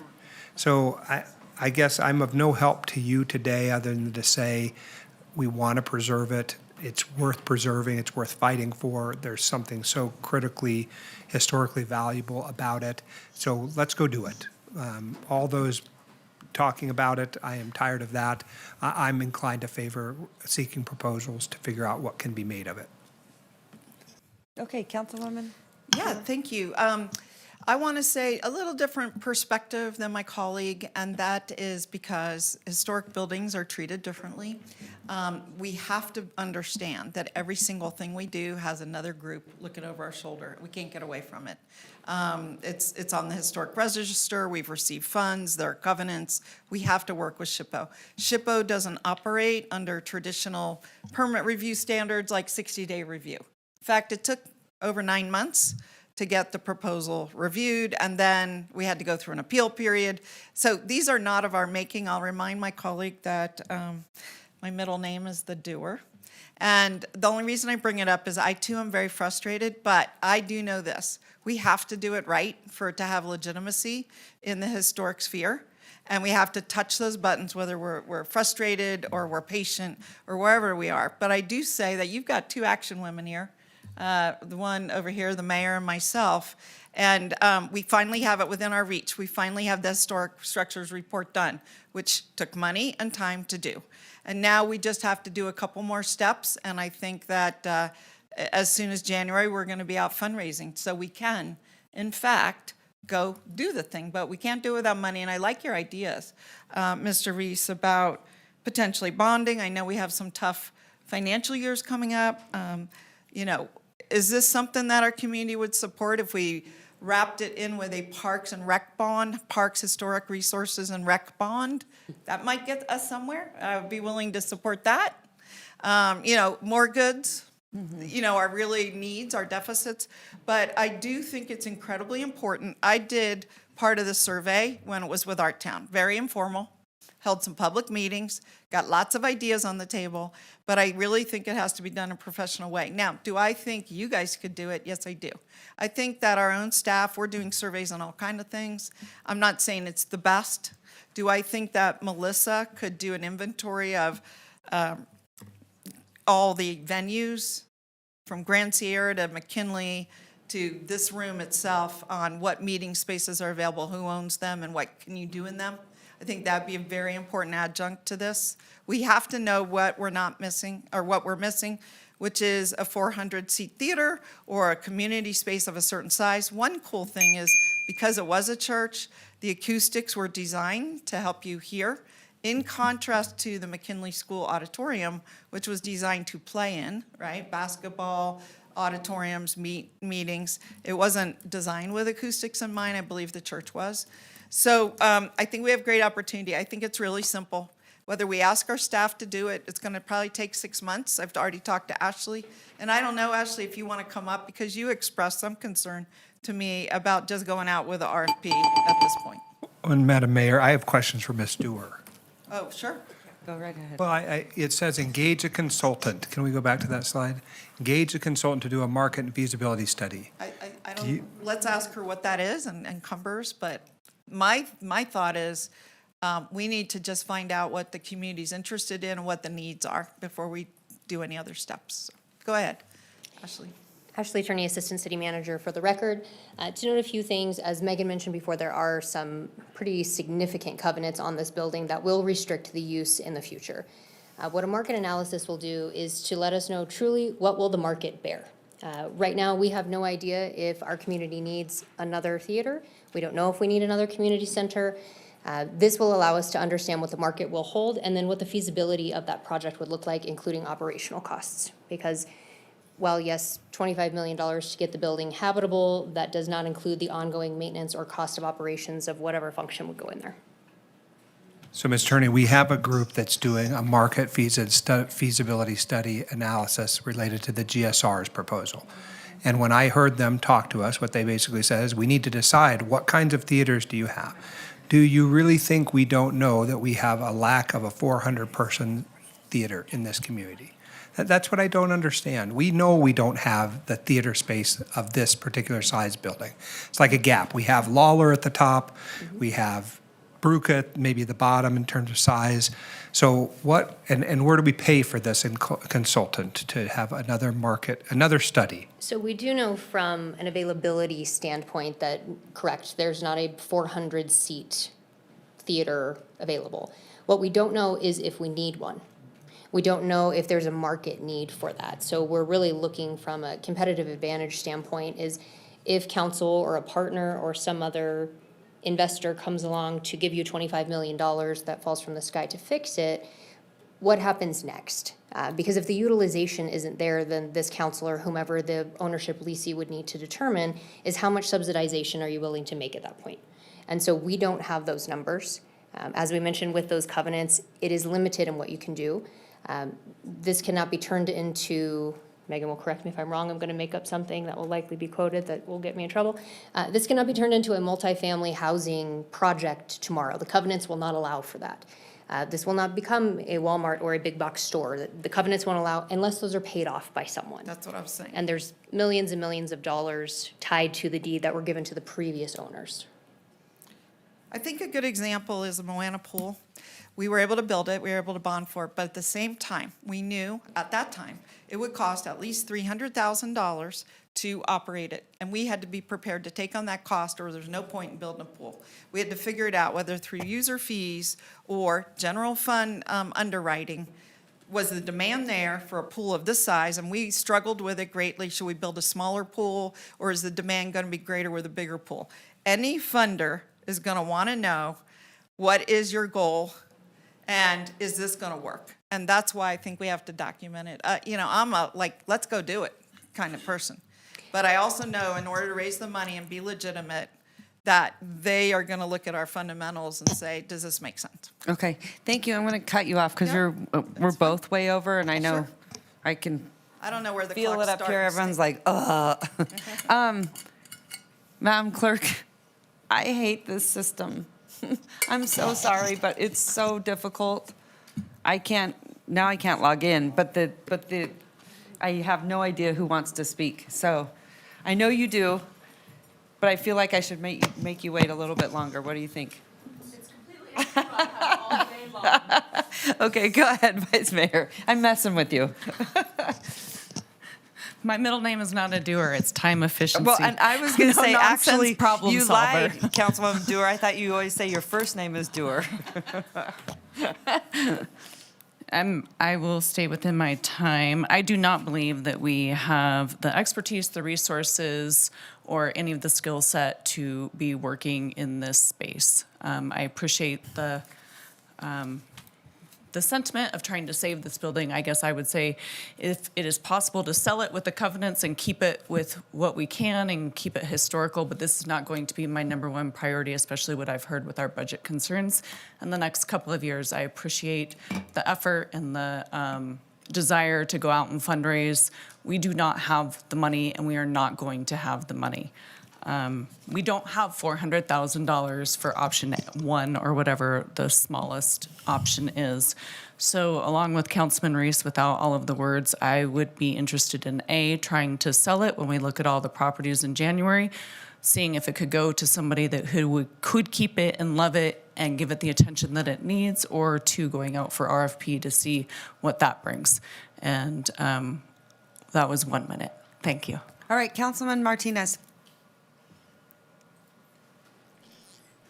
Thanks so much, Madam Mayor, and Ms. Berner for the presentation. I agree with the sentiment that's already been said about trying to keep the Lear Theater, as a community center, and I do see the options. I don't have them in front of me, but I would concur with my colleagues in saying that getting some action put into place and moving forward would be beneficial. I know a lot of folks were asking about the progress that was happening there and what we were going to do. And so happy to see that there is a game plan, and hopefully we can support restoring the Lear Theater to where it once was. I know a lot of my colleagues on the dais, specifically you, Madam Mayor, and Councilmember Dewar, have been fierce advocates for the Lear Theater and wanting to see it restored. So whatever we can do to support, that I'm there. Thank you. All right, thank you so much. All right, Councilwoman Ebert. Yeah, I mean, a lot of what I wanted to say has already been said, and I agree the cedar is really important, and I just agree that we do not have the funds to bring it to the place it needs to be. Like, I wish that we did. I wish we could bring it to its full former glory and restore it to the way it was designed and meant to be. And we're Reno, we're supposed to be Art Town, right? I think we could find plays and things to have there if it was fully restored. But just personal opinion, I think that maybe we should be investing time in trying to find some historical group, or philanthropist or something to help pay for this, or lease a space to take over, because we really just don't have the funds for it. And I really agree that we should not just sell the property and hope for the best it doesn't get demolished. I know that there's all these deed restrictions on it, so that's probably not the case. But it's my understanding, even if somebody took it over, they would have to follow really rigid guidelines for what they could do. Like, pretty much anybody that takes it over, the end result's going to be about the same, right? Due to, what is it, SHPO? The covenants from SHPO, yes. Yeah, so I feel like there's probably groups out there. I'm not sure if we've reached out to any African-American specific groups that give funds to historical buildings or locations, things like that. But I really feel like maybe that would be the route to go versus trying to find the funds to do these things. Because didn't we have an RFP and nobody responded? We had bids posted for some of the exterior construction work, yes, and we had no one respond to those bids. Yeah, so even when we did have some money, we couldn't find somebody to do the work. So it's also partially like, even if we could come up with the money and had the bids, or how long is it going to take us to find somebody to do the work to these very specific specifications? So anyhow, yeah. Okay, thank you. Councilman Reese. Thank you, Madam Mayor. I want to be clear, too. Ms. Stewart and I are not having a disagreement about our ultimate outcome. We're having a discussion about some frustrations that we've experienced. I've now served on the body for 6 years, Ms. Stewart for 10. We want for this building collectively to see its full potential in life. But the question is how to get there when we don't have any money. So when I look at this thing that says potential options for moving forward, the operative slide, I'm not sure. I personally believe we need a consultant to do a market and feasibility study, because I think that if you go out for the final item, issue a request for proposal, that anyone who's going to put in a bid for it will figure out their own marketability and feasibility for it, right? If I want to take this down as the new performing arts center for Northern Nevada and the premier West Coast example of African-American architecture, I will figure out my own use for it and whether I can make it pencil, right? This community engagement input on uses for the building, we have been doing that for 25 years. Every community group wants to see it preserved for all time immemorial. There's, I suppose, slight disagreements about whether it should be like exclusively a theater because of the way the floor is slanted, or whether it should be something else, so it can also be a wedding venue. I figure that people who would make proposals would figure out how to make it generate the income to run it. So maybe on Monday through Thursday, it is a fully operational theater company, and on Fridays and Saturdays and Sundays, it's a wedding venue. I don't know, but those proposers would know that. Again, I know we don't have the money. I don't know that we have the wherewithal to do some of these more consulting feasibility studies. I am tired of the studies. I want to act, and so that's why. And look, if we put out a request for proposal and no one comes to the table, which is very likely, we have to face the possibility that that is true, then you can go back and do market and feasibility studies and conduct community engagement until the cows come home. We've done that. And so for my part, and look, if we do nothing, we have to stabilize the building somehow. And we'll go out and find the money that's the $600,000 or so to make sure there are not roots growing through the wall. I would think that we might even be able to hopefully get some of that stuff done in-house. We have people doing stuff all the time, and maybe that's the smallest of things we can do, is remove the leaves growing through the wall. The Yeah. other thing that the other thing, I thought about this, and Megan, maybe you would know, and actually you might know. The arts have been really, really important to me. I think people can see the difference over the last decade in the city, all the murals that we've done, all of the art and culture initiatives, and I think they are so important to the vibrancy of a city. I always say, art is the soul of the city, and as you know, Ashley, I was fortunate to represent mayors across the country in arts and culture because of my passion and love for the arts. But one of the things I have not seen is the level of grants that we have seen in other capacity for historic structures and tied in with the arts.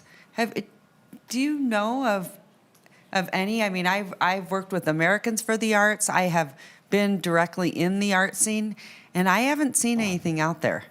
So maybe you can speak to that. So funding specifically for historic buildings, is that what you mean? Yeah, tied Yeah. to the arts.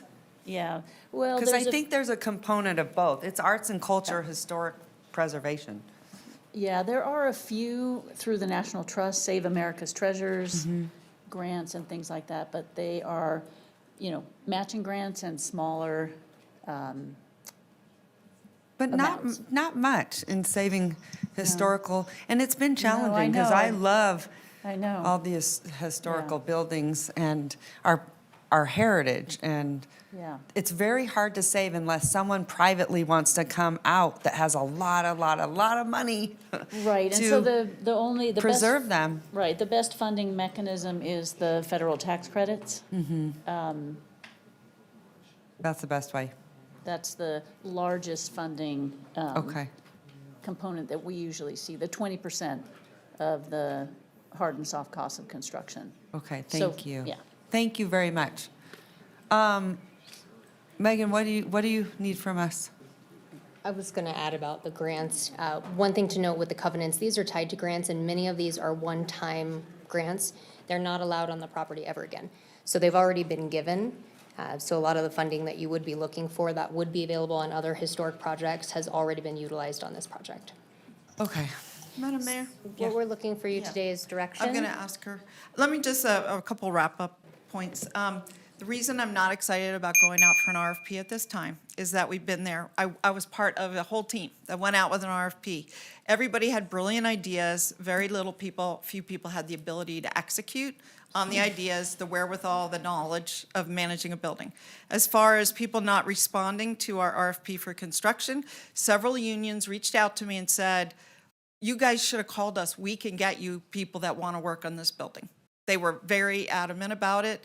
And I said, well, if that opportunity comes around, we will certainly call you. So in other words, they wanted more outreach. And I just started, so I'm not sure why that rang. But anyway, we were so excited. I want to remind everyone, we had $1 million.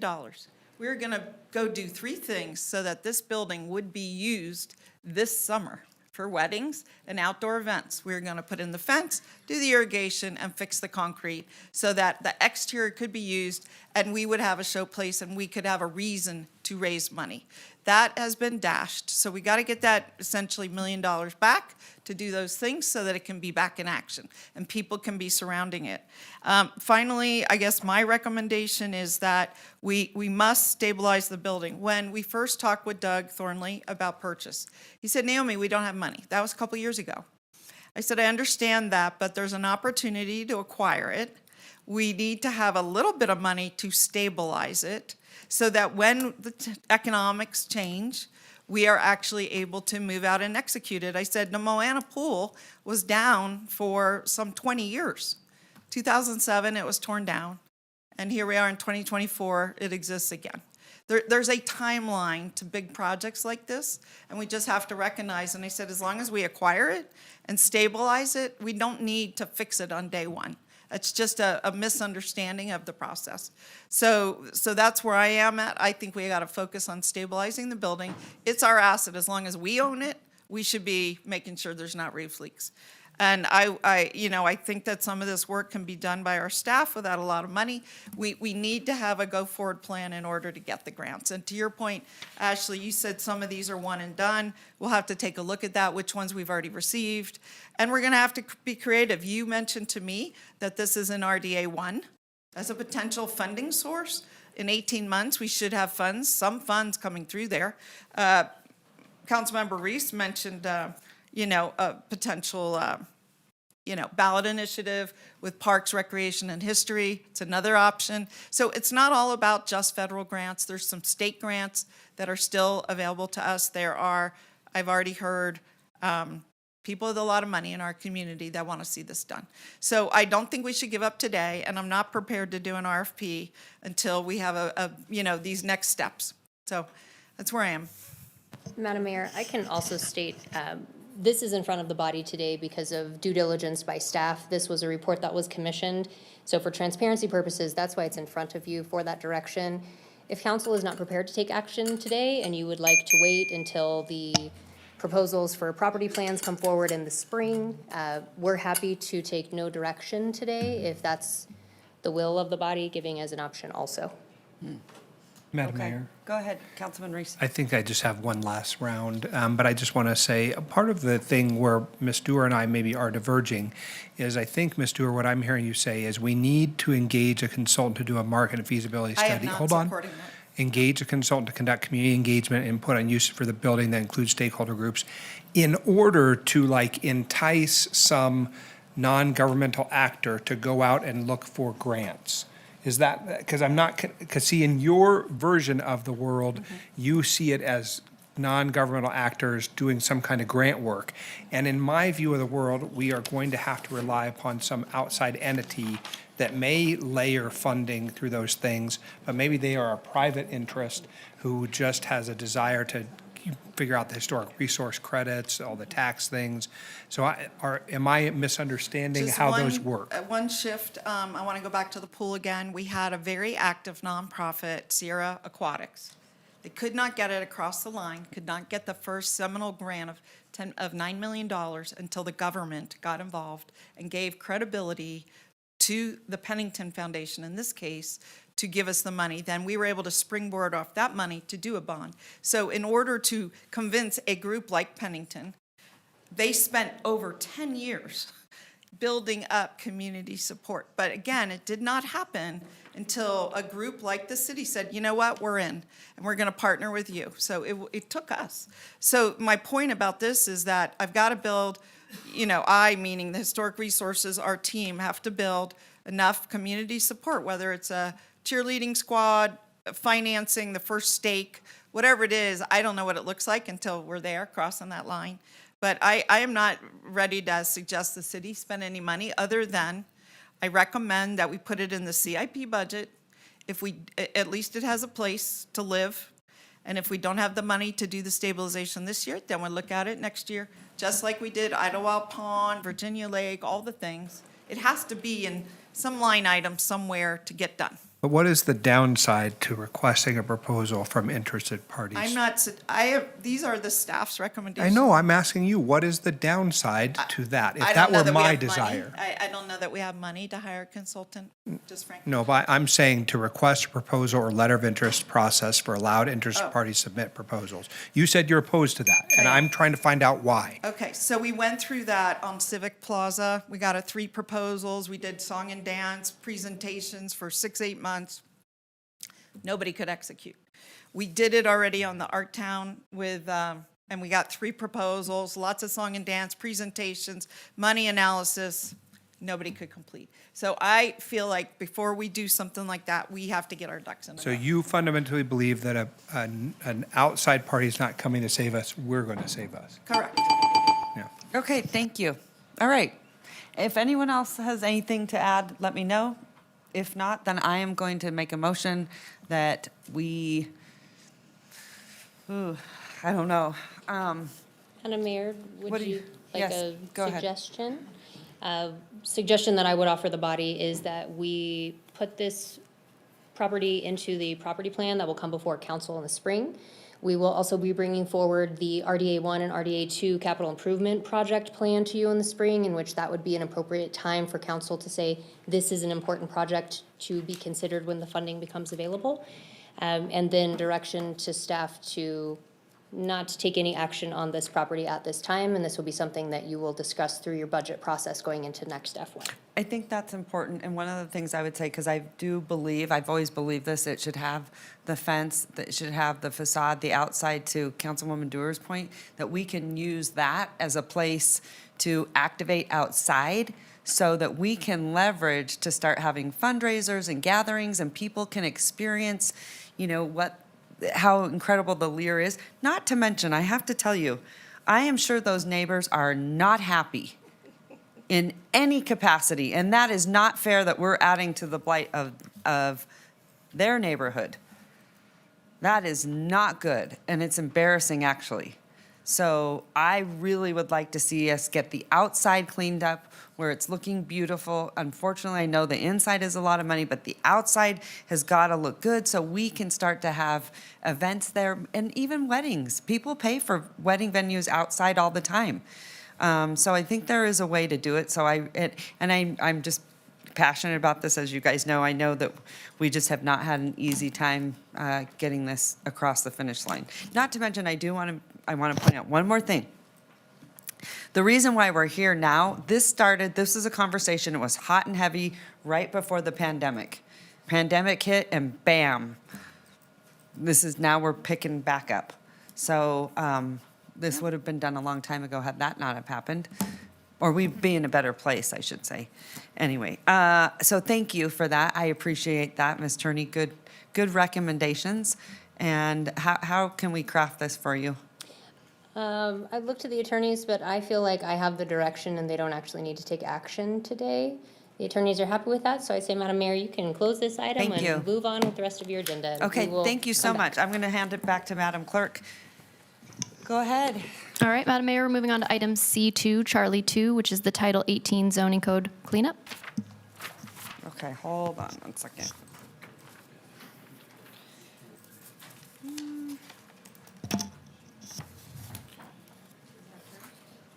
Okay. Madam Clerk, I will open the public hearing, C2. Correct? That's correct.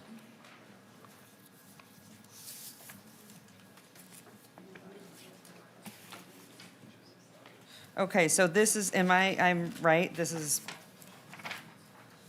case number TXT 23, and this is just for, it looks like unintended deletion of inserts and changes from the 2023 legislative session? Is that right? Yes. Okay, just to clarify, thank you. So at this time, I will now open the public hearing. Was proper notice given? Any correspondence received? Madam Mayor, proper notice was given on this item. We did receive one letter of concern, which has been distributed to the Reno City Council, and we do not have any public comment registered at this time. Okay, thank you so much.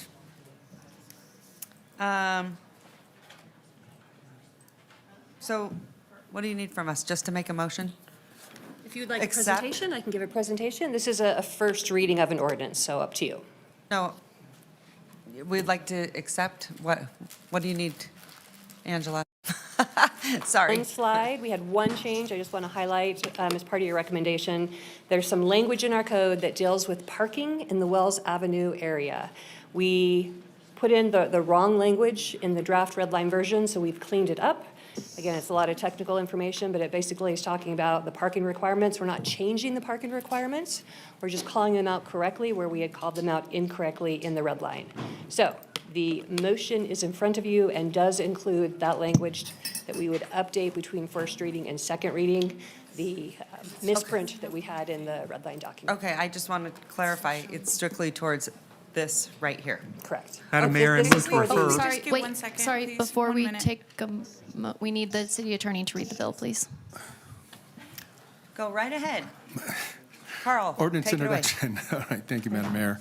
Ordinance introduction, bill number 7283, case number TXT 23-00005, Title 18 zoning code cleanup. Ordinance to adopt an updated Title 18 annexation and land development code of the city of Reno, of the Reno Municipal Code to address grammatical errors, inconsistencies with regulations, unintended deletions or insertions, and changes from the 2023 legislative session, together with matters which pertain to or are necessarily connected therewith. All right. Thank you. Move, Councilman? Move to refer? Madam Mayor, I move to refer. All right, I had a motion and a second. All those in favor say aye. Aye. All those opposed? And just for, apologies, just for clarification, Madam Mayor and council members, with the additional language that was provided by staff. Yes. Thanks. Okay. All those opposed? Oh, wait, I just, can I just have 1 second here? Sorry. Sure.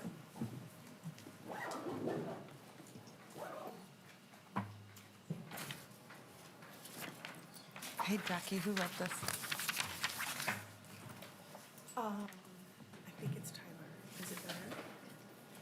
Well, it's not.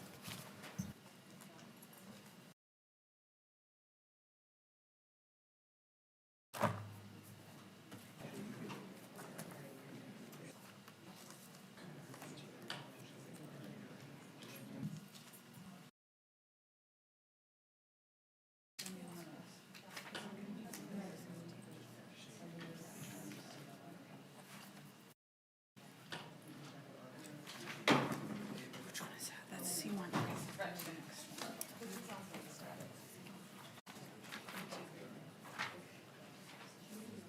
Yeah, looks like I'm missing it. All right, Councilwoman Ebert, you ready? No, just a second. It looks like my packet is missing this one. Yeah, please, thank you. We are in the middle of a, I know. what are we? In the middle of a motion? I know, I did Do you ask wanna- before the motion was made if we Okay, could wait. I just want to make sure that you are on the right page. Yeah, that's what I'm Okay. trying to make sure too. Okay. Because it's not, I can't I find just- it in my packet here. Okay. And that's fine. I'm happy to wait for you. I just wanted to know if that's where, if you and I are on the same page. Yeah, Okay. yeah, that's what's Okay, happening. perfect. Just 1 second. Okay, let me know. Yes, yes, thank you. That's what I'm following, this one. This is a good one. I'm following this one. And. You have this for the order. Perfect. And you like And I do like that. Okay, good. I just. That's really good.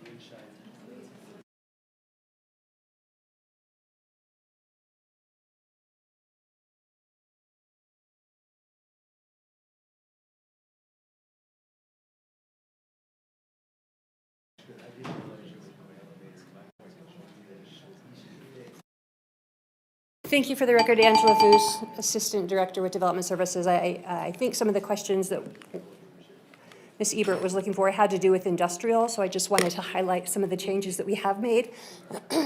When we've been dealing with industrial over the past few years, some of the conflicts we've had has been industrial next to or close to residential.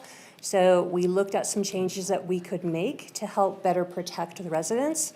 High level, here's some things we did. If it's a use such as a warehouse or indoor manufacturing, we have additional requirements you'd have to go through rather than going straight to a building permit, depending on where it's at.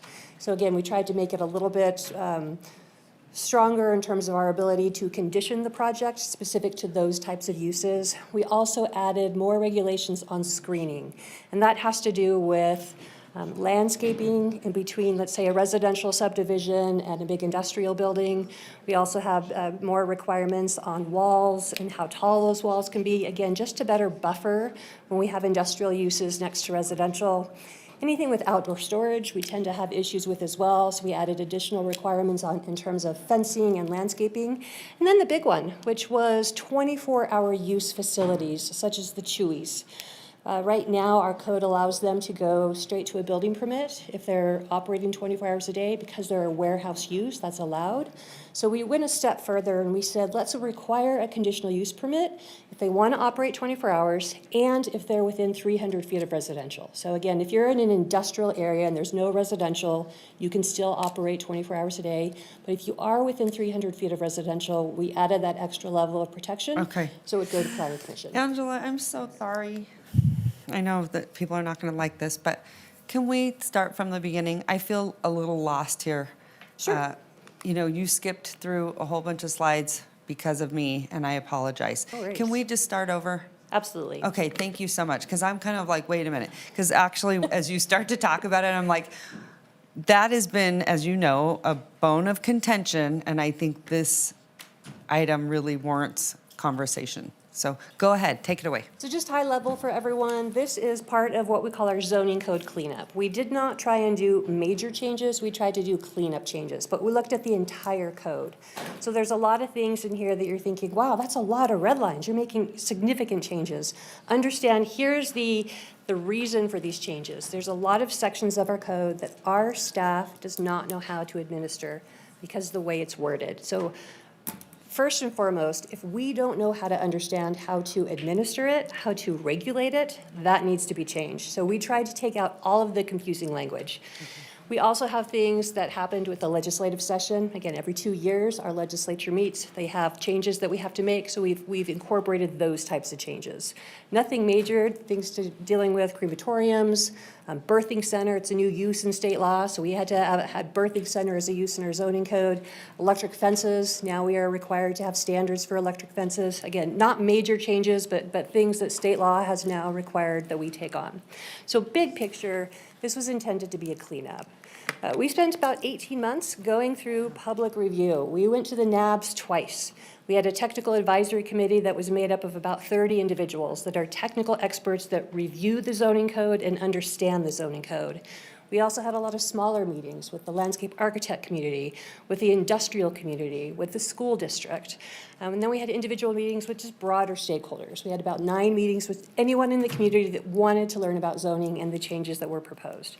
We did talk to Planning Commission 4 times, got their feedback and formal recommendation. And again, in the final kind of step of this, we went back to the NABs and reviewed everything again. Because this is just a cleanup, I wanted to highlight things that we are not touching at this point. Affordable housing, you can check that off the list. We just adopted that this July, so that's great. Accessory dwelling units, we have been given feedback from council to go ahead and initiate that. So we'll be starting our stakeholder input process in January. Changes to a noise ordinance. This code cleanup does not touch our noise ordinance. If you want to do a separate text amendment, we can definitely have that discussion. But just as a cleanup, we did not touch the noise ordinance. Trees, we had some proposed changes related to tree protection. We took that out, and we'll deal with that separately. Sign code, you guys remember that from last week. We're doing that as a separate text amendment. And then cell towers or telecommunications, separate text amendment. High level, some of the big things we were looking at with this code cleanup. Protection. Angela, can I just ask you really quickly so Yes. everyone knows? I know you go in there and you do some modification because of the legislature every 2 years. Yes. But before that, how long has it been since you have, has the city of Reno changed the codes? Our major code rewrite was in 2021, so it's been almost 4 years now since we adopted the code. Okay. Okay, go ahead. I just wanted background. Yep, absolutely. So one of the big things that we've seen while we're encouraging infill, we also are running into conflicts where we have existing neighborhoods with new development coming in, where we're getting a lot of pushback. While we all want infill, we like the idea of infill, what can we do to protect those existing neighborhoods? And that's character. So we came up with a list of things, high level, here's some of the big picture things. Uses such as car washes, we're seeing a ton of car washes, and you've seen them all over the region. But they also have some negative impacts. They're loud. Most of them operate 24 hours a day. When you go to vacuum and it's outside, if you have a house next door, it's obnoxious. So we looked at each use and we said, what can we do to better protect those uses if they're kind of mixed in with our residential neighborhood? So we added new standards, which is, again, we're not taking away where they're allowed. We're just better protecting how they fit in with that neighborhood. We have requirements for any use that's next to residential, and our code had conflicting regulations. In some areas, it was if you're within 150 feet of residential, we have additional requirements. In other areas, it was 300 feet. So we went with the bigger buffer. Any non-residential use, such as a shopping center or a gas station, if you're within 300 feet of that residential zoning, we do have additional requirements. Mr. Martinez brought up at one of our previous council meetings, how do we deal with mobile home parks? Most of the mobile home parks do not have residential zoning, so we've added language that we protect those existing mobile home parks. And then when we have new buildings coming in, especially in these infill areas, we've been running into issues with height. And so a lot of these newer buildings are 3 stories and they're multifamily, and they may be being built next to 1-story or 2-story single family. So we added some additional setback or step back requirements. Any new building that's coming in, if you're going to be over 24 feet, which is a 2-story building, and you're next door to a single family development, you have to push back your 3rd and 4th story. So in other words, you don't have this big building looming over your backyard. If you want to get out of that because maybe it doesn't work and you have a better idea of how you can protect the neighbor next door, we have a process. So you can go through a public review process and say, instead of pushing back my building, I want to do X, Y, and Z. And again, we can go through a public review process and get neighborhood input. Screening was a big one. We kind of talked about that. Anytime we have residential next to any kind of use that's not residential, screening is really, really important. So we upped our screening requirements, made it wider. Trees have to be, more trees are involved. And again, fencing was a big part of that. Related to lighting, one of the big things in that middle picture there is a great example. Anytime we're next to residential, whether you're a shopping center or you're industrial, lighting by far is one of the biggest complaints we get. So we added a regulation, any use that is within 100 feet of residential you have to limit how tall your lights can be. And that's parking lot lighting and wall lighting, such as the picture that you're seeing. Schools, this is one that Councilwoman Dewar brought up. I can't even remember what meeting now, but as we're seeing more schools coming into the region, we went back and we looked at what can we do to better regulate schools. Number one is we need to be consistent with the county and Sparks in terms of setbacks and parking and landscaping. That is a state law requirement. So that is something we made sure we are in conformance with them and we're all speaking the same language and have the same requirements. Number two, primary and secondary schools, we have different requirements. We're finding new schools are coming on board and they're kindergarten through 12th grade. So they're combining those schools.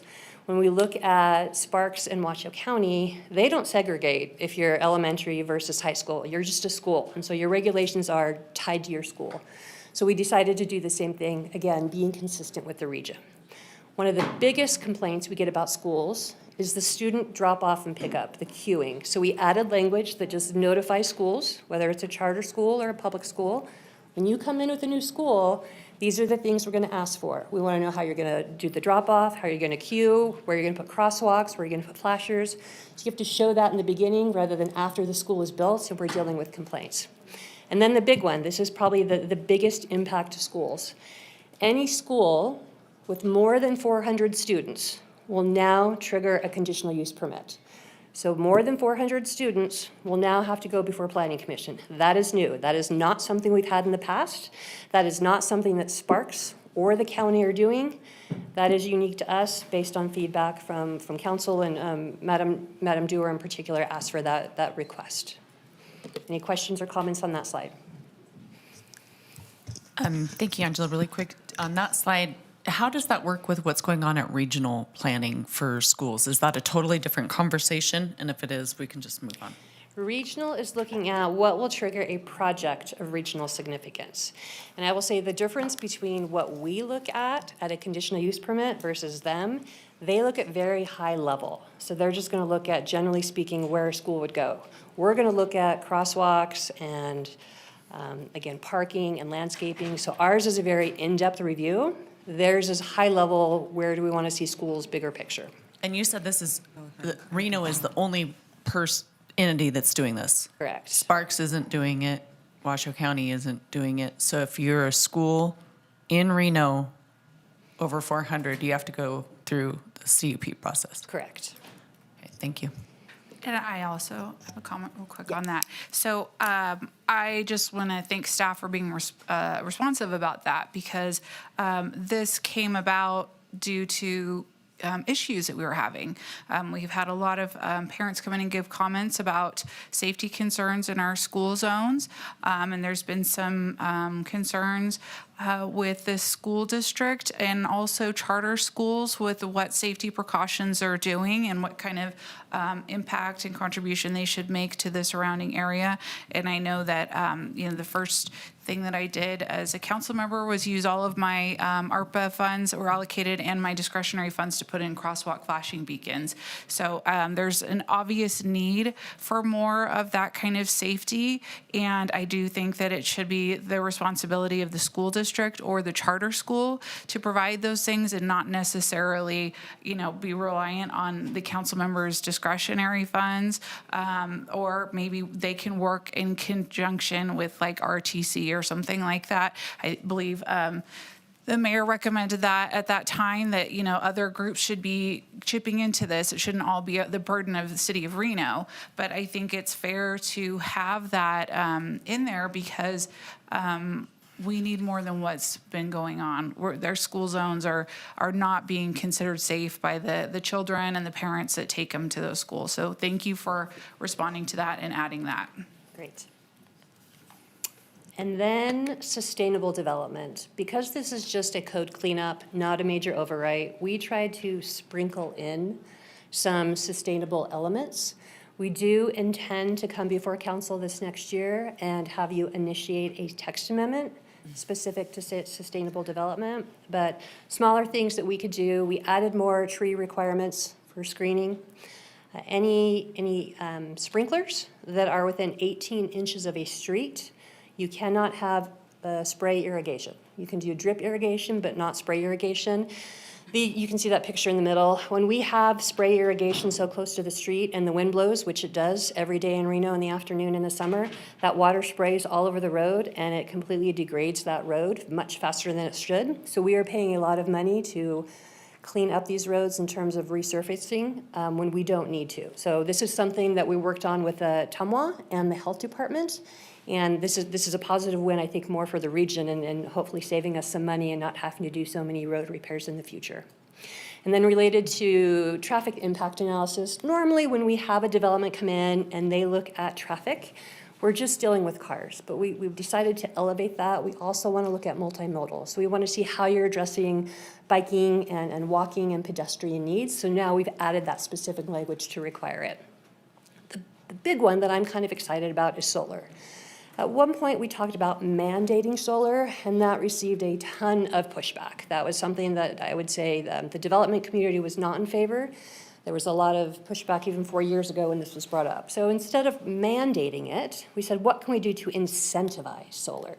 So we've added some language that if you put in solar panels or solar parking, we will allow you to reduce your parking by 5%. It's not a huge incentive, but when you have these tight sites and you're looking for any way to not have to put in as much parking, this is a big win, and the more we can do to try and encourage businesses to do solar seem like a good thing.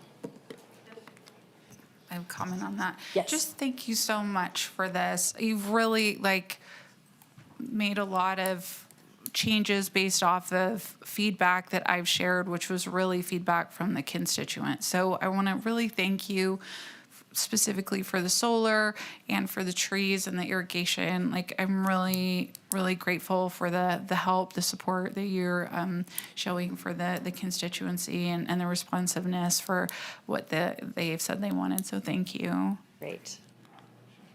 And then industrial development, so we just went over this slide. I think we're probably okay.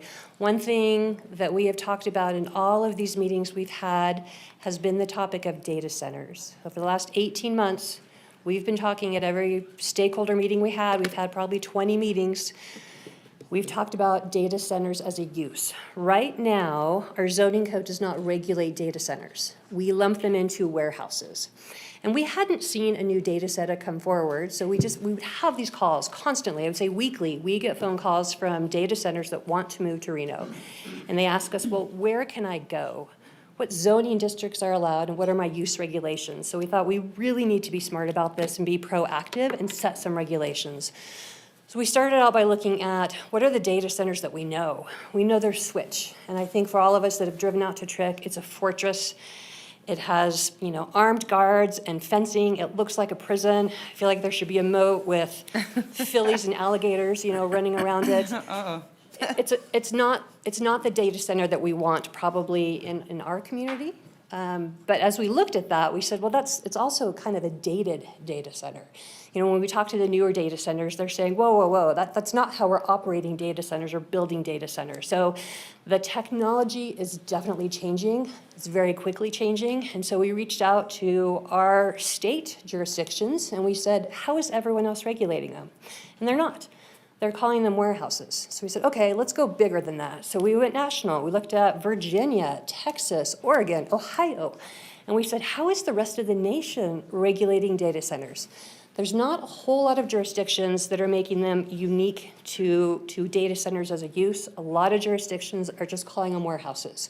So big picture, the things that from a land use perspective we're concerned with, what do they look like? What does the fencing look like? How do we control things like the noise? How do we control things like number of employees and dock doors and parking? So we put in some standards specific to data centers. And because we don't know the impacts, we added an additional requirement that every data center that comes in to the city of Reno will have to go through a conditional use permit. We don't have many uses that we're that restrictive on, but because we don't know about the technology, we don't want to miss anything by having them go straight to a building permit. So any data center that comes through the city will have to go through that conditional use permit process.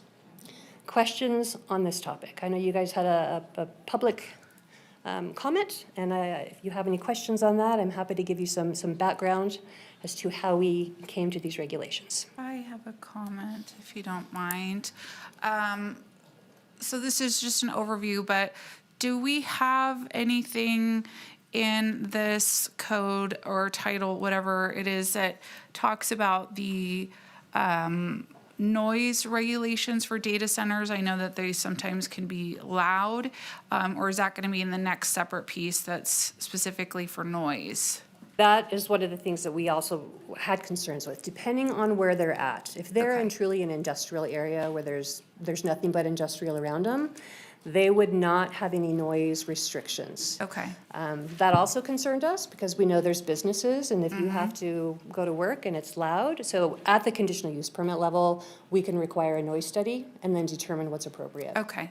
And then my other question, and this is just kind of, it was triggered by last week's planning commission meeting, but it is not specific to that development.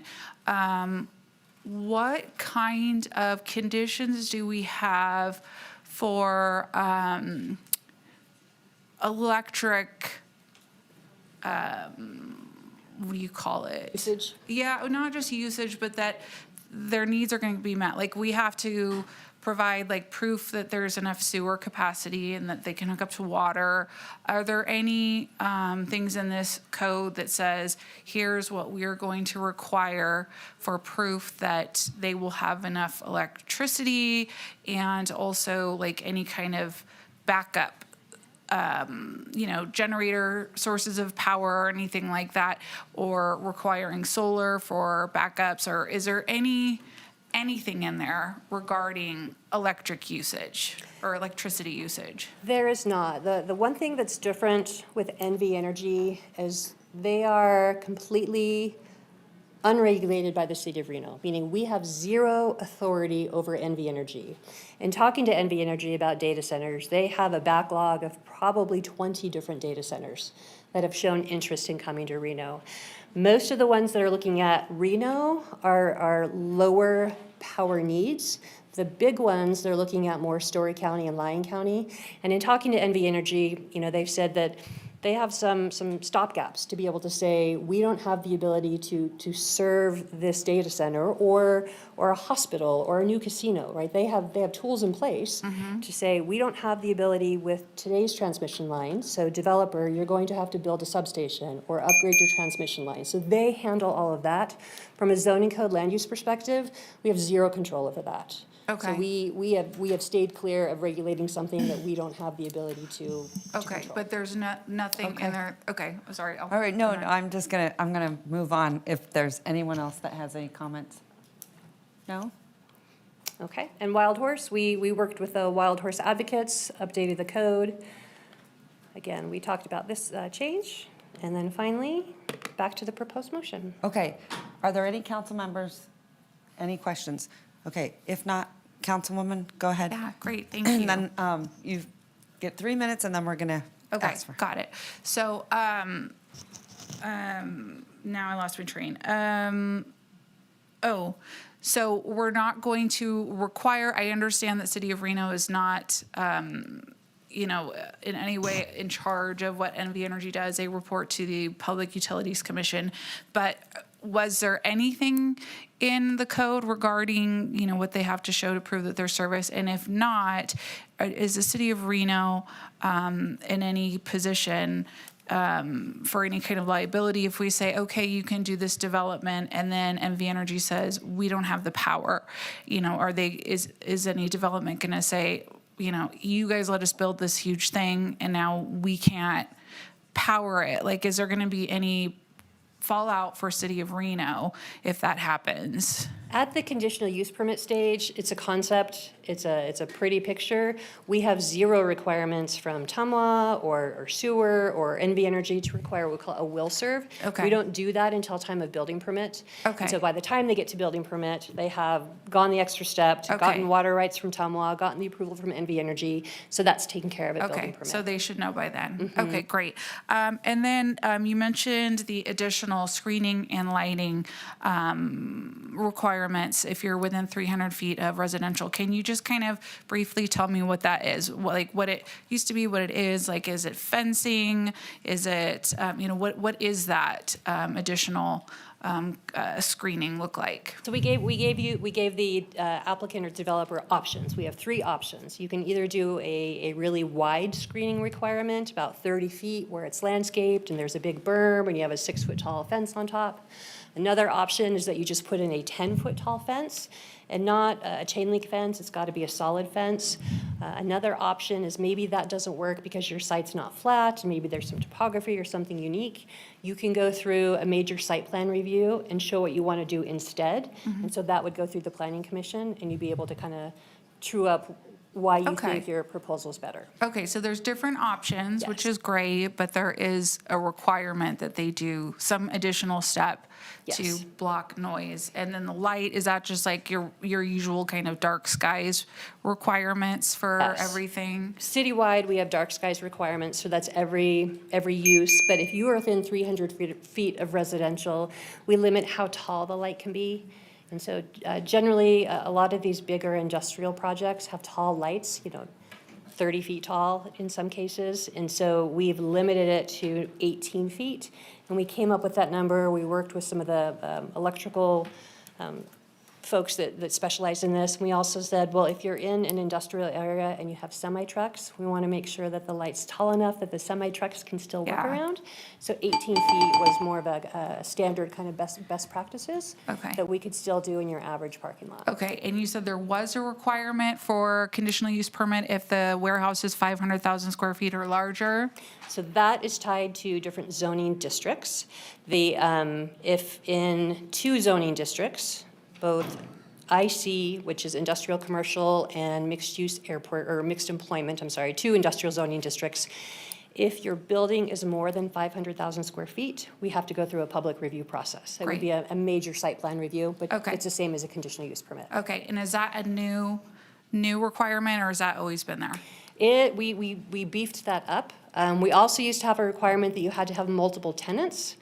And so we kind of said, why? We shouldn't be regulating businesses. So we Yeah. took that out and we said, we don't care how many tenants you have.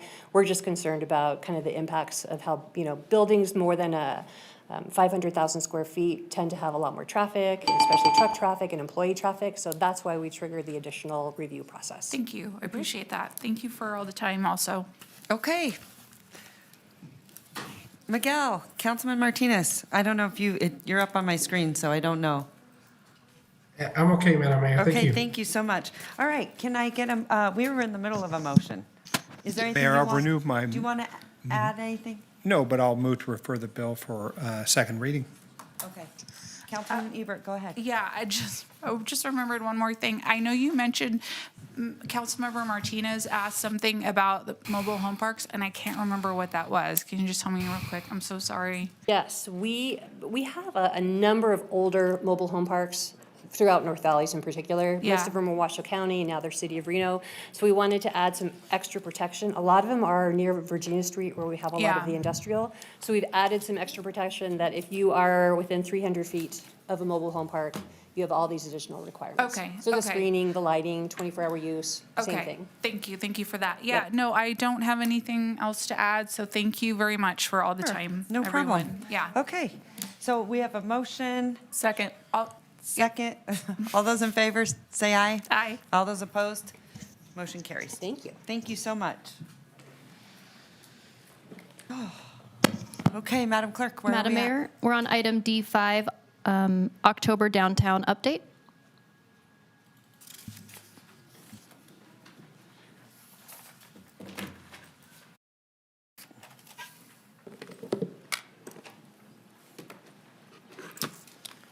Good afternoon, Madam Hi, Mayor, how Vice are Mayor, you? council members. Brian McCarroll, Revitalization Manager. I'm here to give the monthly report, downtown report for the month of October. And why this hits our alignment with our strategic plan is obviously we care about a safe, vibrant, clean downtown. We want economic activity happening in the area. We want to increase the property tax as well, and providing things for people to do and see. And so it hits all of our strategic priorities in the plan. Just to reiterate, we do have a lot of boundary lines in our downtown area. We have the Business Improvement District. We have the Downtown Regional Center that the RPD uses. We have RDA1. We have different zoning areas. And so it was decided that the Business Improvement District boundary would be the boundary that we use when we talk about the areas when we describe downtown. And we're highlighting 3 strategic areas. Strengthening economic conditions, which is attracting new businesses, investments, housing, job creation, enhancing the built environment, which is the things you can see, feel, and touch. That is infrastructure, capital improvements, placemaking, our restore facade improvements, as well as any beautification activities. And then enhancing the downtown experience, which is how people feel when they're in the area. So that is our safe and clean activities, maintenance, activation, the ambassadors, public safety, and river rangers. And so getting into the numbers, I'm not going to highlight all of these, but I do want to mention that we have one new business in downtown that opened. That is the Alpine that opened on West 4th Street. That opened as part of the Offbeat Music Festival that occurred in October. We had even though it was counted in September, but we had the grand opening of the Vintage at Washington Station, which is 205 affordable housing units. And Mayor, you attended, Councilmember Dewar attended that. I think I have a picture here.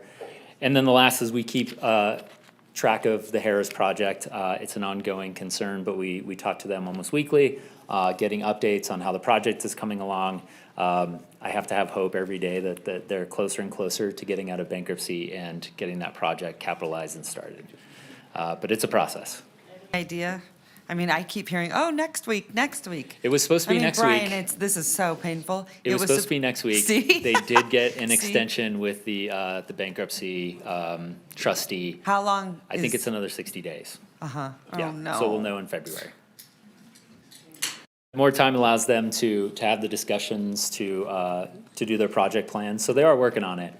They're just not focusing on the bankruptcy. They're focusing on the architecture, the floor maps, the cost to complete everything. So they're putting good time and good work into the project, but it still has to get out of bankruptcy. So, yeah. Okay. And this is a picture of that Vintage at Washington Station ribbon cutting. As I mentioned, 205 income restricted units for seniors. The next page is the built environment. So how the things you can touch, feel, see in the area. I'll highlight that with the Restore project, we had one completed this month. That was the Lead Dog and Sunset Winery building. They redid their signage over there as well as some building improvements. I have a picture of that here in a second. Placemaking activities are on track. You should start to see a lot of the investments from the ARPA funds in terms of placemaking happening in West Street Plaza and Locomotion Plaza. And those should be completed April and May. That's extra furniture, that's new containers, and sort of spaces on Locomotion Plaza, artwork going in, as well as 2 more years of activation. The Truckee River Vision Plan was approved in the month of October, and so we are starting to execute on outlining the potential projects that could come from that plan. We did submit a large pre-grant application to the state of Nevada for eligible Truckee River enhancements projects. So part of the Truckee River Vision Plan outlined more lighting, additional things both on the riverfront and in the river. And so we applied pre-grant for about $17 million in potential projects to come from that grant. And so if we get that, we could fund some of the projects in the vision plan from that grant fund, and if not, we'd look towards other funding sources. Discussions continue on the Parks District as well as a river service plan. Those are ongoing. We did kick off a parking and curb project to identify how we conduct maintenance, the infrastructure, as well as ticketing for all parking in downtown, as well as going through and looking at our curbs. Do we have too many loading zones? Should we be using our street curb area for different uses? Obviously, the rise in ride share has required the need to change how we approach the actual curb throughout the area. And then we have Parks has done significant tree pruning and maintenance with Barbara Bennett Park. So I'll just highlight that. That is one of the Restore awardees. They redid their signage. If you notice on the left, their signage was so sunburnt you could barely see what their business offering was. And with their Restore grant, they redid a new lit sign there. So small tactical improvement for the facade there. Here I'll highlight some downtown code enforcement efforts. And so Mayor, last meeting you asked for Zach Cheer, code enforcement officer, to be here. He is here, so he can answer some questions. But if you'll allow me just to highlight some of the things that they do day to day. And so when our code enforcement officers are downtown, they're typically responding to active complaints issued by citizens. And so if a complaint is made either through Reno Direct, it would get listed and they go by and they handle those situations. But when they're down there, they're also initiating proactive code enforcement cases. So if they see something that is a violation of code, they're proactively addressing those things. And so to fiscal year to date, code has completed 72 active code cases. There are 11 active ones and 29, there are 11 active complaint ones. I mean, somebody made a complaint, it's being addressed. And then there are 29 proactive ones, meaning code enforcement officers identified something wrong and they have taken some initiative on that. But the best part was Zach's effort really building a rapport with these downtown property owners to make a remediation plan to handle a lot of these challenges. And so he's built great rapport with a lot of the business owners. I believe you hear about it. I hear about it all the time. And so those things are being addressed. And the last one I'll mention is enhancing the downtown experience, is how people feel when they're in the area. Obviously, Lake Mill Lodge is something we've all heard about. Approximately 150 people were displaced due to the lodge being condemned. But our PD, our Clean and Safe team, the Downtown Reno Partnership, and our HAND team has all provided immediate assistance when that was announced and helped help those individuals find solutions and mitigate further homelessness. So they did that. The biggest thing I want to mention is in October was the Offbeat Music Festival. This is something that was moved from Midtown to 4th Street. I believe they doubled the capacity this year. It was an incredible event. There's pictures of it in the next slide. We had 7 venues totally packed with bands from all over the West Coast. It was a great event. That was something new that I assume will continue in the 4th Street corridor in the future. We had planned activation days, so we continued with some of the concert series, movies in the park, things like that. But the rolling recreation under Parks and Rec, they've been stationing in Barbara Bennett Park Monday through Saturday. They had 876 people engaged with the rolling recreation activities. And so there's Parks and Rec going out there, doing their own types of engagement. The mobile engagement team is fully staffed, and so you'll see some of those numbers with engagement from the mobile team is up to 109, now that they're fully staffed. We did hire an economic development marketing program manager under my team, JP Wirtz, so we're incredibly excited to have him come along and further do some storytelling on the activation, economic development and redevelopment activities that are taking place. And then Parks and Rec hired 2 additional river rangers for the area. So that's the report. That's fantastic. This is the DRP's numbers. I don't believe DRP is here to share their numbers. These are the standard metrics that they do, and everything seems to be on par with previous months. So, and they are doing a lot of active cleanup in the area. There's a picture here that is an example of that. And then just to highlight the Offbeat Music Festival, so this is the Morris Berner Hotel. They did projection mapping on the building. So from across the street, they do very high-powered projection. And so it lit up the entire building with the brand of the music festival. So that was quite exciting. The picture above is one of the acts performing. And then the picture on the right is the rolling recreation in Barbara Bennett Park. So with that, happy to answer any questions.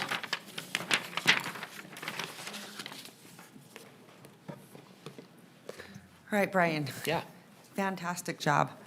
Zach, thank you for being here. One of the biggest reasons I wanted you to come is that you are in a very, very tough job. And you have to have a lot of interaction, and you have to have a lot of sympathy for people and compassion. And I just want to praise you for the job that you're doing, because that is probably one of the hardest. And you have a lot of respect out there, and you should know that. That's very hard for a code officer to sort of warrant that kind of praise. And the fact that you are working with the businesses, I believe that that's important, that they understand the communication and everything you're doing. So I'm very, very proud, and I'm very grateful. If you notice, things are starting to turn around, you know, from murals to horseshoe signs to businesses opening, despite what some media outlets might say. I want all of you guys to know that I recognize your hard work day in and day out to make it happen. Because I also think that they didn't report about the actual data and the numbers. I follow it closely. So I want to just say thank you from the bottom of my heart, because you are making a difference. And then it becomes really frustrating. I wanted to acknowledge that whenever I think the media inaccurately reports sort of that data that we see out there. Matter of fact, it's, gosh, I think, Brian, we were just talking about today. Where'd you go? I don't know where, or maybe you're over there. Brian, that there's never been more housing units downtown in how many decades? And part of that is because of your enforcement, Zach, we're seeing people turn on the lights, get things cleaned up, and revitalizing downtown. It's going to take a while. And the hardest part is the biggest issue I think we have downtown versus, you know this, Brian, because we did Midtown together.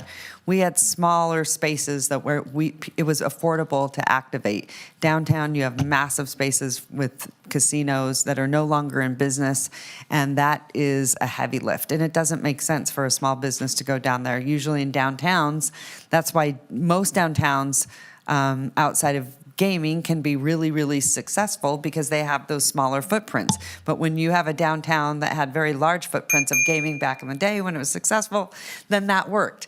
But I just want to say thank you. I am getting praise about you left and right, Zach, and you know, that's not usually how my office gets to hear. I mean, I think my office is that area where I only hear 95% bad. And so when I hear that 5% good, I'm like, oh my goodness, it really stands out. So I want to say thank you from the bottom of my heart. Please come to any of these updates. If you can think of things that we can do that are innovative, helpful, then we want to be able to do that. So thank you. And I know Councilwoman or Vice Mayor Taylor feels the same way. Am I right? Absolutely. I was in a meeting yesterday and you had an astonishing number of vehicles towed. Will you share that with us? And not just any vehicles, because it's one of our number one complaints. For the record, Zach Cheer with Reno Code Enforcement. So I do code enforcement for the city. Ancillary to that, and within our department is parking enforcement. We work hand in hand with them. I think they had something like 20 vehicles towed this last month. Don't quote me on the numbers, but we can But you were clarify that. specific about the RVs. Yes, sir. so parking enforcement focuses on the RVs in downtown and You ensuring had like that- 14 towed. Correct. Fantastic. Yes. All right, Councilman Martinez. Nothing? Okay. Oh, yeah, sorry, Madam Mayor, it took Go me a ahead. minute to find my unmute button.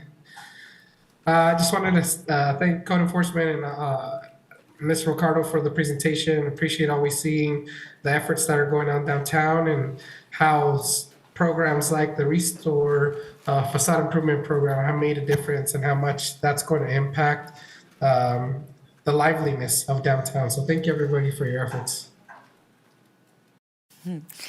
Councilman Reese, anything? No. Councilwoman Ebert? No, sort of.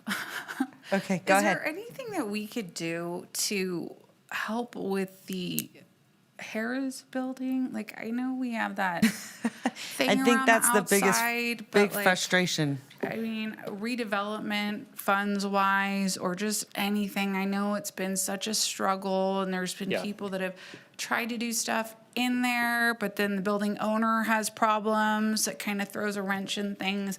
Is there anything that the city of Reno can help with? I mean, yet another project, right? But is there anything, any tools that the city of Reno has to help with a project of that scale?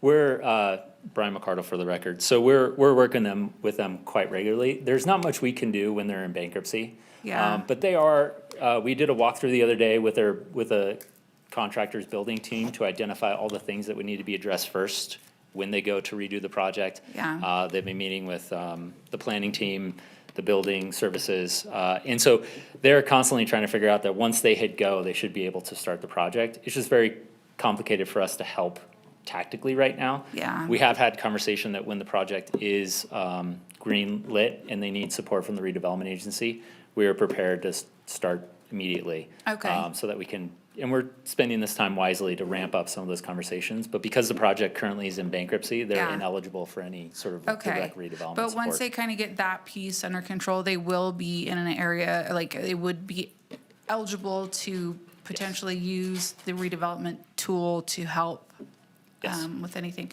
Okay, great. And do we know if, like, the building's okay, like, it's not gonna be a tear down or anything, or is that too Don't big of believe a it will be, no. conversation? Okay, okay, good. So, yeah, a little bit off topic, but kind of tied to it, so thank you. Yep. That was it. Good. Okay. Do you need anything from us? I don't think you need a motion. Nope. I will say, you know, the ballpark apartments have opened and went by, and people are moving in. And they're really excited. They know what they're getting into when they're moving to downtown urban environments, but they're still really excited. So when they hear that we have a whole summer for the next 2 summers we have 114 activation events for the next 2 summers. 114 things to do during the summertime and the swing seasons, as well as a big festival and other activities. So they know what they're doing. They're really excited to start living in the environment, to see baseball games across the street. And Walkability. we have 5 more projects to welcome more residents into downtown over the next few months. So things are starting to change. What about birdies? I saw the lights went on. Birdies is open. I can't give it, this is October, so I can't give an update. Oh, you but can't give Birdies- away your November. Birdies or open. your- Birdies opened last night officially. Yeah. So they wanted to get open and before the Santa Crawl. The food is amazing. So if you have a chance, go by Birdie, go play some indoor miniature golf.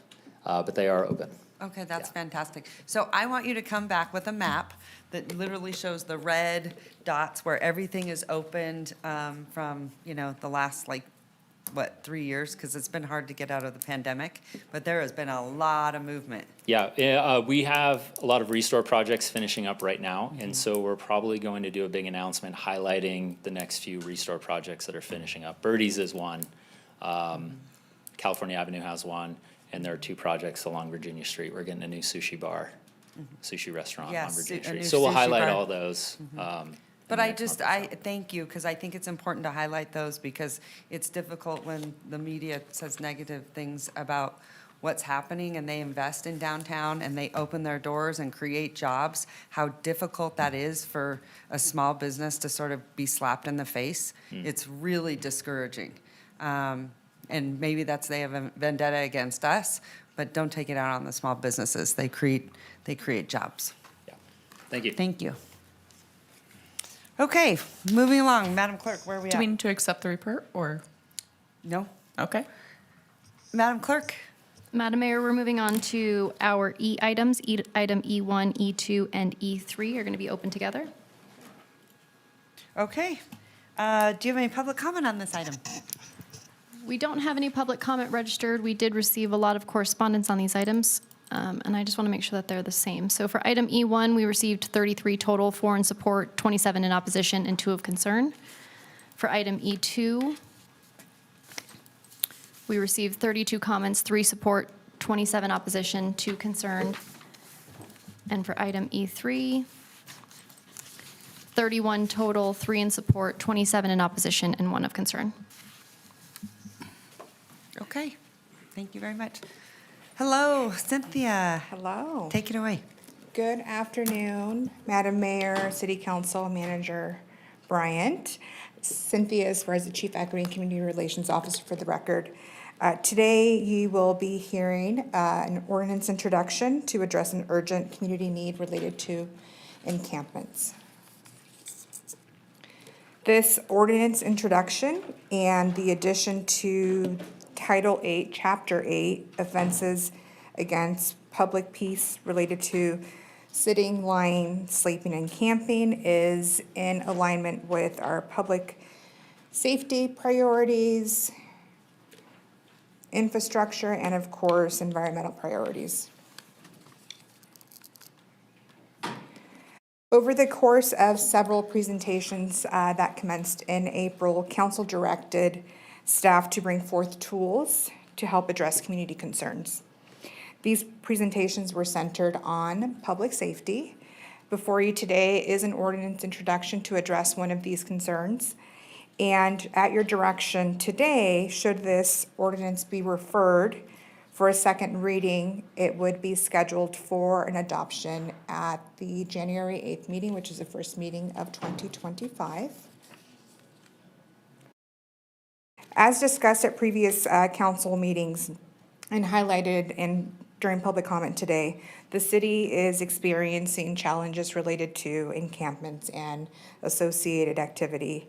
Today's introduction is an important step to help address this public health and safety concern and is a missing piece to help discourage and mitigate unlawful activity, interfering with equitable and safe access to public spaces for all members of the community to enjoy. These pictures illustrate concerns we receive on a daily basis, are submitted by residents via Reno Direct, or are also taken during city walks. Whether it's activity blocking a sidewalk, addressing occupied vehicles with associated human waste, as was shared previously, it is an emerging community issue, or campfires, the ordinance will help address gaps currently in RMC and also provide fair application of laws. Certainly, it's cold, we understand that. Campfires are prevalent right now, but I do want to highlight one of the pictures that was shared by residents of a hillside with remnants of several fires, which obviously pose significant threats to the community. Current ordinances, just wanted to highlight a couple items for you. As directed by council, staff examined RMCs, regional ordinances, and also trends post the grants pass Supreme Court decision. And there certainly are challenges with what we currently have in place. At this time, several RMCs related to camping, blocking sidewalks, doorways have outdated boundaries, inconsistent processes, are difficult to enforce, and are not addressing today's community's needs.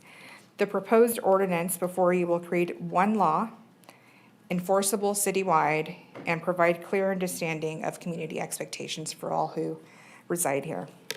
Additionally, this amendment is consistent with the U.S. Supreme Court decision from earlier this summer. When we talk about addressing community needs, I do want to highlight a couple items as well that are built into the ordinance. One is related to sensitive areas, so being mindful of schools, hospitals, childcare facilities. We're also ensuring parks are accessible and safe for all members of the community and families to use. Providing unobstructed access to sidewalks is also key. As a region, there have been significant projects, whether it's Midtown or the new Wells Audi project with wider sidewalks. This connects with that as people are utilizing these spaces, but we need to ensure that they're free of obstructions, and also safeguarding our water sources from biohazard material, whether it's the Truckee River or other public spaces. I want to reiterate and share that this will continue for clean and safe outreach practices and operations will remain intact. We will continue to lead with outreach and connect individuals to services. At the same time, for many years, we've led these efforts within the city of Reno for individuals that are living out in the elements. And while we have made significant progress, we continue to provide outreach. We are also seeing a reality that there is a higher level of service resistance in the community. To illustrate this, before you have data from the last 6 months. This is data that was collected from all our outreach teams citywide, so from Ward 4 to Ward 6, East and West. Out of the over 2,600 interactions, 64% declined services. And while we recognize that every no is closer to a yes, we also need to be realistic with that this is what we're seeing in the community, and an ordinance like the one presented today could potentially help encourage service acceptance. Likewise, over the past couple of years, we have seen, and there's new facilities providing shelter space. In total, at the CARES campus, we have 709 beds, the CARES campus and our place. In addition to that, we are in December, 109 beds are available. That includes beds at the CARES campus and our place. And of course, there are additional shelter facilities and transitional living facilities available within the region that have a little bit, they have different requirements, which could present some challenges for individuals to want to accept to merge into one of these programs.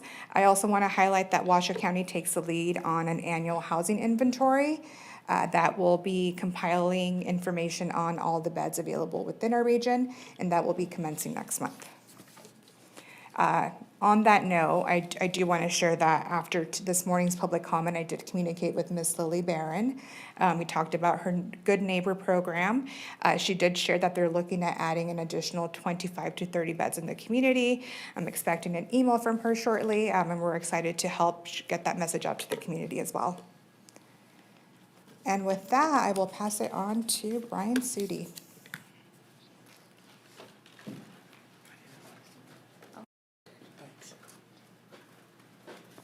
Brian Sudi, Deputy City Attorney for the record. So we looked at comparing what we currently have for our laws in connection with Sparks in Washoe County. And recently, we've had our no camping along the Truckee River for many years now, and it's been at 350 feet from the river. Both Sparks and Washoe County have 1,000 feet from the river. So they obviously expanded their jurisdiction much larger than what we currently have.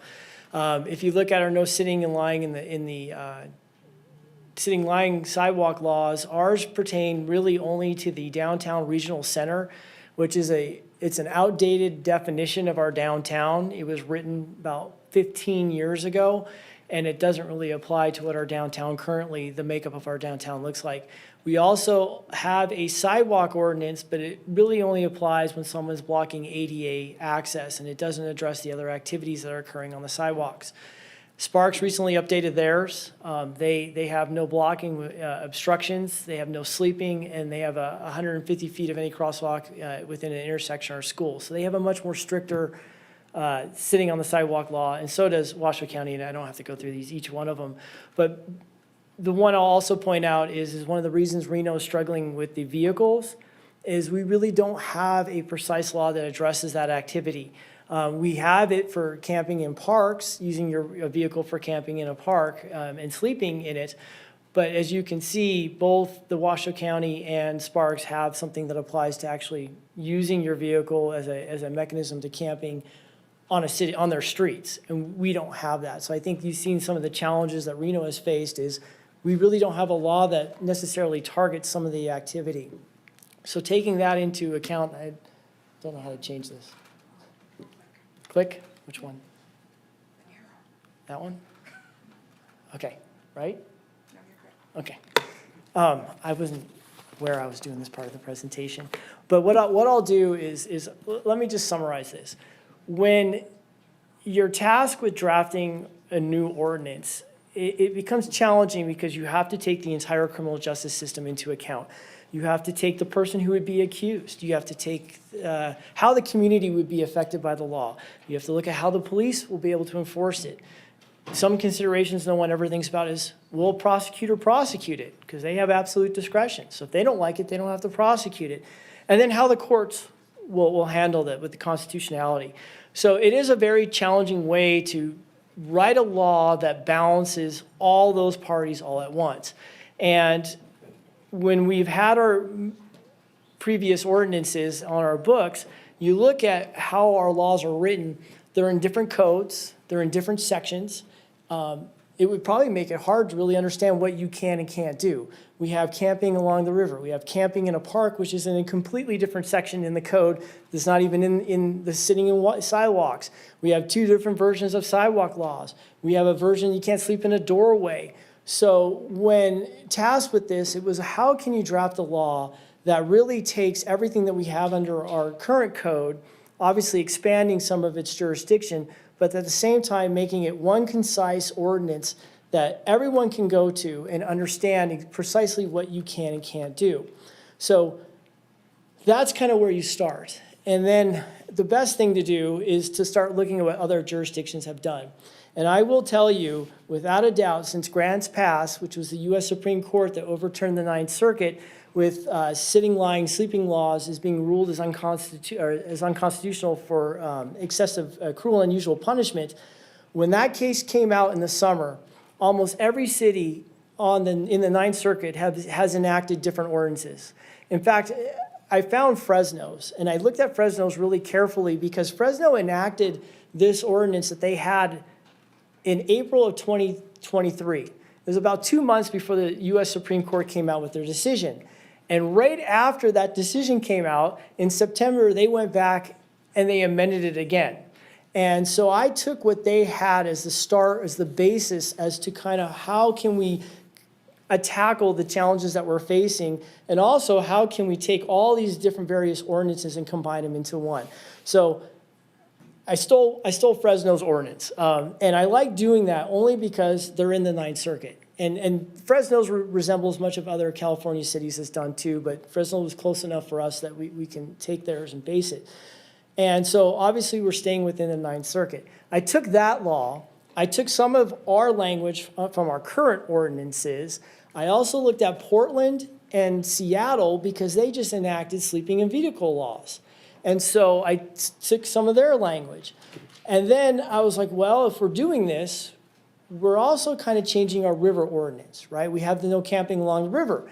And I was like, well, this is a prime opportunity because I will explain to you, our camping in a park defines what camping in a park is. But our camping along the Truckee River does not define what camping is. And so we have a conflict within our own code currently. And so I went to San Antonio because they have a river district. They have a vibrant river. And I was like, I wonder what kind of definition do they have? And looking at their definition, it took some of the stuff that we had on our parks, but also addressed some of the issues that we see along our Truckee River, such as moving the earth. We don't have that. And when we see people camping along the Truckee River, you have destruction of the river path, the destruction of the riverbanks. We really don't have anything that would address that. And so I took San Antonio's, I took Portland, I took Seattle, I took Fresno, and I took our own current laws and kind of put this all together into one package. Now, the difference is that everything that's in our current law would still be valid. Nothing would change.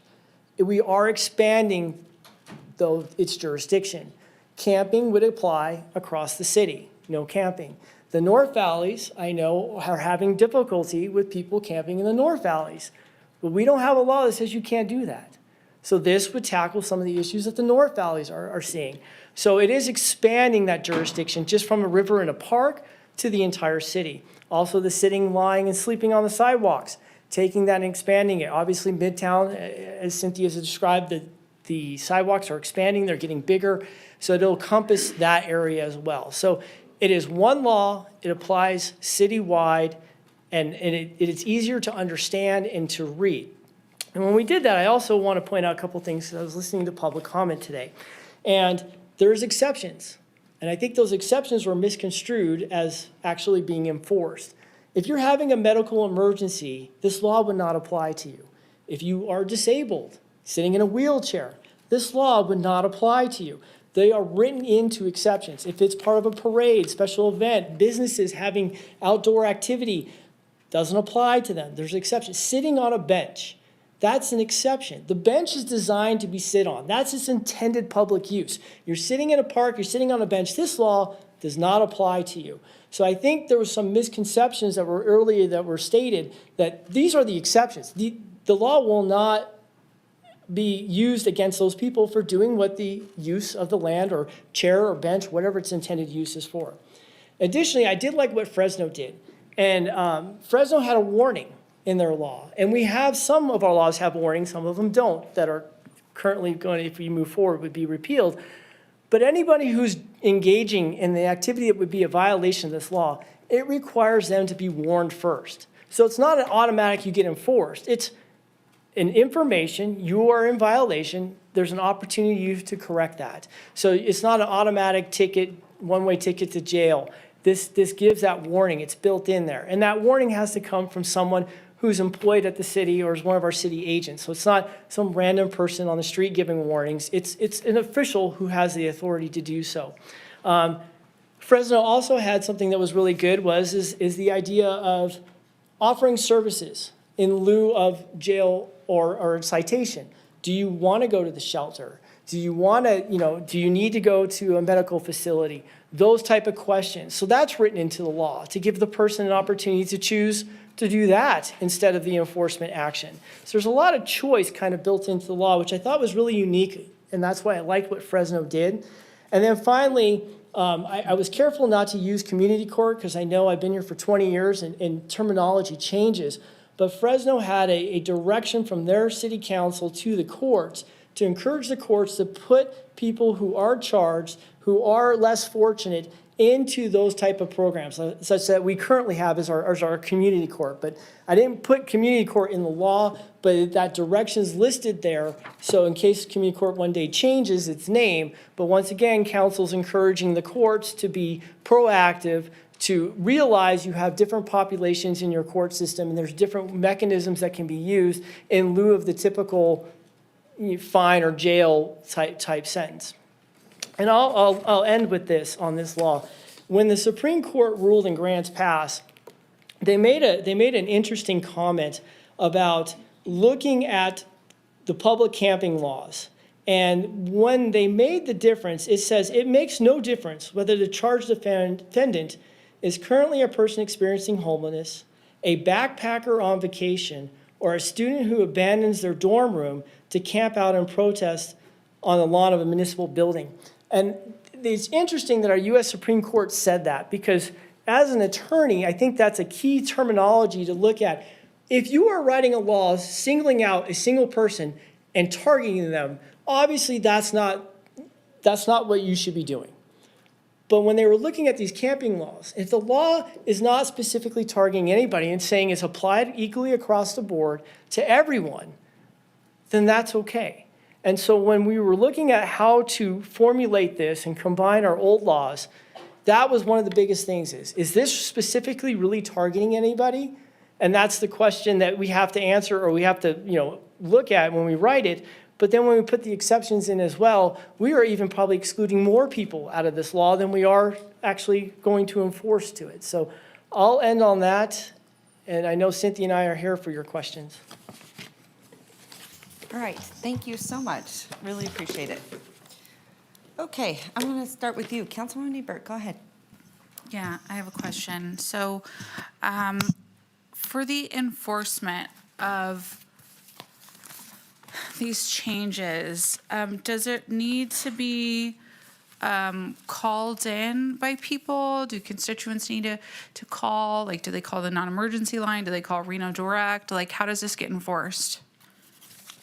So this is probably just like most of all of our other laws. Either one is yes, we would probably get a Reno Direct complaint where then staff could go out to see if the activity's occurring, to confirm that and then address it that way. This law also allows police officers to enforce the law if they see it, just like every other ordinance that we have. Okay, so,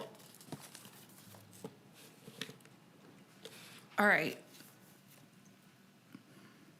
I guess I'm a little confused on that because it says on here, offenses against public peace. And we had a big conversation last council meeting discussing how the police technically cannot have their peace disturbed. So I'm wondering how this is different than them not being able to observe the peace be disturbed by noise. So it feels maybe like I don't understand why it's not consistent across the two ordinances? So this falls within the chapter of our of public peace offenses.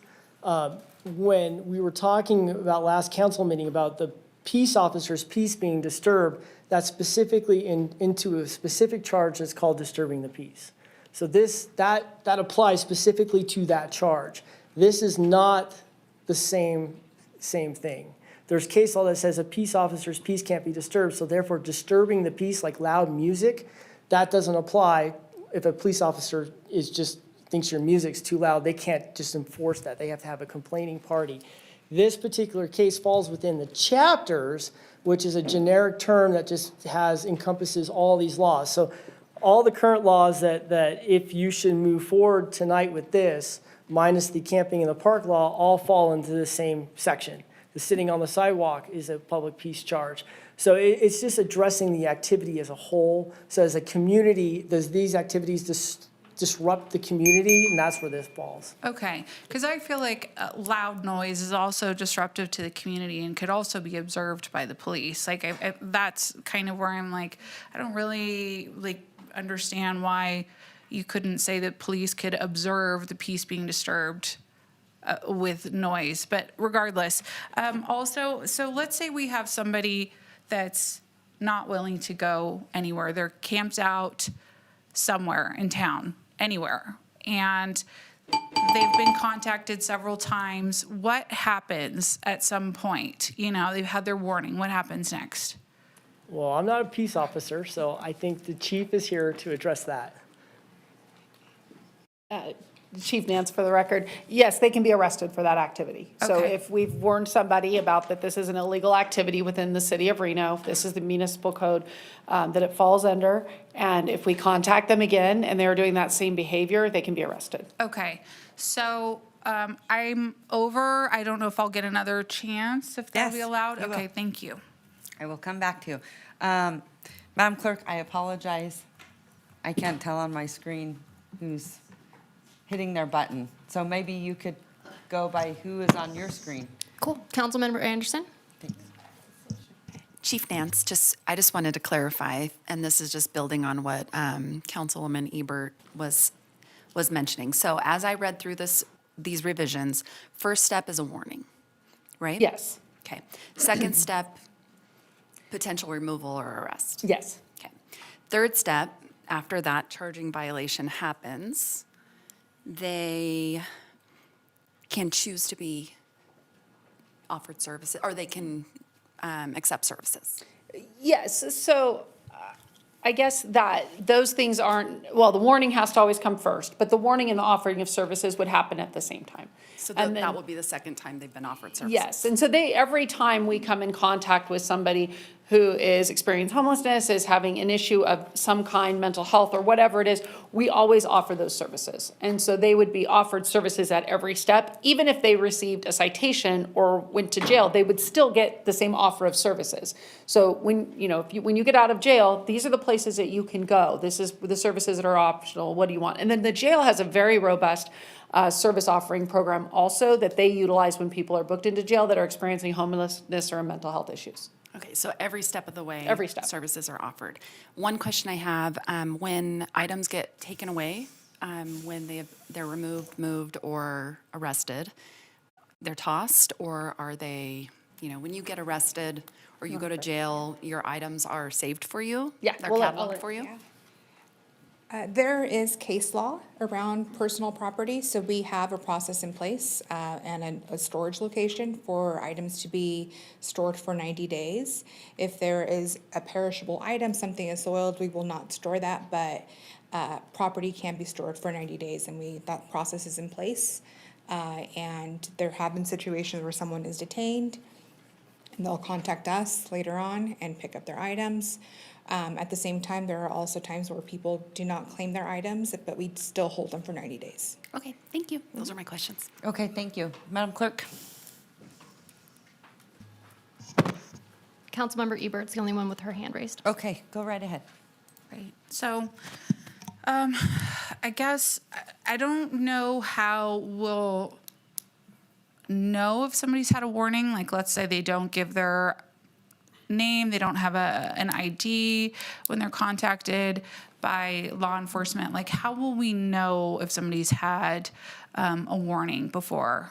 So if you're contacted by law enforcement and it's a legal detention or contact, you are obligated to provide identification or enough information so that we can properly identify you. It's part of the law. So if we contact somebody, we will go to all the means that we can to figure out who they are.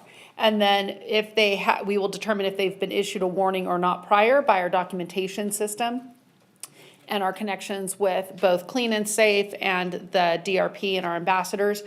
We will have a documentation system in place that says that they've prior been warned for this behavior or activity. And then we will be able to move forward with the arrest of the individual if they've already been documented in our system as having been warned for the activity. Okay.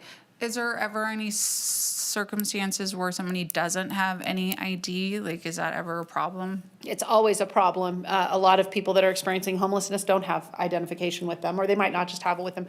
But there's a lot of ways that we will utilize to identify that person, and we are pretty much very successful in that. Either they've had contact before with another law enforcement agency in the county, they have a prior driver's license or identification, even if it's expired or old, or maybe they're known to our officers. We also utilize help with the rangers, the downtown ambassadors, anybody else that can provide us help on helping to identify that person. And usually they tell us their name and their birth date, and we're able to say this is who they are. Okay. There's a lot of verification systems in place that we utilize on a daily basis. Okay.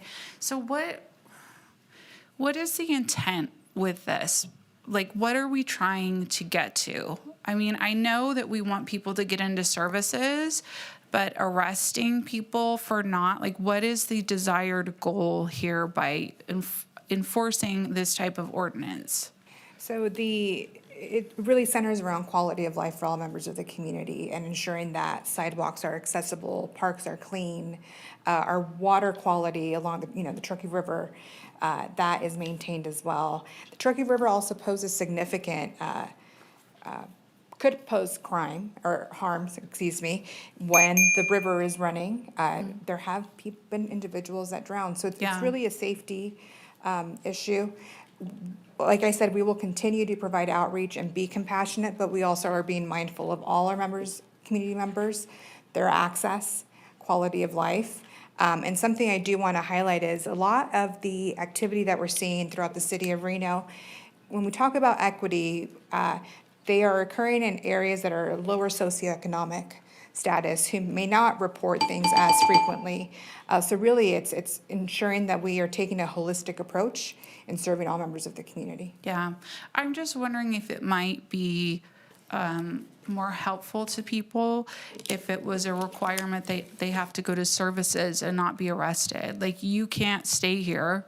We are taking you to services, because this feels very much like we're going back to like debtor's prison times here, where like you're getting arrested and now you're gonna have fines, and these people obviously do not have jobs or the means. Maybe they do have a job. There's people that are unhoused that just can't afford housing right now for whatever reason. So I'm just really concerned about what is the desired outcome and how we're trying to get there. Like, I would be much happier if we could say, like, we're going to have to take you to the CARES campus or somewhere else. I know it's not perfect, but it's what we have.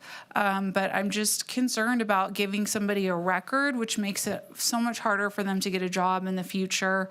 I know what we intend to do, but there's always unintended consequences. So I'm just worried about that aspect.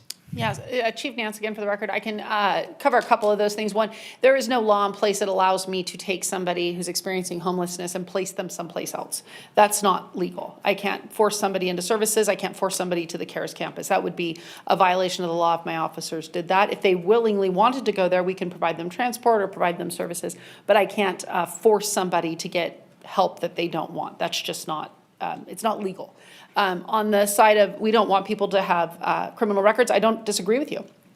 There's a system in place for a lot of these types of crimes that they go to community court first. So they are going and being then forced into services. They have to go to a place that helps them get services. If they fail in the community court setting, they can get a failure to appear, which can equate to a warrant, can even bring them back into community court for a second opportunity to that. This is even if they're released from jail. They can go get remanded back to community court. So there's still additional steps for services along the way before it gets to potentially jail time. Now, with that being said, if they fail those services all along that pathway, there could be jail time potentially. By a judge could issue jail time for their failure to appear on cases or for failure to participate in programs. What we found in law enforcement is that when we do these enforcement acts, which we are very in tune with, and this is part of this ordinance, is to allow my officers a very easy way to understand what's legal and not legal. As Brian City said, it goes on where there's these laws and these laws and these laws, and they're just not consistent. It's very hard for enforcement. There's areas in town where it could be NDOT property, it could be private property, a sidewalk and a road, all owned by different people that we can't really figure out how to enforce. There could be 4 different tents lined up and they all have different enforcement sides. This makes that enforcement consistent. It makes the treatment that people receive very consistent, and it allows us to say, do you want to go to services? We want to help you. What you are doing is a crime. The next time we encounter you, if you have not changed your behavior, you will be arrested. And that says, how are you going to handle this differently? And then even after the arrest, there are still services provided. And so there are still opportunities for change and opportunities for additional services. The arrest is one small part of it, but I agree with you that we don't want to take away or give people big criminal records. This is not a felony conviction. It will not interfere with employment. And even after they've been arrested, they have the opportunity to change those behaviors. Okay. I don't know, does anybody else have anything? I have a couple more things, but I don't want to. I'm going to just say a few things. I want to make sure everyone gets around. Madam Clerk? Madam Mayor, so Councilmember Ebert has had 2 rounds, and there's no other hands raised. Okay. So, listen, this is something that I have lived day in and day out. It's not something that I've advertised anywhere, but a lot of people know in this building that I have had long relationships with homeless individuals in this community. So much so that I now have Asa's dog that lives with me because Asa sadly passed away. But we went through, and thank God for Amanda and my sister just doing so much work in this space that we never talk about, but I've spent so much time at motels. I can give you names of the motel managers that know that, I've done a lot of work, like personally in this space, many, many days and day out. I could tell you stories with Asa. It started that he was living outside for a year behind a CVS dumpster with two dogs. He was severely mentally ill. He was also highly addicted to heroin and other drugs, any drugs he could get his hands on. And of course, if you're living outside, you could clearly probably understand that. But it's much bigger than that. And he was living outside for a very long time, and we kept trying to interact with him. He would not get services. He would not get services. He was so resistant.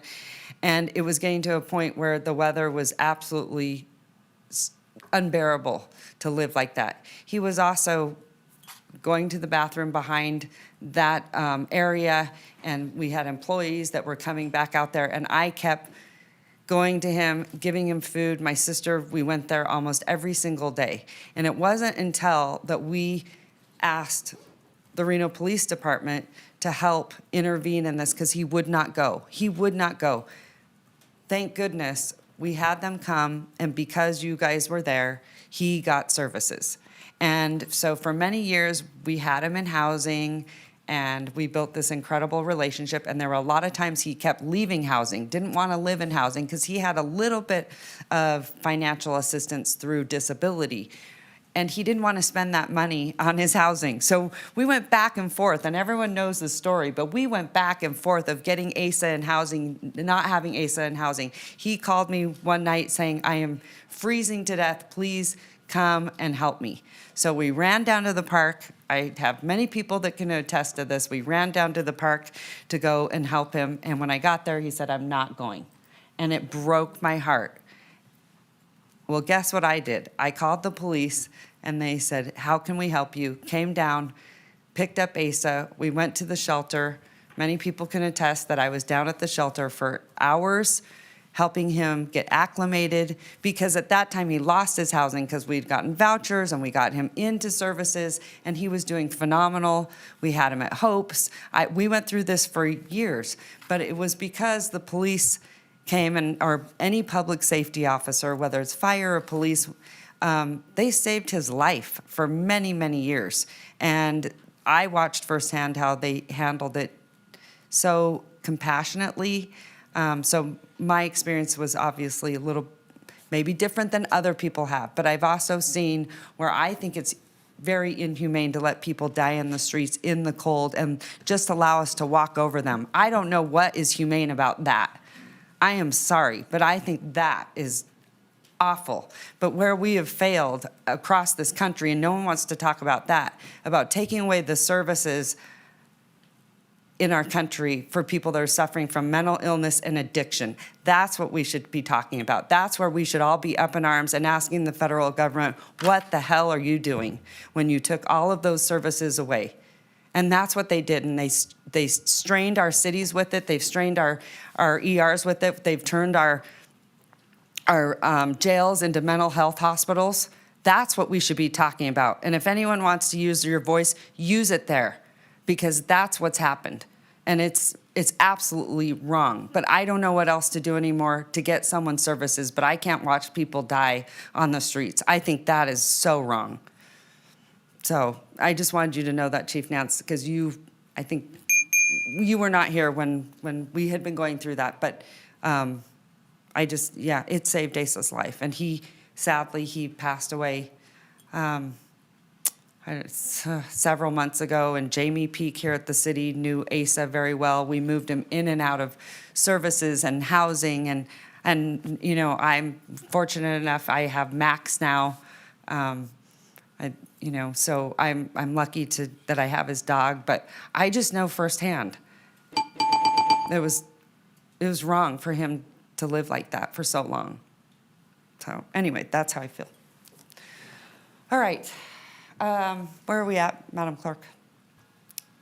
Madam Mayor, we need the city attorney to read bill numbers, but we're ready for a motion. I'm going to go back to Councilwoman Ebert, and then okay. we'll Okay. move on. Yeah, I just wanted to say that, I agree people just should not live that way. And I agree that it's awful that we do not have the support of the federal government funding to provide mental health services in the way that we need, because the city of Reno does not have the money to do this. I'm just concerned that, we are able to make laws that make it okay to be a criminal to camp somewhere, but we can't make a law to say that you have to go to services.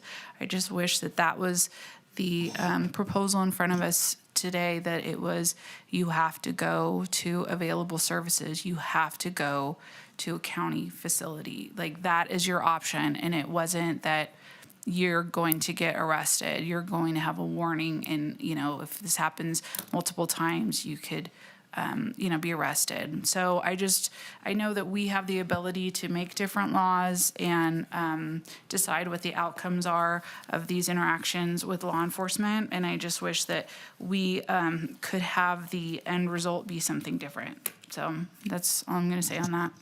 Thank you so much. Good comments. Agree in the sense that it's terrible that cities everywhere look at this country. Go ahead, Councilman Reese. Thank you, Madam Mayor. For my part,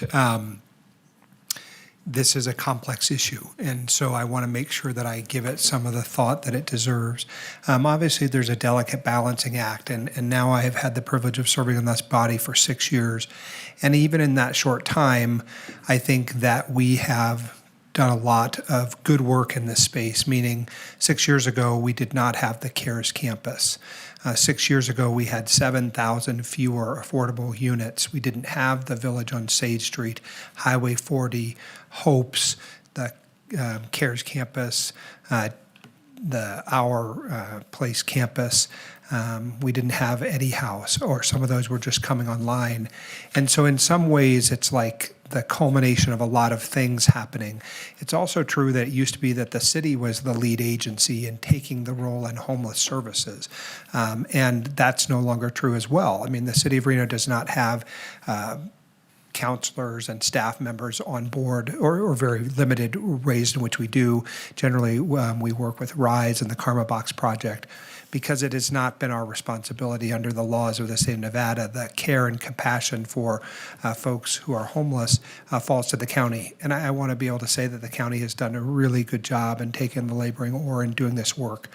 But the reason why I preface all of that is to say, there is a balancing act, and in many ways we've done, I think, a lot of really good things that we needed to do as a community, and we're still working. We still have work to do.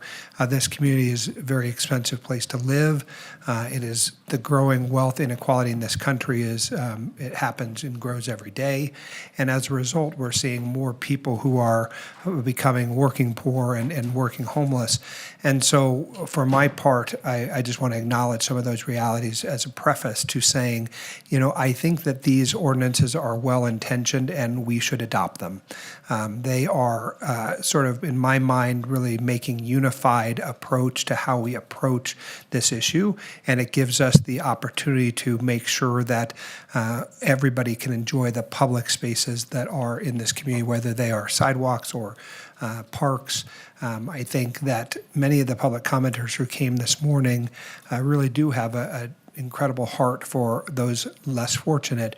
But they ignore the other side of the coin, which is the businesses and neighborhoods and the impact that some of these problems are spilling into.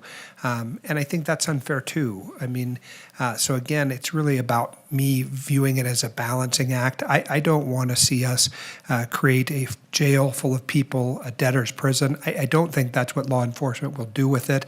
I think law enforcement are also very compassionate human beings who live in this community, who have family members who have been homeless or are addicted to drugs. Madam Mayor, your statements were incredibly powerful and thoughtful, and I know the experience for you is personal, as it is for many of us. And so, again, I want to make sure people understand that I do think that we have to make sure that it's enforced in a way that is compassionate, but it is not compassionate to let people live along the rivers where they can drown, to live along the railroad tracks. I dealt with an issue yesterday where a man had sort of broken into a power box and was using the power box because it was somewhat warm and it was a cold day to warm themselves. And I thought that's not really a safe thing for that person. I would hate for them to have been electrocuted having opened the power box. They had plugged in their camp stove to it. What we need to do is help that person find services. And this was in a residential neighborhood up off 7th in Kings Row area. And so I think these are tools in the toolbox. How we use them, how our police force goes about using them is really a leadership and a training issue. And we've got to make sure that they understand how the limits of these ordinances would be. But thank you for allowing me to speak and for listening to the comments of my colleagues, which were all important. Yeah, thank you. I want to bring something up. It's one of the reasons why we've worked so hard for the last 7 years on the 24/7 mental health facility that's getting ready to open. And sadly, the stories, were on Jacobs and other things instead of, I think, at the last meeting, the most important story was getting ready to open the mental health 24/7 facility where anyone can go at any time. Police officers can take you there. And the very reason we did that is because there wasn't anything available where you could directly have a place to get services. And now there will be, and that is promising. And that's where we have to start and continue to build upon those. And we have needed it for so long, and I'm so grateful that we're going to have those services that we haven't had for so long. especially those of us who have dealt firsthand with loved ones that have mental health or addiction issues. And I can tell you, they got worse. The more we allowed it, the more we got sucked into. You can't want someone's sobriety more than they do. It's really, really tough, and it's a hard lesson to learn. And we lost that battle. You know, losing my brother and sister was a big wake-up call. I lived it every single day. So it is tough, and you have to be compassionate, but at the same time, that sometimes is the only way that we're going to make a difference, is getting people services. And can you imagine too, if you're having schizophrenia, how could you obviously even decipher whether you need help or not? And you're so confused out on the street. But okay, let's just let you just stay right there. That's not okay, because sometimes your mental capacity is so diminished, you can't make that judgment call. I've been there. I've sat with people going through that very situation. And then later, because they've got on medications or we were able to get them help, they've said, oh my goodness, you saved my life, and barely even remember what happened. So anyway, this is something I'm just very passionate about. And I, you know, I've been on both sides. It's so tough. Anyway, okay. Well, we did open 3 items today, so there are 3 separate motions on the board for you. The first one is to refer the ordinance, and then the second 2 are to repeal the chapters that are currently in Title 8. That Okay. would consolidate everything into one ordinance. Okay. So, Go ahead. Madam Mayor, we're going to start with E1, and then E2 has several different parts, so I'll read. So let's just start with the E1, and then we can move to these recommended motions, because it's a little confusing right now. So we're Okay. going to start with E1, and that is Bill number 7284, an ordinance to amend Title 8, Chapter 18.12 of the Reno Municipal Code, entitled Offenses Against Public Peace, prohibiting sitting, lying, sleeping, or camping on public places, including but not limited to sidewalks, streets, alleys, sensitive areas, or within doorways prohibited, and other matters properly relating thereto. All right. So you want a motion on that one? Motion to refer, please. Refer. Second. Okay. I have a motion. I have a second. All those in favor? Aye. All those opposed? Motion carries. Okay, so. Okay, next. Now we're going to E2, and this is Bill number 7285, an ordinance to repeal Title 8, Chapter 18.12 of Section 18.12.030 of the Reno Municipal Code, entitled Camping on Public Property in the Truckee River Corridor and other matters properly relating thereto. All right. Motion to, what did you say? Refer. Motion to refer. I have a motion and a second. All those in favor say aye. Aye. All those opposed? Motion carries. Aye. And All then, right. Again, this is E2, an ordinance, Bill number 7286, an ordinance to repeal Title 8, Chapter 18.12, Section 8.12.012 of the Reno Municipal Code, entitled Prohibition Against Sitting or Lying in Doorways, Penalty, and Other Matters Properly Relating Thereto. Wait, hold on a second. I didn't realize we were missing Councilwoman Ebert. And I know when I move forward, she's not happy with me when I move forward without her. So I apologize. Hold on. What? Do you want to see it? He's checking right now. She might not have realized we were done with presentation and comments. But I don't want to exclude her, because I know she does say, hey, me. So, yeah. So hold on. I'm sorry, I didn't realize it.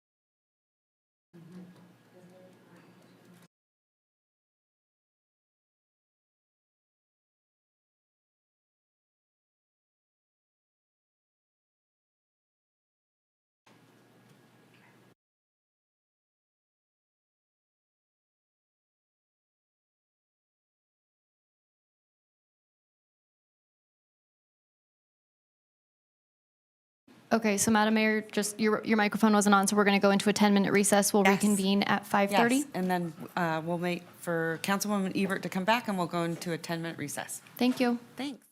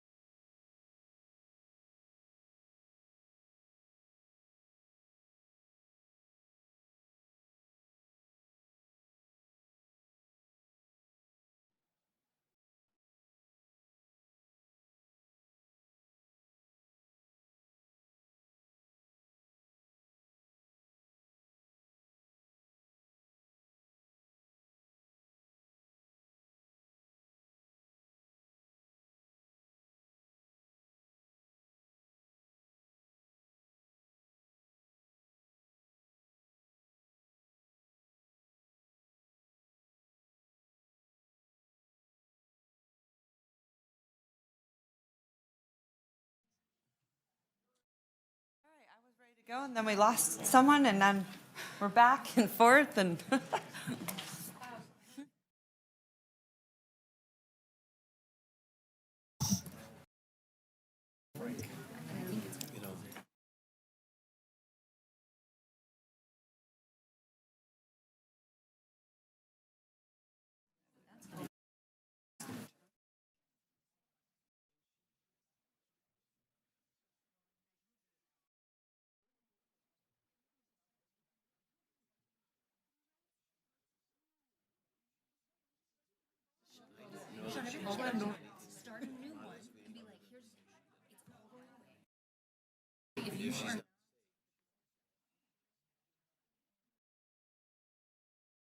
all right. Thank you, thank you, thank you. Okay, now we are back, and then I would just ask Councilwoman Ebert, I didn't realize you were gone, so I kept going. And then I wanted to make sure that I didn't keep going without you. So do you want to clarify on item E1? So, Madam Mayor, I'm going to go ahead and reread that ordinance introduction. Okay, go ahead. So this is ordinance introduction, Bill number 7286, an ordinance to repeal Title 8, Chapter 18.12, Section 8.12.012 of the Reno Municipal Code entitled Prohibition Against Sitting or Lying in Doorways, Penalty, and Other Matters Properly Relating Thereto. All right, thank you. I can't remember, I think, motion to refer, correct? Yes. Okay, so we have a motion. I have a second. Wait, I'm sorry, who was the motioner on that one? Thank you. All those in favor say aye. Aye. All those opposed? Motion carries. Yeah, I just, for discussion, I understand the need to have safety in these areas, and I understand the issues that the business owners are dealing with fires and vandalism, and I understand the need to keep the river clear and safe. I just think that we should be finding a better path for this. I don't think arresting people is the right choice, and I know those are the tools that Chief Nance has at her disposal. But I can't support this because I feel like these people should be being put into services and not potentially in jail. And besides that, I mean, it's very costly to put people in jail, and our jail space is limited. I feel like jail should be reserved for people that are, violent criminals and things like that. I think somebody that's trying to sleep in a tent somewhere is not necessarily a violent criminal. So while I completely understand the business owners' frustration, and I want to be supportive of them, and I know this is going to pass regardless of what I say, I just, want to just symbolically say that I think that we should be looking for ways to make it so that people have to take services rather than just say, we're going to arrest you. I don't think this is a problem we can arrest our way out of, so. Okay, thank you so much, I appreciate that. Chief Nance, will you just clarify that? I'm sorry, I know. I just wanted you to clarify that because the statement was that people will be arrested versus getting them into services. That's the goal. Yes, so Chief Nance, for the record, I think the goal is very multifaceted. The goal is to get people into services, because I agree, like, long-term jail housing for somebody because they're homeless is not an outcome that anybody wants. So there are service protections all along the way. What we are really looking for and utilizing this ordinance for is consistency amongst the entire city to ensure that every person here has the same rights, has the same responsibilities, and has the same opportunities for their safety be protected regardless of where they live or their housing status.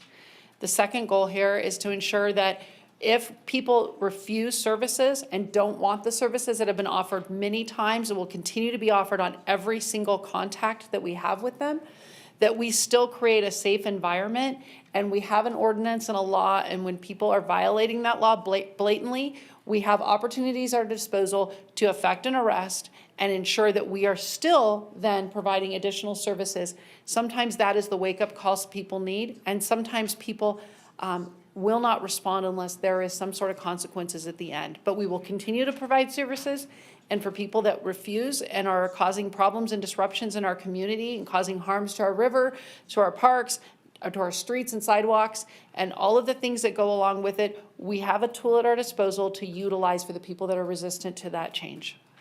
Yeah, and I just remember there are times I would beg, actually, for anyone to pick up my brother off the street. Beg. Could have saved his life. Could have saved his life. Anyway, okay. All those in favor say aye. Aye. All those opposed? Aye. Motion carries. So I've got another one, Madam Mayor, on E2. So this is, Do a roll call vote. Hold on, I'm sorry. Carl? Vice Mayor Taylor? Yes. Dorr, absent at this time. Martinez? Aye. Ebert?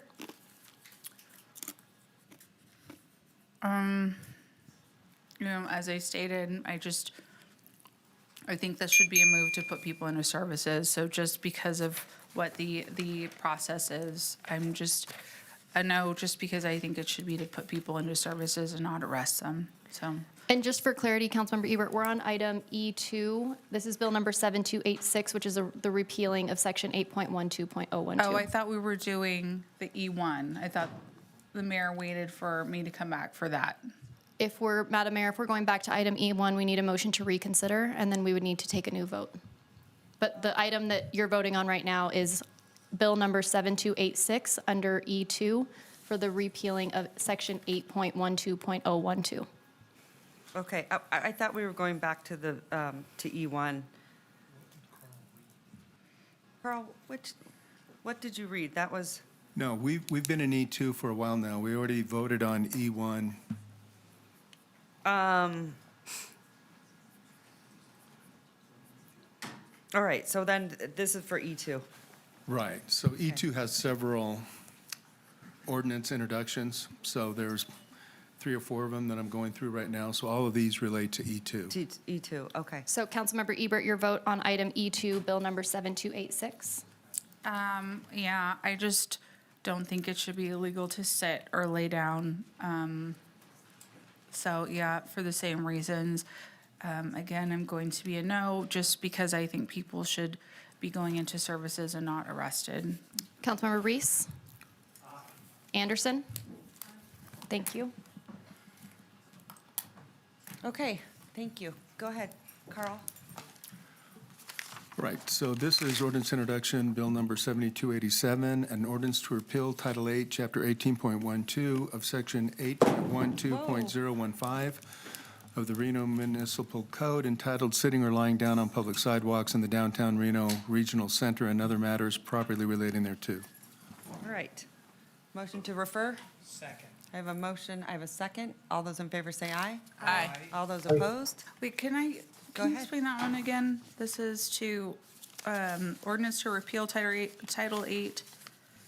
8.12.015. Okay. So this makes camping anywhere in the city, is that the explanation for this one? We already did these, right? No, this is a repeal of the sitting and lying down ordinance that's currently in the downtown area right now in the downtown regional center. Oh, okay, so this is a repeal. The first one, E1, was to put in the new ordinance, and E2 and E3 is a repeal? And E2, yes, is a repeal. Oh, okay, then my last vote is a yes, and then this one is a yes then. Right? So for your last vote is a no, unless there's a motion to reconsider at this point in time. Okay, And then this, you can vote yes or no on it, yes. okay. So, I'm sorry, I'm not, do we have to vote to repeal this for E1 to go forward? No, you do not have to vote to repeal it for E1 to go forward, but it, from a standpoint of administration, the recommendation is to repeal it so that we just have one law that we're enforcing and not a patchwork of laws. So. Okay, thank you. So point of order, Ms. Ebert, do you need a motion to reconsider an earlier vote? I'm happy to give you a second, but well, if yeah. you're happy with your vote, I'm happy to move forward. Yeah, I misunderstood what was happening with that with regard to E2 and how it was tied in with E1, but I don't think it matters. I mean, it was going to go through anyhow. No problem. So, yeah. So, Madam Clerk, as to the item that we're on now, there's been a motion. I was a seconder. Are we going to do a roll call vote on that item as well for clarity's sake? Looks like Madam Mayor would like to, and I'm happy to oblige. So Vice Mayor Taylor? Aye. Doors absent at this time. Martinez? Aye. Ebert? Aye. Reese? Aye. Anderson? Aye. Sheevy? Aye. You do have, that vote passes. Okay, thank you. Carl, am I sending All it right, back to so you? now, I think, Madam Clerk, are we going to E3 now? We are on item E3. This is another ordinance introduction, bill number 7289. An ordinance to repeal Sorry, Title 8 7288. 88. Thank you, Madam Clerk. Ordinance to repeal Title 8, Chapter 18.23, Section 8.23.090 of the Reno Municipal Code entitled Camping and Other Matters Properly Relating Thereto. All right, motion to refer. Second. I have a motion, I have a second. All those in favor say aye. Aye. All those opposed? Motion carries unanimously. All right, we're moving on to item E4. This is ordinance introduction, bill number 7289. An ordinance to amend Title 8, Chapter 8.10 of the Reno Municipal Code entitled Offenses Against Property Prohibiting Loitering when Posted on Private Property and Other Matters Properly Relating Thereto. All right, motion to refer. Madam Mayor, we need I think there's an amendment to this, and there's a presentation to it, so I just make people aware of that. Oh, let's do that, sorry. Go right ahead. Oh, I'm sorry. I'll do the amendment. I'm a little mixed up here. Good evening. That's all right. Madam Long Mayor, council members, Chris Jacobson, Assistant Chief with the Reno Police Department for the record. Good evening. This presentation is an introduction of an introduction and presentation prohibiting loitering on private property when it's posted. So this aligns with the strategic plan that was set forth by the council for us. Again, like Cynthia Esparza spoke about the overview, this has been to council 3 different times, and we've received direction to work on this. And so today I'm here to talk to you about loitering. Loitering, stand or wait around idly without apparent purpose. That's one of the definitions. We do have, there's some language on the slide. I'll come back to that. That would be the proposed language on the sign. We'll come back. The current challenge is what's going on here is that we currently don't have a loitering law that addresses people or groups congregating and hanging out on private property like parking lots, things like that. I'll tell you a quick story where this came to fruition for me. When I got hired here, one of the big problems we had earlier this year was some of our downtown nightclubs. We were experiencing a lot of problems, a lot of violence, things like this. And as we were looking it over, I didn't really understand. So the captains and I, we went down and did a little field trip, and we walked these properties. And as we were walking them, they were telling me that there was a large parking lot across the street from one of the nightclubs. And they were telling me that a lot of the problems are big groups congregate there, they hang out by their cars, and they're either drinking, they're selling, whatever they're doing. It's a big group, they're loitering, they're hanging out, but there's no ordinance for us to deal with that unless we were to have the property owner come out and tell them they had to leave, things like that. So I'm looking around and there's these signs that say no loitering. And so coming from California, I'm like, hey, we just deal with it, there's no loitering here. And so I go along, and I say this 2 or 3 times, and they finally say there's no ordinance for loitering here that deals with that specifically. So that's how I came to understand we didn't have a loitering law that would help us at the police department with these large groups that gather. Limitations on private property, like I said before, what it is it's private property. So we can't go in there and say, hey, you can't be hanging out in here.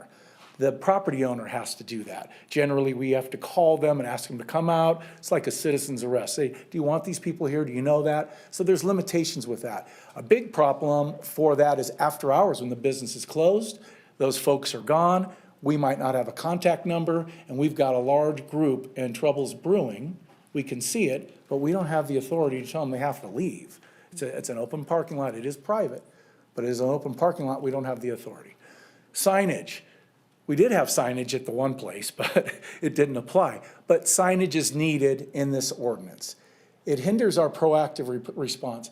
So when the officers are out and they see, they're at the downtown nightclubs and they see people gathering, hanging out, they might be drinking from their cars because they don't want to go into the nightclub to buy it. They might be selling drugs from the cars because they don't want to take it into the nightclub and get discovered. They might have weapons there. We respond to fights, stabbings, shootings, disturbances of peace. It takes a lot of our time. So it hinders our proactive approach for the officers just to go in and say, hey, what are you guys doing here? What's going on? What's your business? Do you have permission to be here? You guys got to go. That's basically, the loitering would allow our officers to do that. Our staff time. We were impacted greatly by these nightclubs, the downtown earlier this year with these nightclubs. Overtime costs, special units there. We're deploying people and resources to those areas because of all the problems. This would be a tool for our officers to maybe limit that type of response we have to have, because they can drive by on patrol and see this and go in and check to see what's going on and take some action. So those are the current challenges that this proposed loitering ordinance would help the city of Reno and the police department and our business owners, private property owners. This would help us. So the introduction on this is, it's a Title 8 public peace, public safety, morals. Chapter 8.10, offenses against property prohibiting loitering on private property when posted. Basically, the overview would be, we got the ordinance. Once we get the ordinance where it's prohibited, we get those signs posted. We get those on board that want to be part of the program. They fill out a consent form, a form on enrollment, giving us the authority to do so. Much like the railroad, where the railroad said, hey, you can go onto our property and either do the cleanups or do some enforcement. We don't have to have one of their people come and escort us to do that, all right? So the other thing is consistent language. Some of the signs that I've seen is trespassing and loitering, things like that, kind of can be confusing. We would have one sign, the signs would be issued, the property owner would buy those signs from the city. They'd be one consistent language. They would post those permanently on their property. Officers could see that, people could see that. That's part of the ordinance proposal. Originally, we had a 1-year letter of authority. That was just something that I'm familiar with where I come from in California. They would renew it. It doesn't have to be. I think that we would probably seek to maybe even change that and make it easier for our business owners, so each year they don't have to remember, but that would be something that, if that's what you guys wish, we could definitely do. And this is definitely a collaborative community approach. We do a lot of deeds operations. We have our MET teams walking around downtown. We respond to problems at these properties all the time.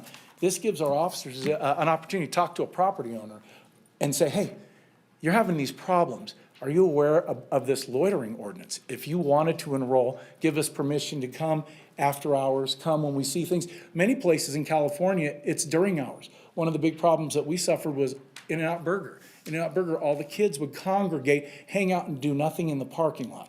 It would lead to fights. We had a murder where I live. A kid got shot because they were shooting to hit an innocent girl. They do burnouts, they start racing. That was not here, No, correct? no, it was where I come from. That's why I'm just laying out that, but it impacts the open businesses as well. I just want to say, everyone, that was not in Reno. It's not in Reno, correct? No. No. Correct. That This was is in what another city. My experience. Oh my gosh, I'm like No, not hyperventilating here. over here. Sorry. And then I realized, oh, that's right. So much You don't live here. presenting so much about closed business or after hours. It can impact the open businesses. We Yes. get that because this is where our sideshow people go to meet. Yes. This is where our street racers go to meet. This is where the people go to congregate before they're going to do something silly. This is where the property owners show up and they got Yes. broken bottles, burnout marks, property damage, all these things. So it's a collaborative community approach is what I was preaching. Yes. Sorry to freak you out. No. about that. I was like, whoa, wait, hold on. That was not here, Vacation, but thank you. California. But thank you, and I'm so glad that you addressed all those other areas, because a lot of people think this is about homelessness. No. It's not. It's No. not at all. And especially, we see predators that loiter around businesses for young children. We see that a lot. Yep. And particularly, unfortunately, in Nevada, as you know, we have high rates of sex trafficking and those kinds of things. So I am all for this, 100%. And this is an individual, like you said, an individual can be loitering or groups, right? It's just somebody idly hanging out with no business, no reason, just hanging out on private property. And it is one of the reasons I think that we've had a lot of problems, you know, with noise ordinance and in downtown. I don't think a lot of people knew that we did not have this in place. And so what you do is you see them hanging out, and they tend to, you know, be there for all the wrong reasons. Correct, Yeah. correct. Okay. And it's pretty simple, Yes. my portion of this, so I'll entertain any questions. Okay, any or if I'm gonna questions turn it over from to the my- body? Do you want to put anything on record? Yes, Madam Mayor. Thank you. Brian City, Deputy City Attorney for the record. Before you should take any motions, Go ahead. the law was written, and if you look at the actual draft of the law, under Section 3, it's basically requiring a yearly renewal. So they would put the burden on the businesses to yearly renew their intent to keep with this program. I would like to seek if council would entertain a motion to amend that, in essence, to basically say the letter of authority is valid until either party terminates.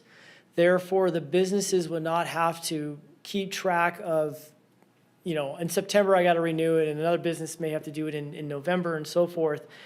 But if we were to use that language, the letter of authority is only valid until either party terminates for number 3, that would eliminate number 4.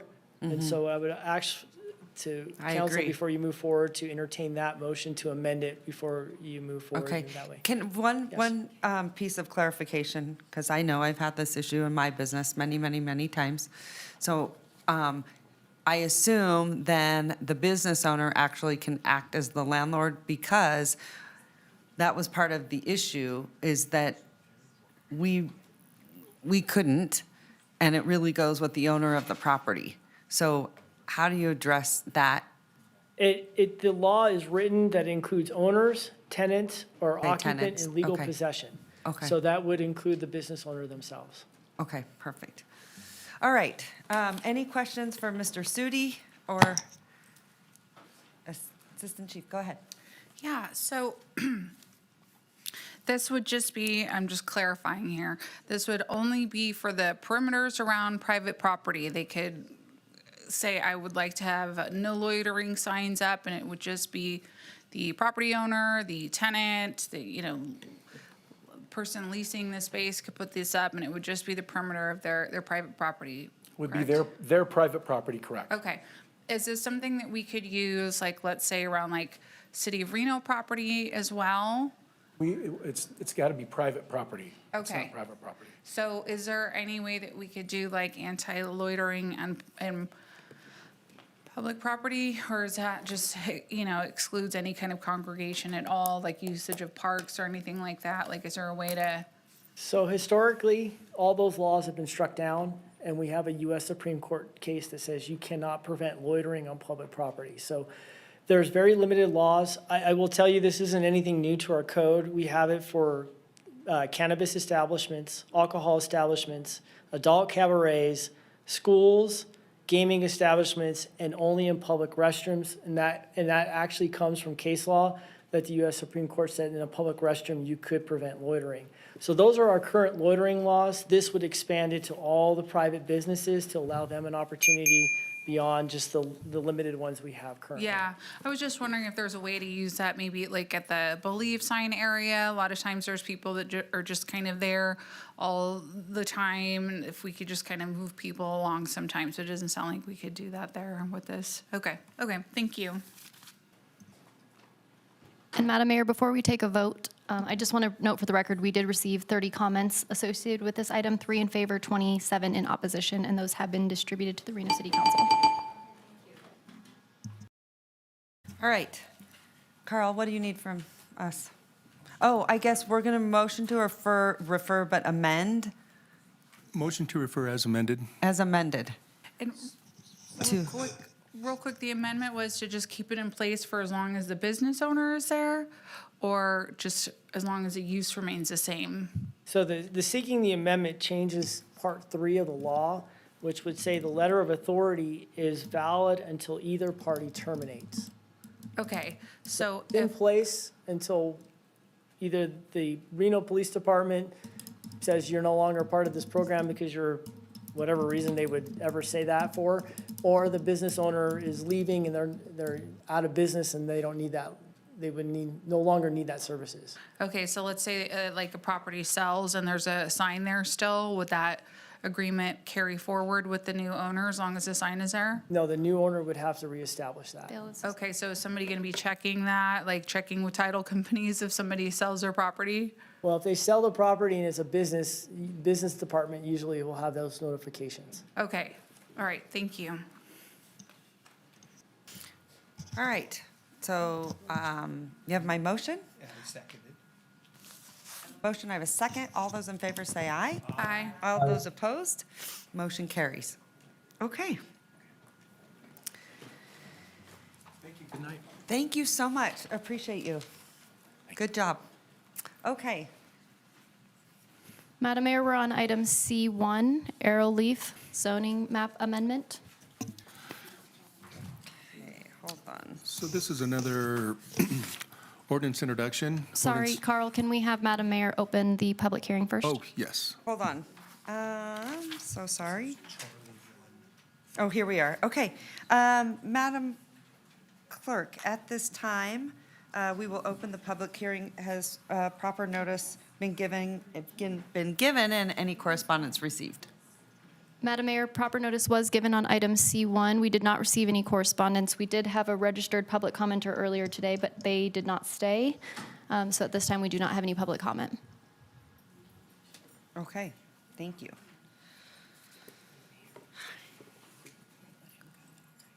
Okay, take it away. All right. Good evening, members of the council. Jeff Foster, Associate Planner for the record. Tonight I'm bringing you LDC 25-11, which is the zoning map amendment for Arrowleaf. The project site is about 1.96 acres in size. It's comprised of 5 vacant parcels about 550 feet north of Harvard's intersection with Vassar on the west side of Harvard.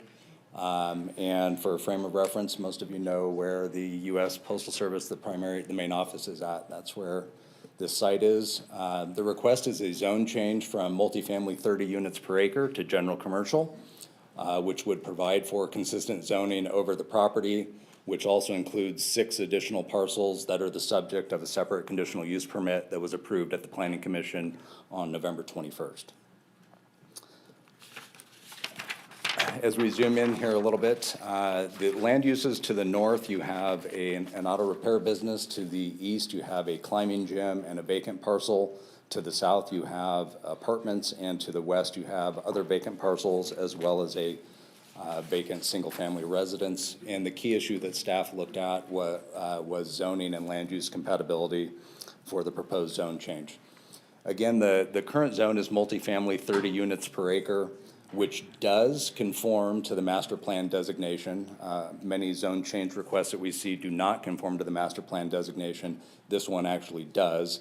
However, the applicant is proposing a zone change to general commercial, and that is tied to the 6 parcels that surround it that are also zoned general commercial, 4 of which are shown here.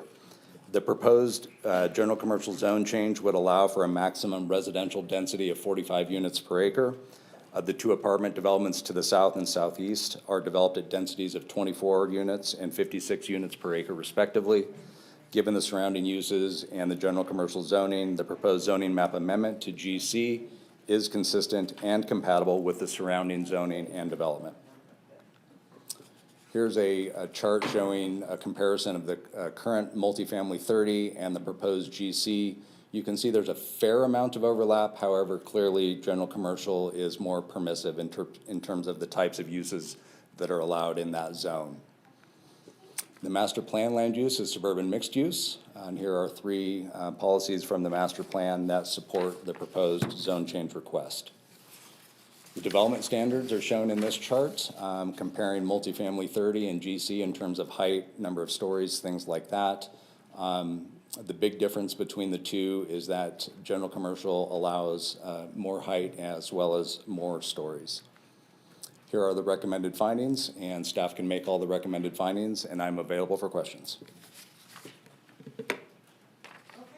Thank you so much. Okay, so I would like to know, what is the applicant's purpose for this?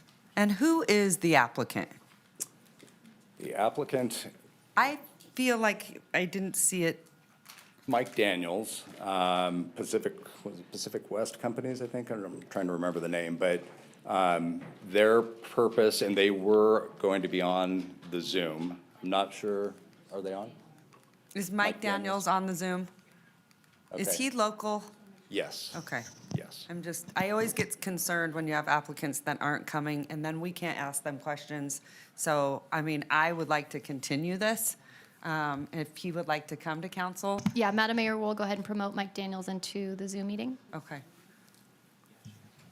Thank you. Of course.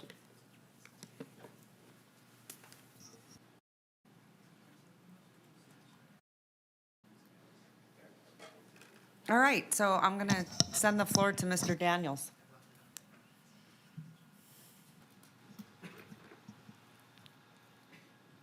Mr. Daniels, you should be able to unmute. Can you hear me now? We can, thank you. Okay, sorry. Madam Mayor, council members, Mike Daniels with Pacific West. Just to give you an idea who we are, we've been in town building multifamily projects for the last 30 years. So we've been here for a long time.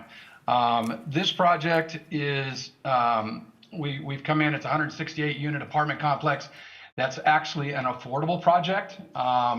We're in the midst right now of a number of different funding operations. So I guess I think Jeff did a good job kind of analyzing what we're trying to do. The thing is that in order to get the density that we need on this project, we need to get to 32 units per acre, which is a little above, and then we're going with a 5-story, and a MF30 only allows 3-story. So be happy to answer any questions. Mr. Daniels, this is Councilman Reese. Thank you so much for being here tonight. I think so I know Pac West and have known you for probably 20 years or so, maybe as long as you've been there. So thank you for what you've done in our community. The hard part is sometimes we have questions and we like to see our applicants. So I don't know that anyone from Pac West has reached out to me, so I didn't have a reason to like do a deep dive on the request. But help us to understand what the goal is. Is it simply that the density is not compatible on these particular parcels with surrounding, and therefore you need additional density to be able to bring the affordable project to bear at this location? Because it seems a good location for affordable housing. It kind of ticks a lot of boxes. It's in an area where we already have a lot of established sewer lines, for example, bus lines and bus routes. So just help us to understand what your vision is for the project. Because what we want to do as a council is we want to be a good partner with your endeavors. But when we haven't heard from you, we don't know what the partnership entails. Well, first of all, on these type of projects, really almost the minimum requirement as far as the size of the units is 175. So we needed to get to 168 units. Like I said before, where I believe are just 32 and a half units per acre. We're just over the density of the existing multifamily 30, and then the height restriction. The problem is the property was subdivided back in 1957. And then over the years, it came up, it ended up with being partially zoned general commercial and partially zoned MF30. So what we're trying to do is just take this property and create one zone for it so that I can combine it as one parcel and develop it. I can't combine it if it's mixed zoned. If I've got a zoning of MF30 and GC, I can't combine it into one project. And that's the main goal behind this zone change, is to allow us to combine this into one parcel and develop it as one piece of property.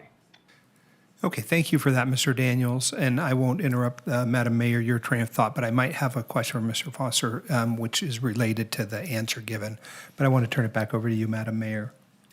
Okay, did you say this is for affordable housing?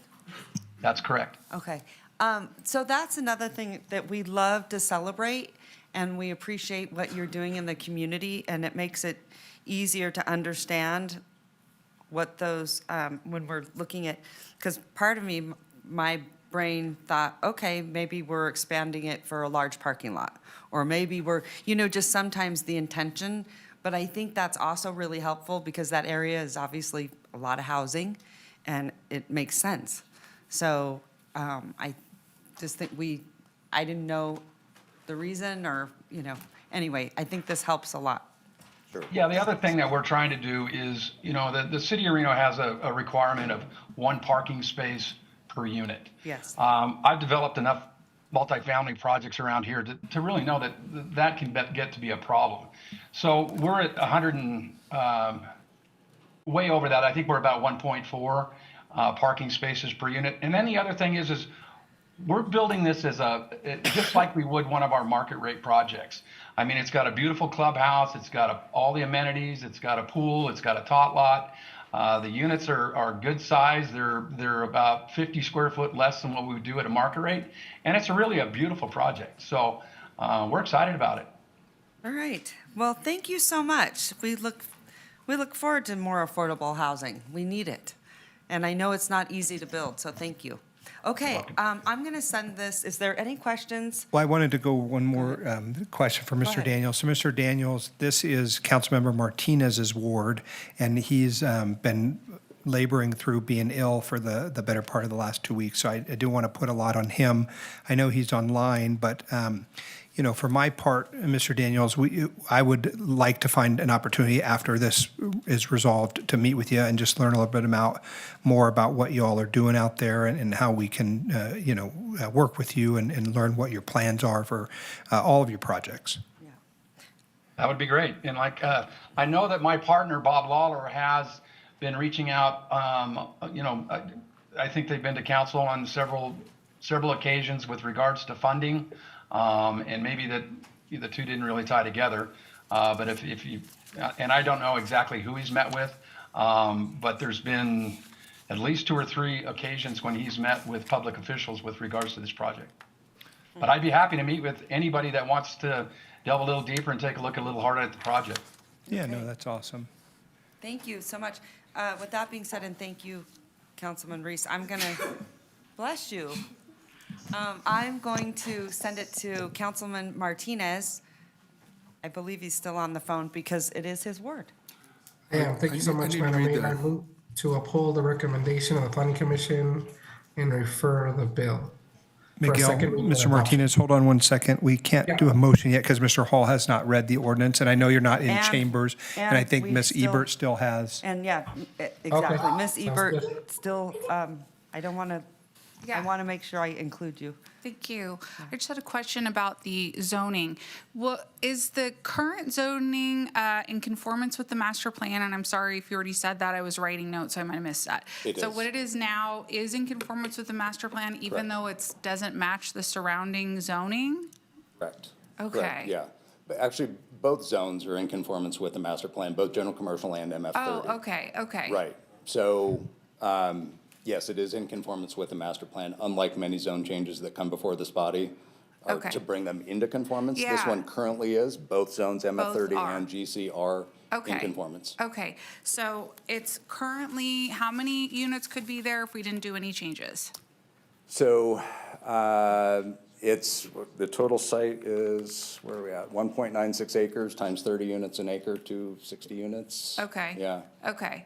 So, Okay, I say that, hold on a second. That's for the five parcels that are the subject of the zone change. The Yeah. total site, Mike, if you're still online, I think it's 5-something acres, Yeah, it's 5.9. Okay. 5.9, so times 30. and you said the parcels adjacent to it, one has 24 units and another one has 52 units, so it's pretty much like in between those two? Correct. Okay. Yeah. Okay. Well, that was it. Thank you. Okay, great. So I'm going to send it to Carl Hall. Take it away. You can read the bill. Sorry, Madam we Mayor. jumped over you. Ordinance introduction, Bill number 7290, case number LDC 25-00011, Arrowleaf zoning map amendment, ordinance to amend Title 18, Chapter 18.02 of the Reno Municipal Code entitled Zoning Rezoning, a plus or minus 1.96 acre site for multifamily residential, 30 units per acre, MF30 to general commercial, GC. Site is comprised of 5 parcels located on the west side of Harvard Way, plus or minus 550 feet north of its intersection with Vassar Street. Site has a master plan designation of suburban mixed use, SMU, Ward 3. All right, thank you so much. I'm going to send it to Councilman Martinez. Thank you so much, Madam Mayor. Sorry about the quickness on that one, but I move to uphold the recommendation of the Planning Commission and refer for a second reading and adoption. All right, thank you. I have a motion. I have a second. All those in favor say aye. Aye. All Aye. those opposed? Motion carries. Okay. Madam Mayor, we're on item D1 from the City Attorney's Office.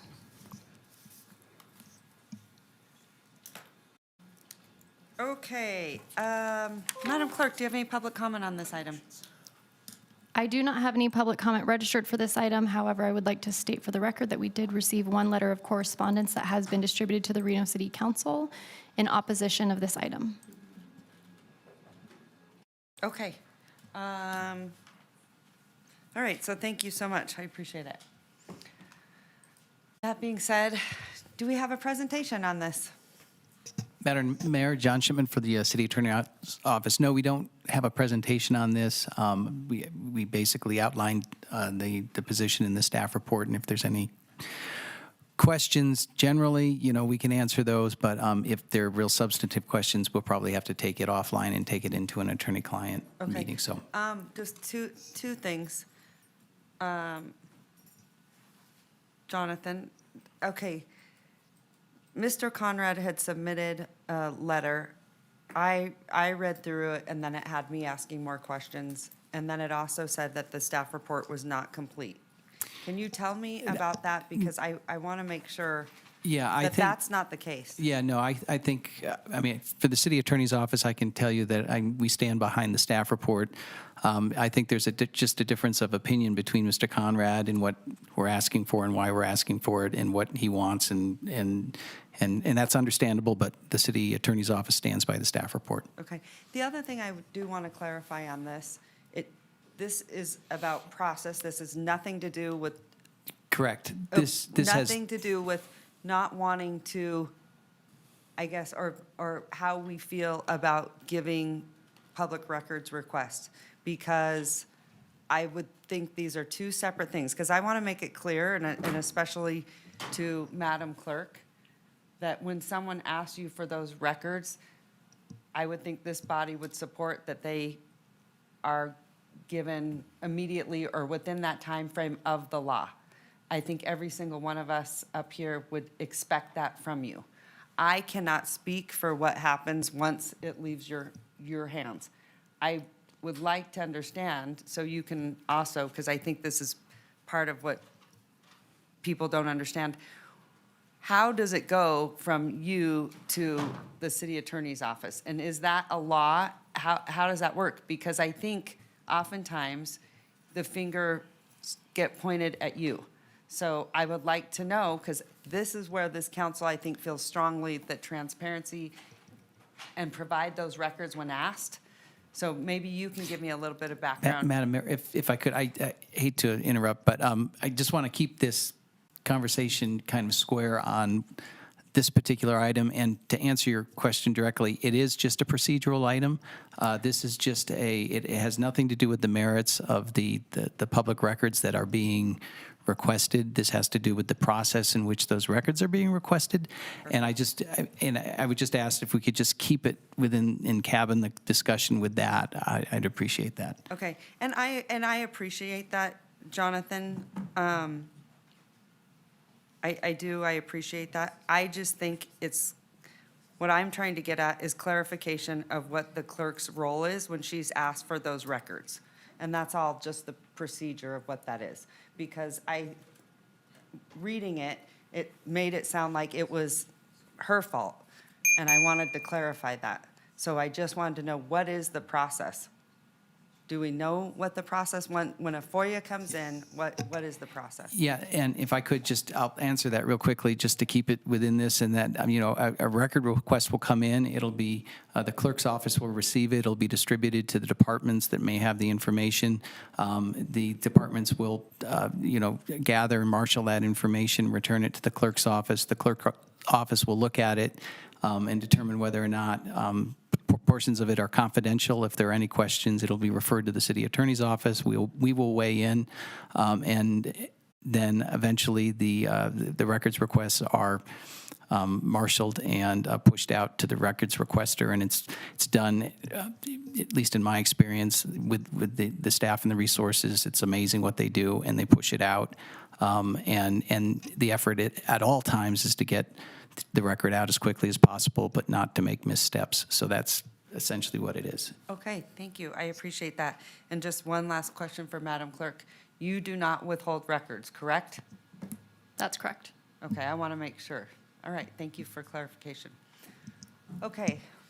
That being said, what do you need from us? The motion is authorize the city attorney's office to petition the Nevada Supreme Court for writ relief in the case of Conrad v. City of Reno, CV 24-02625. Okay. So moved. I have Second. a motion. I have a second. All those in favor say aye. Aye. All those opposed? Motion carries. Okay. Bless you.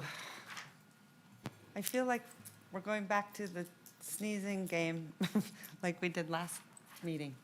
Okay. Item D2, Monkey Bar Settlement, City Attorney's Office. Okay, I'm going to send it right back to you, Jonathan. Long time no see. Yeah, long time no see. Thank you, Madam Mayor. And again, this is just a settlement to end the existing litigation with monkey bars on the property that's north of the Men's Club, just on the other side of the trench. This settlement will settle with a couple parties. There'll still be one party outstanding, but we just request approval of, the city attorney recommends that city council approve the settlement agreement and authorize and direct the mayor, the city manager, and the city attorney to execute all documents and do other acts, deeds, and activities the city attorney deems necessary or advisable to effectuate the terms and conditions of the settlement. So moved. I have a motion. I have a second. All those in favor say aye. Aye. All those opposed? Motion carries. Thank you. Madam Mayor, we're on item H1, City Council comments. Okay. I don't know if we really have any city council comments.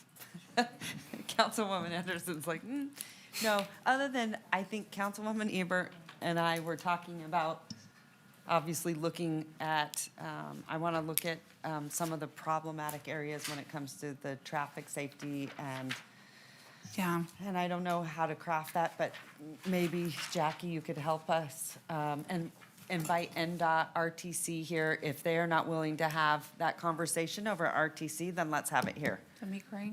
So let's do that right after the holiday. Okay, yeah. Okay, go ahead, Councilman Reese. Madam Mayor, I know that this part is for us to talk about boards and commissions or any other comments. For my part, this will be the last meeting we have before Christmas or New Year's, also Hanukkah, I think a number of other different holidays. And so I just want to wish everyone a bright and happy holiday season and thank the staff for all the hard work. I'm looking forward to the new year. Okay, well, thank you. We all appreciate that. Okay, Madam Clerk, next. Oh, I have one more Oh, thing. go ahead. Sorry. I Go was right going ahead. to mention that too, that we're going to have a few weeks without a council meeting, but we're going to be back in January. And also, we do have a senior cooking class next Wednesday from 11 to 2 at the Reno Elks Lodge, just for anybody that's watching the council meeting. Hope you can make it. We have well over 100 people signed up for this class for this month as well. So, thank you. Yeah, It's the what's the third, time? they're always the third Wednesday of the month, and they're from 11 to 2 at the Reno Elks Lodge. Okay. So I get there earlier to help set up, and the chefs get there earlier to do prep and all of that. But it doesn't officially start until 11. I was wondering about the California building, Yeah. because I thought we did have a kitchen in there. Yeah, we would need a kitchen space, and the Elks Lodge already has all the permits and everything from the health department and all of that, because they have a kitchen. And also they have the space and the like speakers set up for the microphones and stuff. So we're kind of limited based off of like things like that. So I don't know if we could do, Maybe. if that has all that at the California building, I'm not sure. So, Just trying to think of a way, like, maybe reduce some costs, but I think to your point, it's already, there's a lot that goes into that. yeah, we really tried to find other locations, but so far this has been the one that's worked out. Always open to changes, but it's working there because of a lot of the needs that we have, so, Okay, thank you. thank you. Okay. Madam Clerk. All right, Madam Mayor, we're moving into our closing public comment. We do have 6 speakers in the audience, so we'll go ahead and start that. We have, Mayors, I see future mayors over here, but then they probably sat here and were like, oh, when do I get to go home and watch Netflix and get my homework done? What school are you guys from? Hug. Well, nice to see you guys. Okay, we're ready. Daniel Quintero, followed by Alan Macias, followed by Stephanie Mendoza Carrillo. Daniel?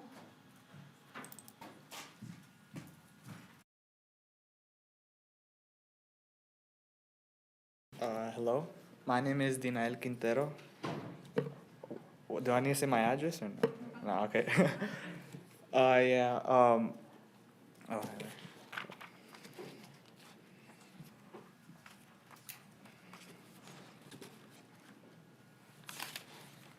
find the page.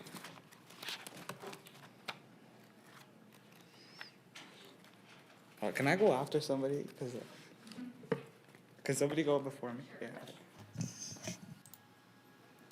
Alan Macias, followed by Stephanie Mendoza Carrillo.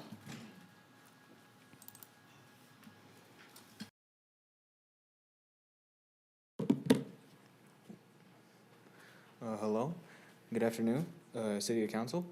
I'm here to present a issue that I feel like everyone is going through, and that's inflation.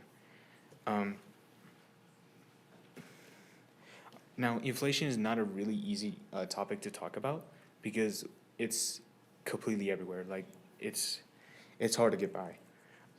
It basically affects everyone, mainly companies, small businesses, grocery stores, like Walmart, Winco, housing markets, and families and people alike. I would like to discuss only 2 of those examples I give, and that being the housing markets and the housing markets and groceries. In Reno, the average apartment with 1 bathroom and 1 bedroom costs about $800 to $1,400 to rent out or to pay it off. I found that one costs about $1,000 to be able to use as an example. The average minimum wage worker in Reno makes about $12 an hour, and likely that worker will probably be working 40 hours a week, the standard. This worker will probably be making $400 to $480 per week, so meaning that he won't be able to pay it off until obviously the next 2 weeks or 3 weeks. And this is all assuming, the apartment to pay off monthly, and this is also all assuming that he is not paying any taxes or buying any groceries, gas, clothing, and personal care, and all of that.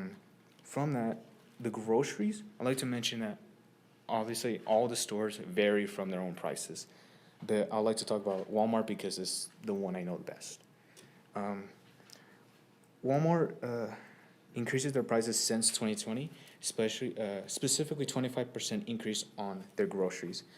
On eggs, dozens of eggs cost about $3 in 2020, and in 2024 they cost about $7 now. And especially hygiene, specifically deodorant, they're pretty expensive. I swear that it used to cost like $8 to $7. Now they cost like 11 to 10. It's a massive increase to me. And obviously this has affected me personally, my family. Since we moved in from 2020, we've been paying $5,000 to $6,000 per bill of I can't speak. No, you're fine. Take your time. Utility. There we go. Utility. Sorry. No, you're fine. Take your time. Since now we have paid, it has increased by $2,000, being $8,000. We have paid for utility. For rent, we had to rent our house. We pay about, since we moved in from 2020, we had to pay $30,000 yearly since 2020. Now we pay $45,000 per year, just to get by. Our groceries used to cost about $60 to $80. That's pretty acceptable to me and my family. Now it costs about 100 to even more, just to be able to buy groceries now. And if we're lucky, my mom has enough to afford it. Or most of the time, we would just cut the groceries in half, so she only pay half of it. And sometimes we have some weeks that we don't even get groceries. We just have what we have in the fridge. Now, I'm just mere human. I have no idea what kind of process that you, Madam Mayor, and the City Council have to go through just to be able to fix a problem like this. I have no doubt there might be a solution to inflation, but at this current moment, I feel like there is no solution. And it's just because it's almost unavoidable. It's always going to go up. Groceries are always going to go up. Housing is always going to go up. And yeah, thank you for your time. Thank you. What is your name? Alan. What is it? Alan. Alan. Yeah. Okay, listen, Alan, we want to make sure that your mother never struggles trying to find groceries, ever. I will pay for it personally. I will. And I want you to come because we also have some really great programs that I want to get you connected to. And Jackie just said over here what courage you have. And your story is so important. And you should be very proud to tell it. And your mom would be very proud of you. Just so you guys know, it's very hard to get up here and speak in public comment because that is public speaking. And I don't know if you know, but the 3 most difficult things to do in life, they say the top 3, public speaking, flying. Anyone know the third? The dentist, the damn dentist, which I hate all 3. I absolutely hate all 3. And I have to do all 3 for my work. So I just, I want to say thank you for coming. You guys encourage him because what he did was incredibly brave and to be honest. And sharing your story helps others and keeps them relating to what you're going through. And I'm sure there are other youth going through the same thing. But I want to make sure, because we have some great programs that would love to help you and your mom. So do not leave here today unless we have your contact. And you're right, it's tough. It's very, very tough out there. What did you say? Get the contact. Yes, we will. Brian's going to come see you. Okay? And then, like I said, future mayors, you guys are our future. If you don't run for office, who will? So we need to inspire you to do that. So keep us in mind as a resource because we have resources that we can connect you guys to. Okay. Who's next? Stephanie Mendoza Carrillo, followed by Right. Ariette Luna. Okay, Stephanie. You ready? She says no. You got this. You got this. So just take your time. I've never done this before, so. You're fine. You're fine. So here's what you can do. Sometimes just, so you have your microphones right there. Just you're going to be reading from your phone, correct? So you'll keep your head down. Don't look at any of us unless you want to look at me, and I'll just smile at you. Okay. And you've got this. So don't pay attention to us. Act like you're in a room with no one in it. Okay. Good afternoon, Reno City Council. My name is Stephanie. Today, I would like to talk about introducing free therapy to young children.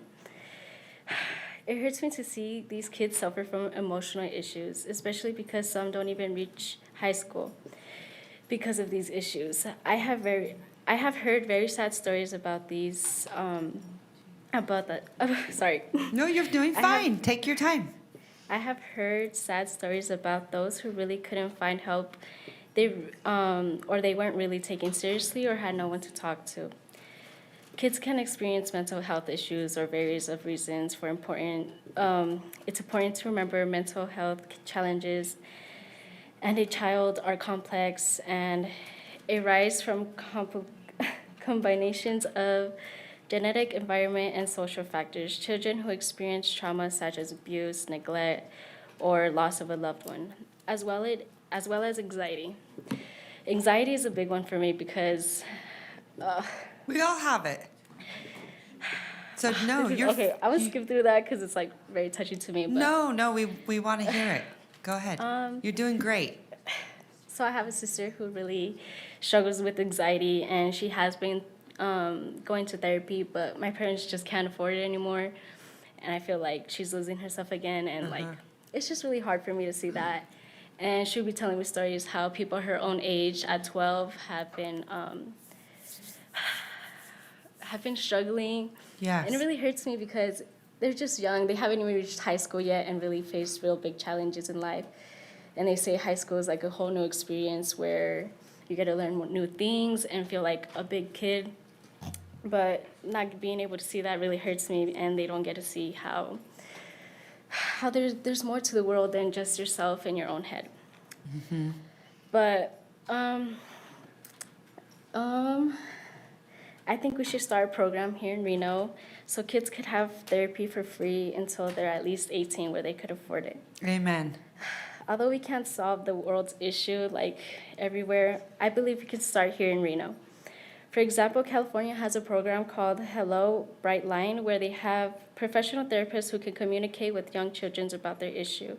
Something similar like this would change a child's life here in Reno. Wow, congratulations. You did a phenomenal job.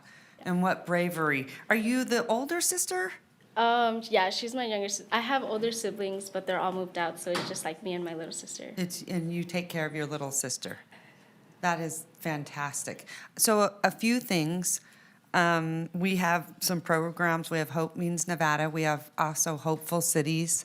We are the first city to do Hopeful Cities. We have resources. Also, the county is getting ready to open their, I don't know what they're going to call it. Do you know? It's for mental health for youth. This is a big one and a big passion of mine, but we just do not have enough services for younger demographics. And so I'd love to talk to you because there's other things out there that, you can do on your phone that are really easy to do and sometimes more comfortable, especially for your generation, because you guys know that phone like the back of your hand, right? So I would love to get you connected to services because we can get that through the 988 services. There are things out there that we can help. So that's the good news about Reno, is that we need more services across this country, but the good news about Reno is that we have services in this space. So I'm happy to connect you. Yeah, that's one thing, because I was talking to my sister about it, there is stuff here, and she's like, well, I don't hear nothing. So that's one thing I want to get out and have someone be more public with it, have more kids go to schools and be like, hey, here's a program with this, and Yes. there's not really people who go to schools and let people know. Although we have counselors and teachers and other adults that we could talk to, but I feel like they don't tell you what you need. And You make such a good point, because we think the counselors know all of these things, and I don't think they do, because I hear over and over that people don't know about certain services. So I think we should have a counselor's day, Jackie. We should do something where we can along with the county, to show them the services that we do have, because they're so useful. Yeah. And so I think we don't do a very good job of communicating that, especially your age group. Your age group has one of the highest rates of suicide. Yeah. And we need to do whatever we possibly can to take care of your mental health. Mm-hmm. So you got to be there for your sister and hold her hand, tell her you love her, and make sure she talks to someone. Call 988 too if she ever feels like, she's really, really struggling. Okay. Okay? Thank Good job, you did it. Yay. Good job, future mayor. Okay, next. Arlette Luna, followed by Viviana Gonzalez, followed by Brandon Colazo Alcala.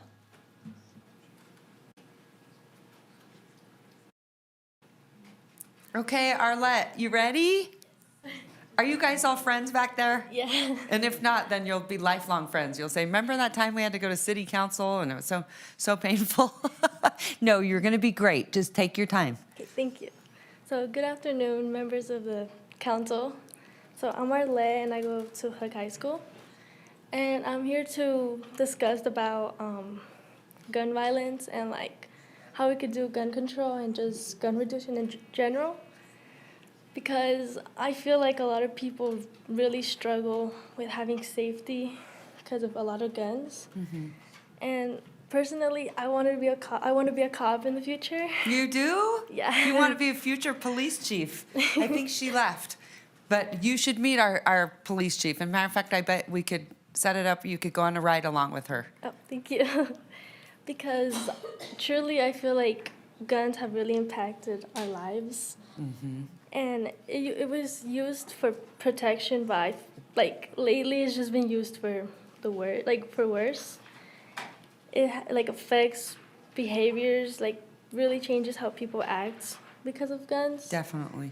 It affects, how afraid you are. If anything, you always assume that someone's gonna have a gun. It just, even if the smallest thing, if you... PTSD. Yeah, even if you go in front of a car, if you pass a car, you assume they'll get mad and they'll just pull out a gun. Mm-hmm.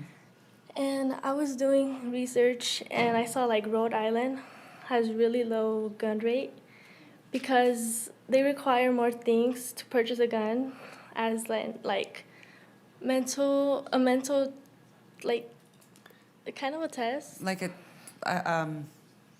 evaluation, a mental evaluation. Yes, and they Right. have more restrictions and Yes. It's kind of crazy to me how you could get a gun at 18, something that could kill a lot of people and just destroy a lot of things at a really young age. Mm-hmm. And I think we should do something about it. Well, I love that you're so passionate about it. That is fantastic.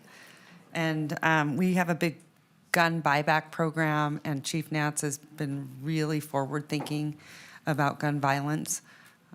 It's absolutely so incredibly sad. So I could see why you would feel so much anxiety, right? Yeah, and then I also sorry. No, go ahead. I feel it'll also just not only help us, but future generations, especially upcoming children and everybody. They don't have to go to school afraid that whenever there's a code red, it'll be a gun and that their life is in danger. That's exactly right. You make such a good point. We talked about this. We used to worry about, we got to get under our desk for earthquakes or things like that. But you guys have to worry about very, very serious issues like gun violence. Yes. So, and I believe you did not read from your iPhone, did you? No. Wow. So that was all from the heart. Yeah. Good for you. Thank you. That is fantastic. Good for you.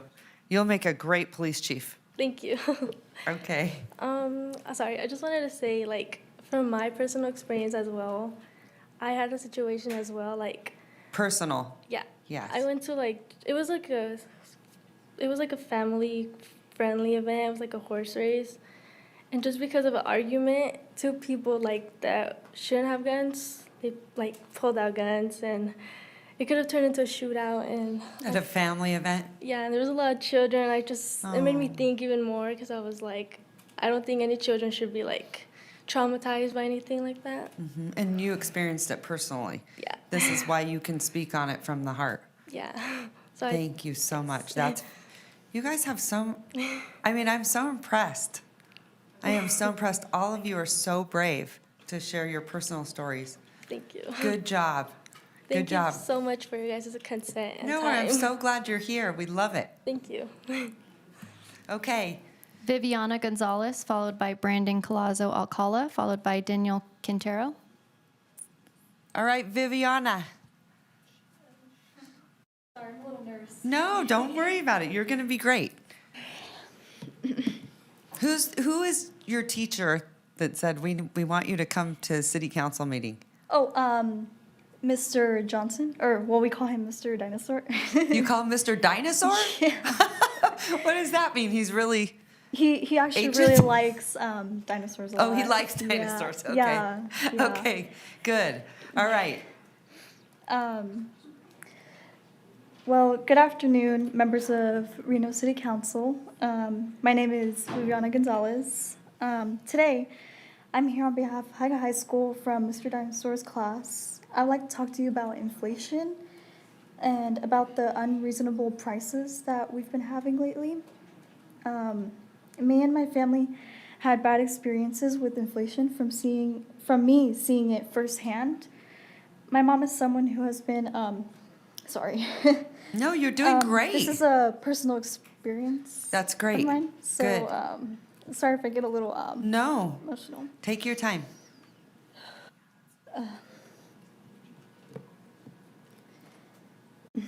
Sorry. No, it's fine. Take your time.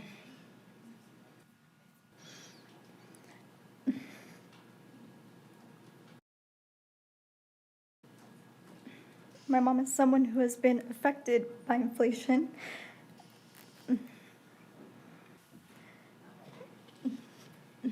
Sorry.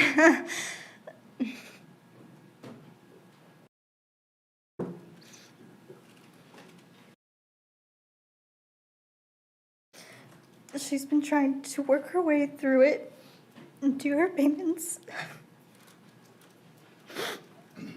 Will it help you if I stand here with Yeah. It's okay. Thank you.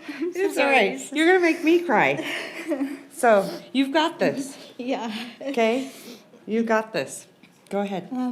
She's been trying to work her way through it and do her payments for her bills or try to get typical necessities.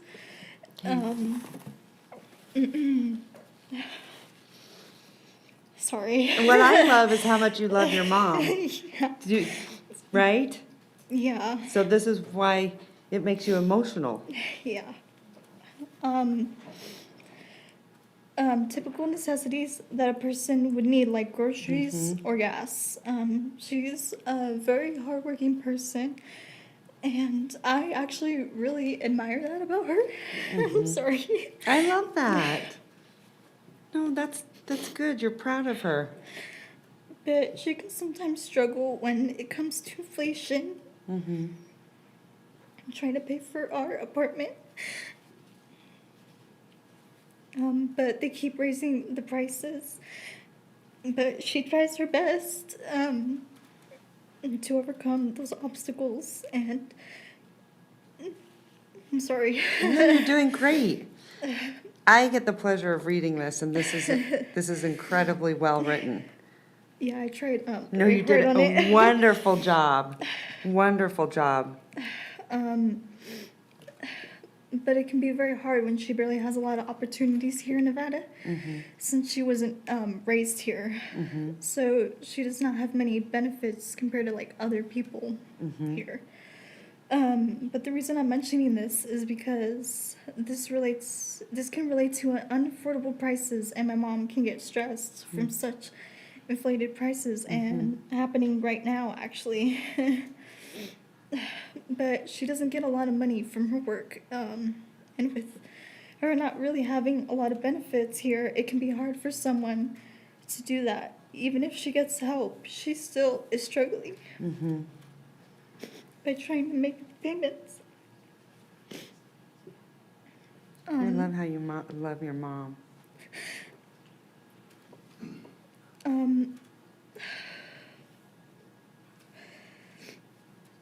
I'm sorry. No, you're doing I great. promised myself I wouldn't cry here, but You're doing fine. Do you want to finish? I think Yeah. you did a fantastic job. I'm really trying, but it's hard to really talk about it since. Okay, just read this so the council can hear the rest of your thoughts, Okay. so that you don't leave anything out. Okay. Okay? Well, there are even people out there who don't even struggle at all. Like, for example, billionaires, like Elon Musk or Bill Gates, and they don't have to worry about inflation. And they don't have to pay taxes, while the lower class need to pay taxes. I just wanted to say how we could fix this is if we could just fix inflation in general in Reno or anywhere, honestly, for families that live here, and try to lower prices so that many people will be able to afford groceries and gas or the necessities that we need to live. Thank you for listening. You did it. Good job. You did it. I am Sorry, so I really impressed. promised myself I Is it wouldn't just cry, you and but- your mom at home? Well, no. She has a boyfriend, but it's still hard, you know. So are you the only child in the home? No, No, I'm the youngest. you're the All my other youngest. sisters are older and they can take care of themselves. Oh, but- so do they live at home? No. No. They all have their own lives living Okay. somewhere Well, else, let's but- talk after this, but I think you did a great job. You made it. You made it. Good job. Thank Good you. job. Your mom would be very proud. She Yeah. would be very proud that you came and spoke on her behalf. So, good job. So impressed.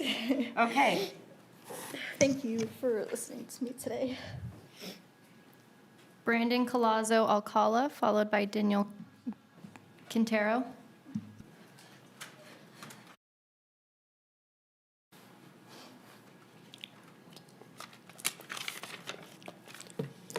Good afternoon.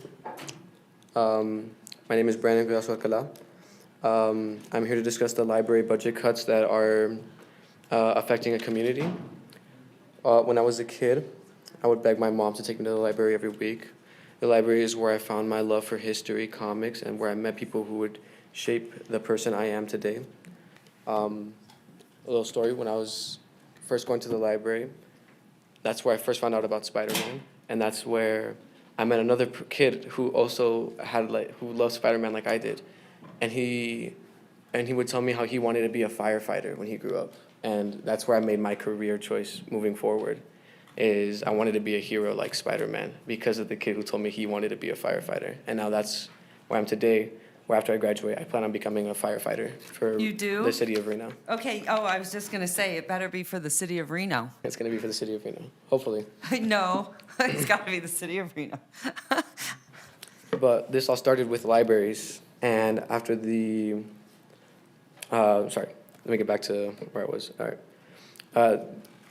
These budget cuts are reducing library hours and laying off 23 employees. And these libraries aren't just a place of community, but they're also a place of resources, of technology and information. These budget cuts would be limiting our community by restricting hours, and those hours make it less convenient for people to find that community and to use those resources that libraries provide for us, like computers. Another story about that is my mom's first job. She found it using a computer at a library. Oh. And that's how she got her start here. And yes, the libraries have always been kind of connected to my life, from my career choices to my love for history, my mom finding her first job, and my love for books. I love reading. Oh. And yeah, I just want to talk about the budget cuts and why I think maybe they shouldn't be pushed on effect so hardly. With the technology thing, with the $5 million being cut from the budget, $200,000 of that is being cut from the technology budget, which is a lot of people's main way of technology. There's a lot of people who maybe don't have homes, who don't have access to that technology, and libraries are a way to connect with that world. And Yeah, that's all. I just thank you for your guys' time. I just wanted to talk about libraries. Again, it wasn't as pressing of an issue. I love that so much. What do you like to read? Do you like to read? Oh, I love history books, or all history. or fiction, or like nonfiction, fiction. There's this book that I wanted to read, or I'm starting to read. It's called The Diamond Eye. It's really cool. It's just That's it's incredible. it's based off a real story, but it's like fiction because it's them writing it from their point of view. It's really interesting. Did you, well, you're not old enough to vote, but did you go out there and say, save our libraries? I wasn't able to, sadly, No. but But yeah. I'm so impressed. And you gotta be future senator, congressman, president, remarkable. Madam Thank Mayor, I'm you. hoping that this young man will connect with Brian in the back of the room and maybe get an opportunity to meet with one of our fire chiefs or captains. They can talk to you about what it takes to be a firefighter. And they're always happy to sit with you and maybe, have coffee or something like that and tell you about what it takes to get into that profession, because it's a very noble profession. It's a very hard profession. It's a lot of hard work to be a firefighter. And firefighters, they work, sometimes they start as a paramedic and then they move up to a different job. And so there's a lot of career paths into being a firefighter. I don't know if the mayor wants you to know this either, but she also knows a real life superhero, Hawkeye. Oh, really? That's right. So she knows our fair Hawkeye, who's a resident of this community. So meet with Mr. Colpin at the back of the room and make sure you exchange some information so Yeah. they can connect you with our fire department. Yeah, I get it doesn't sound that serious when I say that I want to become a firefighter because of Spider-Man, but it's true, and it's been there since I was a kid. It's been my dream to be a hero, and I'm willing to do anything it takes to get there. And you're gonna be a real life hero. A real hero. Yeah. Thank you You're guys so gonna much be for a your time. real life hero. I love that. That is fantastic. Brian in the back. How old are you? 17. When do you turn 18? This June. Okay, because I was gonna say we should do a ride-along. Make sure you get to do a ride-along with our fire department. Be 18 to do a ride along. I don't know. That's why I asked. I'm not sure.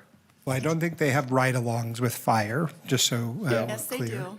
Well. Yes, they do. We all got to they- do one. they- They well, can make an exception for sure. you. No, they do. My students have Oh, been they doing do. Oh, them see, Brandy would with know. the university this semester, and it's not exactly a ride-along. You can go check out the station and you can maybe get a little ride, but ride-along with police is a very different thing.